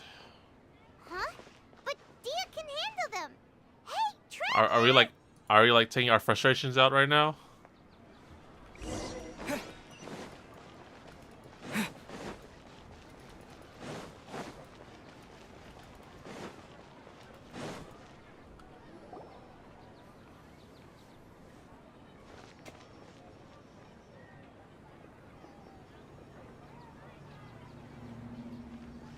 Oh, it's you. Great timing. Please take... Take Dunyarzad and leave. Leave these guys to me. Hey, this is my job. The homie Yannis pay me, not you. Leave. You... Ugh, fine, alright. Knock yourself out. Why are you so worked up anyway? It's not like I don't trust your fighting skills. I want something to vent my frustration right now. Anyway, watch yourself.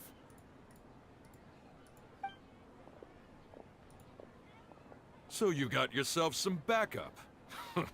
Suit yourself. You're going down.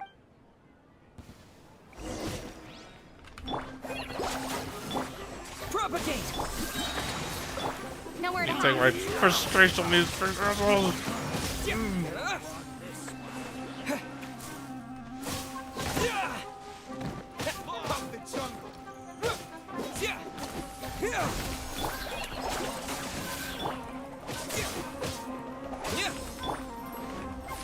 Where do you think you're going?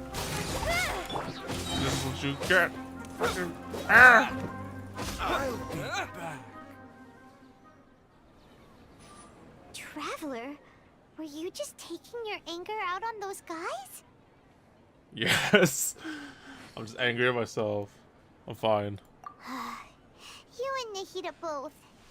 Dunyarzad wouldn't want to see you two like this. Oh, and speaking of her, Paimon just remembered something. Remember how during the first Sub-Zero's festival, before the Samsara started, we came here with Dunyarzad because she wanted to pick something up? Uh-huh. She said it was because she had forgotten something. Yes. What is it? Okay, so Paimon's memory is working so far. Anyway, Paimon also remembers that she is staying somewhere around here. Yeah. Okay, I'll give us some clues. Yes. This is the place. It's rude to enter other people's spaces without permission, but desperate times call for desperate measures. Hey, the windows are unlocked. Okay, Paimon's gonna take a peek inside.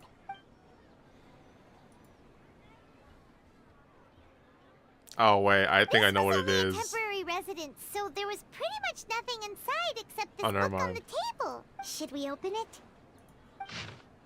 After almost 16 days, I was finally able to get these notes written for the Sub-Zero's festival. Once the festival ends, you and Paimon will probably continue your journey immediately, so I was hoping that I'd be able to give you this before that. This is a compilation of folk legends concerning Lesser Lord Kusanali, created from a series of interviews that I conducted in succession and wrote down. I interviewed so many people, but I'm afraid that there are very few who know much about her. Still, I hope this will be a good use to you in search for her. Gondarsville water supply was once contaminated, forcing everyone to go very far out to get water. But one day, people suddenly found that the water was drinkable again, and some said the green light was seen near the water source. The previous night, everyone believed that was the divine power of Kusanali's work. This sounds quite possible. The decontamination of water sources via natural means probably take ages. Did Lesser Lord Kusanali appear in Gondarville then? After Mama passed away, I was super afraid of the dark and couldn't sleep, but from one day on, I heard a voice that would chat with me till I fell asleep. A nice lady told me that Lesser Lord Kusanali must have been watching over me. Poor child. I hope that the Sub-Zero's festival makes him a little happier. This is quite similar to something I experienced back then as well. She is indeed a gentle god. There was this one time I had a wee bit too much to drink, and I couldn't find my way back home to save my life. Then, when I turned a corner, I could have sworn I saw Lesser Lord Kusanali. She was very tall and had the most muscular arms, and she caught me when I slipped and fell. The next morning, I found myself sleeping under a tree. I reckon that must have been her looking out for me. I'm not sure this one was probably much as valuable as a reference. That was probably just a tree, right? These folk records appended with Dunyarzad's references and opinions leave every page densely packed. Wow. Dunyarzad wrote all of this. Sounds like she was always thinking of us even while we were away. Even though she was also busy preparing for the Sub-Zero's festival and had all her health problems to worry about. She must have wanted to give this to us as a gift on the day of the Sub-Zero's festival, right? If we hadn't found this book, we never would have known. But now that we know, We can't even thank her. Bruh. Bruh. This is fucked, man. Hey, where are you off to now? Nilo, just break the dang thing already, please. Please.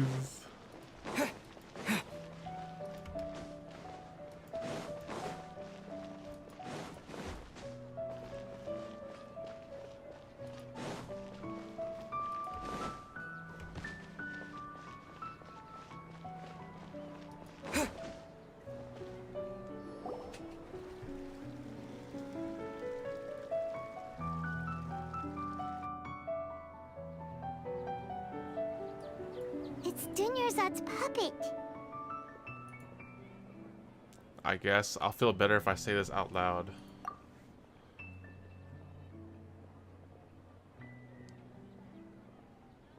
Thank you.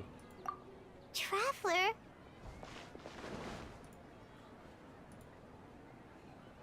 You must be exhausted.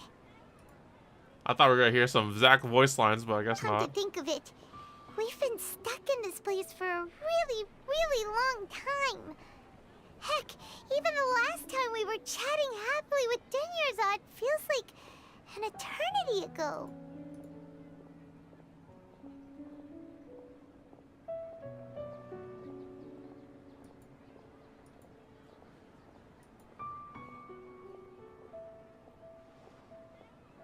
Fuck.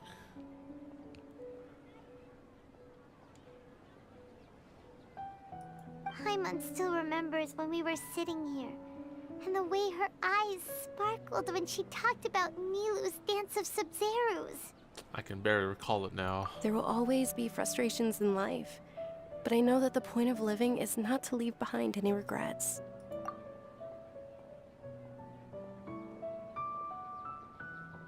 That was what the real Dunyarzad said, wasn't it? Does that mean... Dunyarzad? Yes, Traveler. What is it? Oh, so she's still just a puppet. But just now, how come... Let's go, Paimon. What? Where are we going this time? We must not leave any regrets to watch the Dance of Sub-Zerus.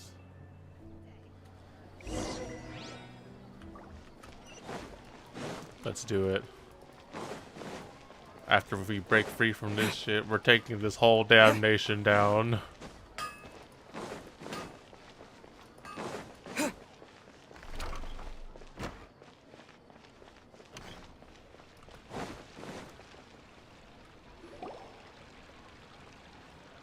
If you continue to resist, we will have to order an investigation into every single event organizer. The Grand Sage has already granted you much leniency.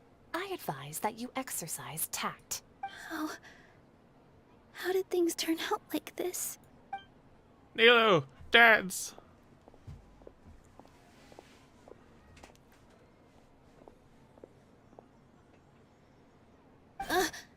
Traveler? You don't have to get involved.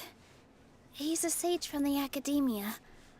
I don't want to drag you into this. Zack, say something for the love of God. This is the right moment. Traveler? Traveler? What the heck are you doing? If you get arrested by the academia, that's another day gone to waste.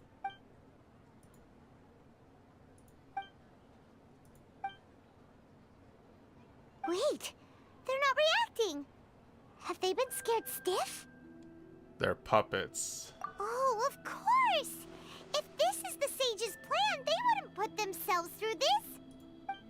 So they're just substitutes. What is this? What happened to the Grand Sage and his entourage? Wait a minute, what's with those flowers?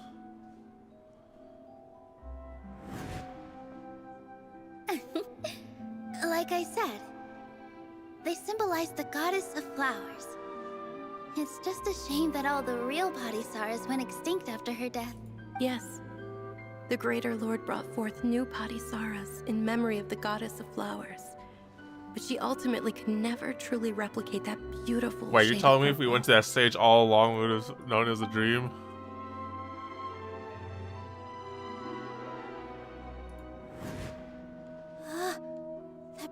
beautiful shade of purple. Aren't these flowers real Padisaras? Just like the ones from the legend? I didn't even notice. Dunyarzad, did you find these? But didn't you just say all the real flowers went extinct after the goddess of flowers passed away? So, yeah. What's going on here? Nilo, close your eyes. Huh? Imagine that the Grand Sage and his entourage are not here in front of you. You guys are acting weird. But okay, I'll try.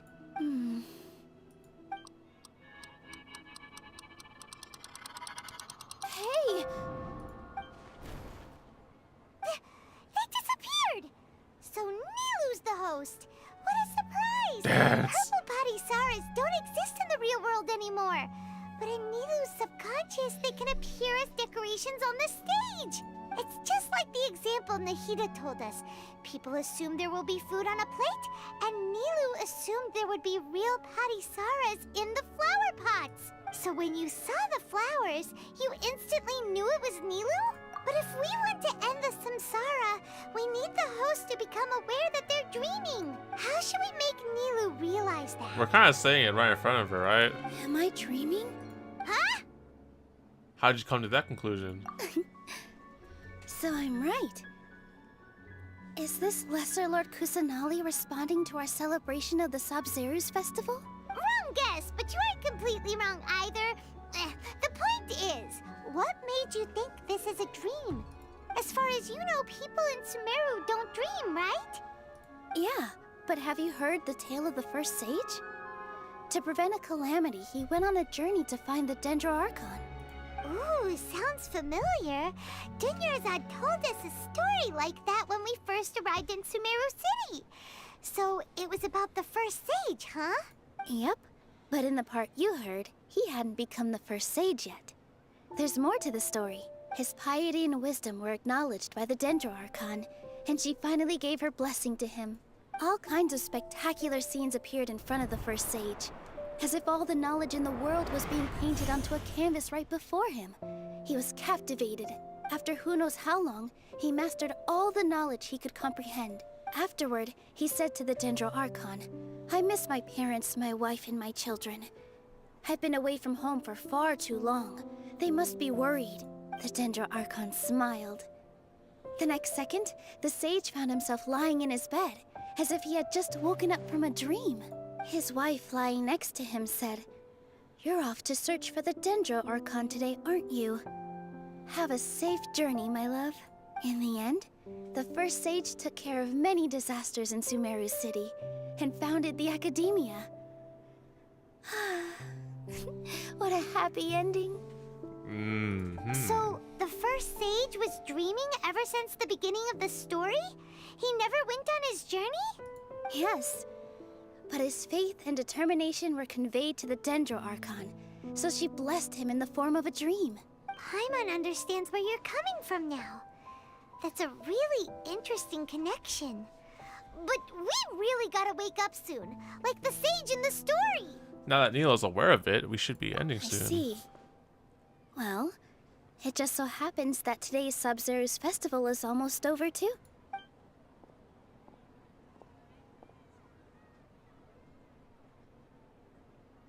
Since we're in a dream, let's make this final dance of Sabzeruz as beautiful as we can. Please dance your heart out.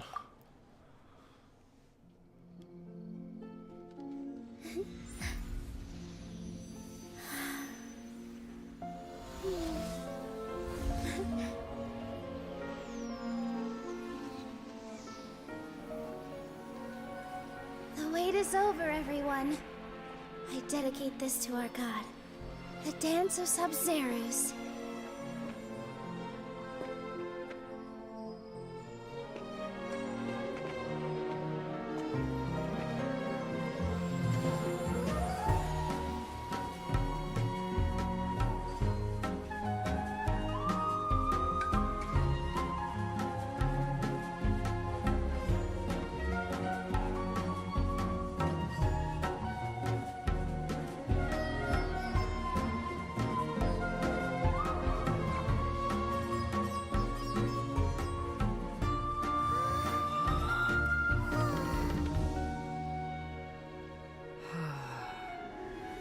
I'd be lying if I said I had no regrets. I would have loved to see Nilou's dance.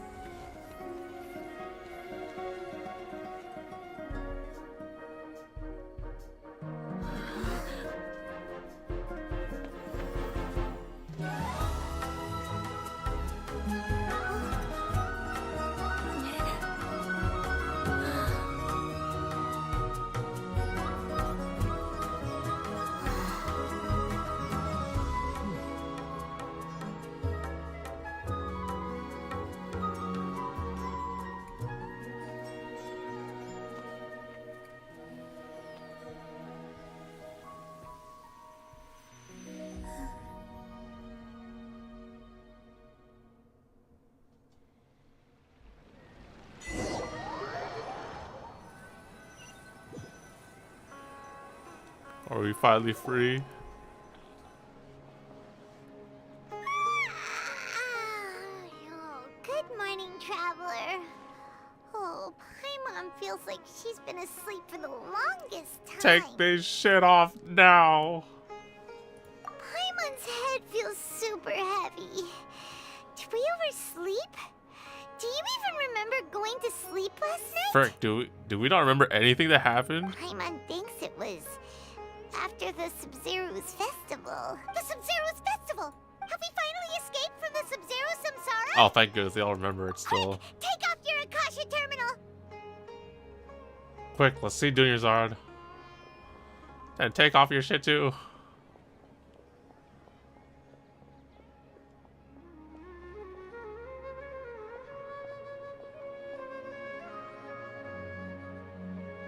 She's not in her room. What happened? Let's go to the usual spot. Huh? What usual spot? Nahida! Nahida, please.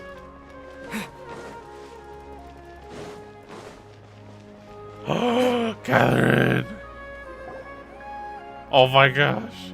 Well done, Traveler and Paimon. What? What? Catherine? Thank you, Dunyarzad, for organizing the Sub-Zero's festival for me. What? I'm sorry, who are... Dunyarzad! You're okay! Oh, don't scare us like that! Oh, a Traveler, Paimon. I have something amazing to tell you. Is she cured? I just had a dream. And I saw Nilou performing the dance of Sub-Zero. Oh, thank gosh.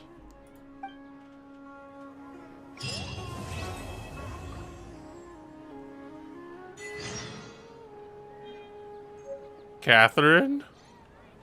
Propagate! Wait. Catherine? You're actually Nahida, aren't you?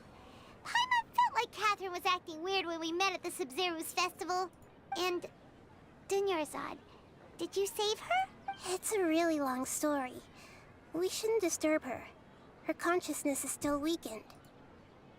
Let's chat somewhere else. How about by the Traveler's favorite bench? You okay? What's going on? Why are you two so excited to see me? Hasn't it only been a night? Oh my goodness, that felt like an eternity. Much longer than that. Oh? Strange. Was I really asleep that long? No wonder I have such a headache.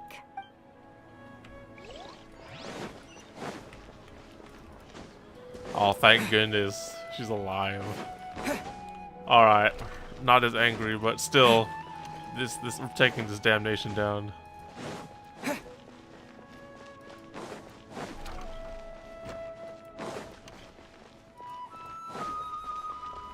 So wait, is Catherine still on her bench?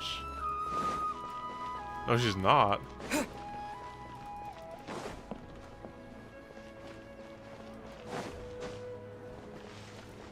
Catherine! We have a lot of talking to do.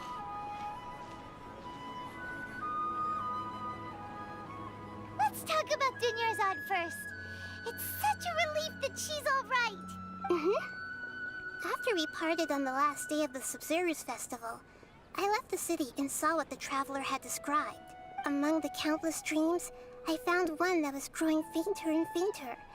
This proved my suspicion. Once Dunyarzad could no longer bear the Akasha harvesting her dreams, her consciousness began to dissipate.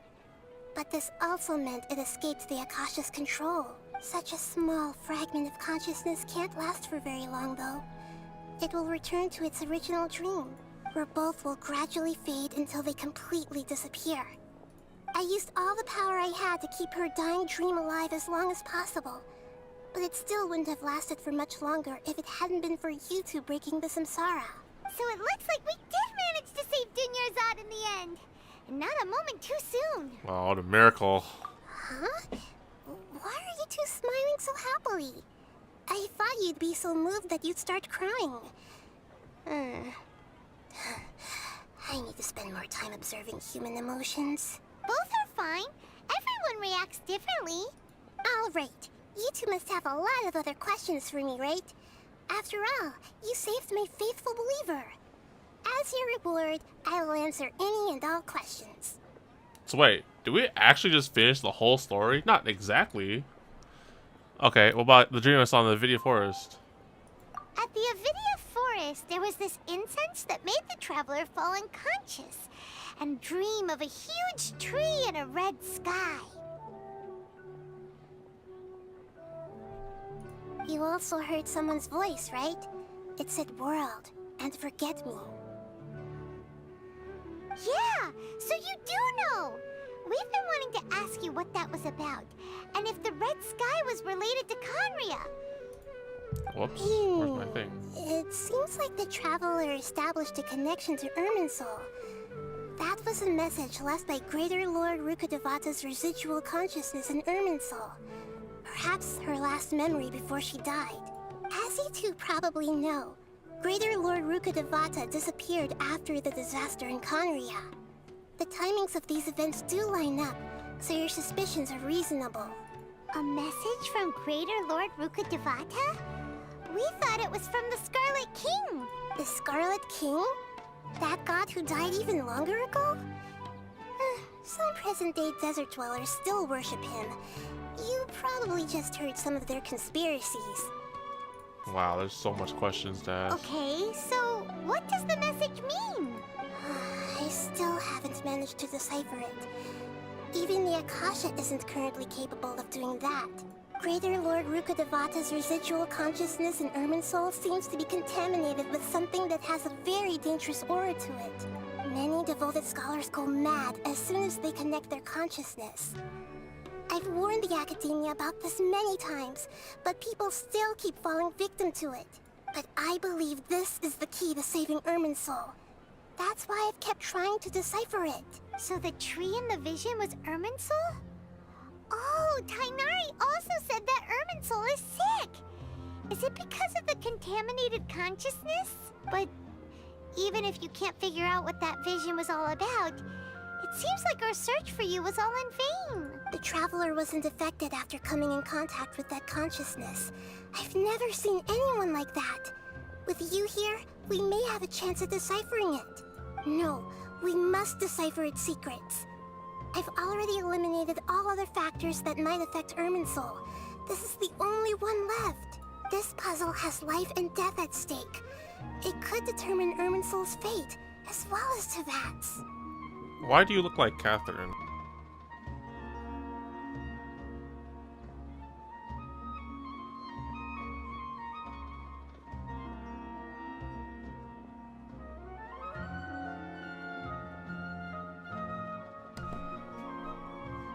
Why do you look like Catherine? To be accurate, I'm using the Akasha as a medium to occupy Catherine's consciousness. Well, shit. How did you do that? Poor Catherine. Does this mean you can also occupy other people's consciousnesses? Theoretically, I can enter anyone's mind as long as they're wearing their Akasha terminal. Oh, shit. The Akasha is the legacy of Greater Lord Rukkhadevata.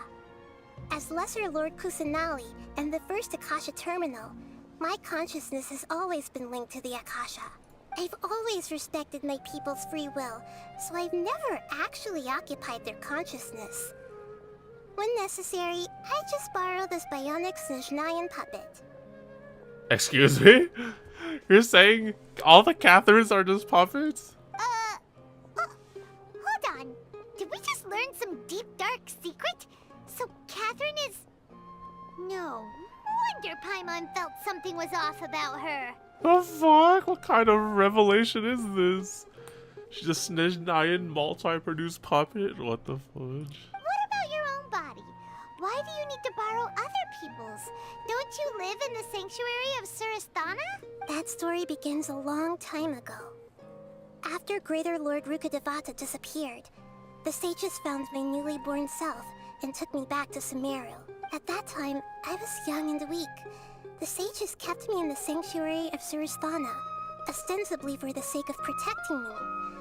But I've hardly heard from them since. However, I do understand that they had hoped to find Greater Lord Rukkhadevata instead of me, a symbol of her passing. So, the sages basically put their new Archon under house arrest? How dare they! Why don't you teach them a lesson, Nahida? In some ways, they aren't wrong. Greater Lord Rukkhadevata was omniscient and omnipotent. Even after her death, the Akasha is still empowering this nation. And I'm still really far away from being able to call myself the God of Wisdom. Moreover, the Academia is also more proficient at governing this country. My existence has little meaning. You're already a magnificent Archon. Don't beat yourself up. Yeah, you got a lot of believers. Just look at the Sub-Zero's festival. Everyone who showed up truly loves you. Thank you for the kind words. But I honestly don't need physical freedom as long as I can connect my consciousness to the Akasha. Trying to find a way to save Irminsul is my life's mission and top priority. I will work on that, and try to live up to being a deity in the meantime. Every once in a while, I will also take up the duties of the God of Wisdom and enlighten a lost soul here and there. Doing all that should be enough. So, about the sage's plan. There's never been any big problems with the Academia's governance of Sumeru. This is the first time I've seen them step out of line.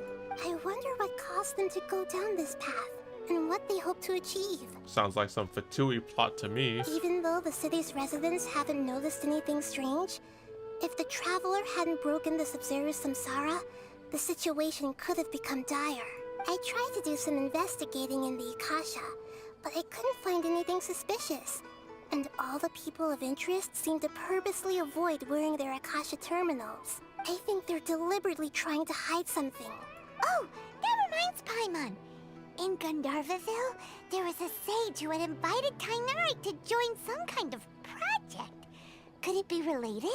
Regardless, I need to first investigate the sage's motives, make things right, and punish them if needed. But I'll have to be discreet, or they'll see me coming. No one has realized the issue with the Akasha? You mean how the Akasha stops you from having dreams? Yeah, it's been such a long time. No one's noticed something's up? It's not that no one noticed. It's more like no one cared. Ultimately, it's all rooted in the sage's misdirection. Misdirection? The sages convinced everyone to believe that being unable to dream is a sign of rationality and wisdom. Not dreaming is a badge of honor in Sumeru. I figured that was freaking off in this nation. Even if the truth is that their dreams are being reaped by the Akasha. With their propaganda in place, the sages can maximize their use of the Akasha to facilitate their research. Besides, Greater Lord Rukkhadevata must have created the Akasha in the hopes that it could be used to its full potential. That's why I've never come out strongly against this. Anyway, the perspective advocated by the sages drowned out any voices of doubt. By now, even those who never use Akasha terminals find it too shameful and embarrassing to talk about their dreams. I think that's everything. Got it. I hope my answers were satisfactory, seekers of knowledge. To be honest, maintaining Dunyarzad's fading dream took a lot of mental energy. I think I may need to rest for a while. Oh, and you don't need to worry too much about the sage's activities for now. The Akasha won't be able to conduct another project on the scale of the Sumeru Samsara in the immediate future. Go and get some sleep. Leave everything to us. What a relief.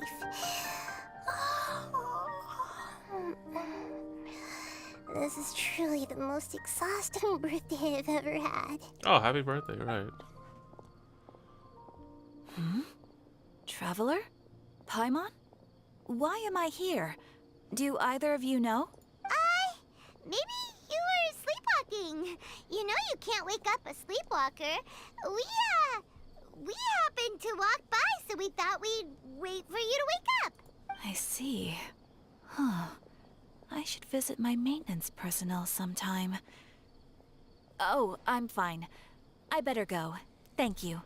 The freaking puppet. All this time. Core of 30 recruitment. Wait, what? Oh, this is the side quest. Oh, cool. Alright, I think we're gonna go call it there. That was a lot of info dump. But I have to admit that it was like not the most like action-y packed story so far.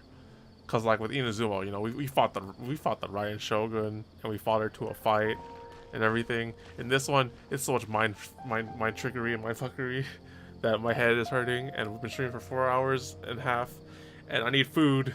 So anyways, that's a great place to leave it off. Oh, my back, my head, my stomach, my everything. This story just like racked my brain up to 1,000,000. I'm exactly feeling like that right now, just like yawning. Alright, anyways, so thanks for watching, everyone. Leave a like if you enjoyed and subscribe. Hit the bell so you're notified when we'll continue this part. Looks like the second half will continue in 3.1. I believe this is just some kind of world quest, looks like. But yeah, we're technically done. That's like the first half. I honestly thought like so much different stuff. This is not how I expected this story to go, but it's incredible. I must say. They really upped the mindfuckery in this story. So yeah, we'll stay tuned for that. Looks like we have some events still too. We have this one to do, and some other stuff to explore Sumeru with. So I'll be some stuff for other chill streams. No more hard-wracking brain story and Archon quest and whatnot. But I hope to see you all next time. Lash, thanks again for hanging out and going through this mindfuckery of a story once again. I will see you all next time. Have a good night and peace.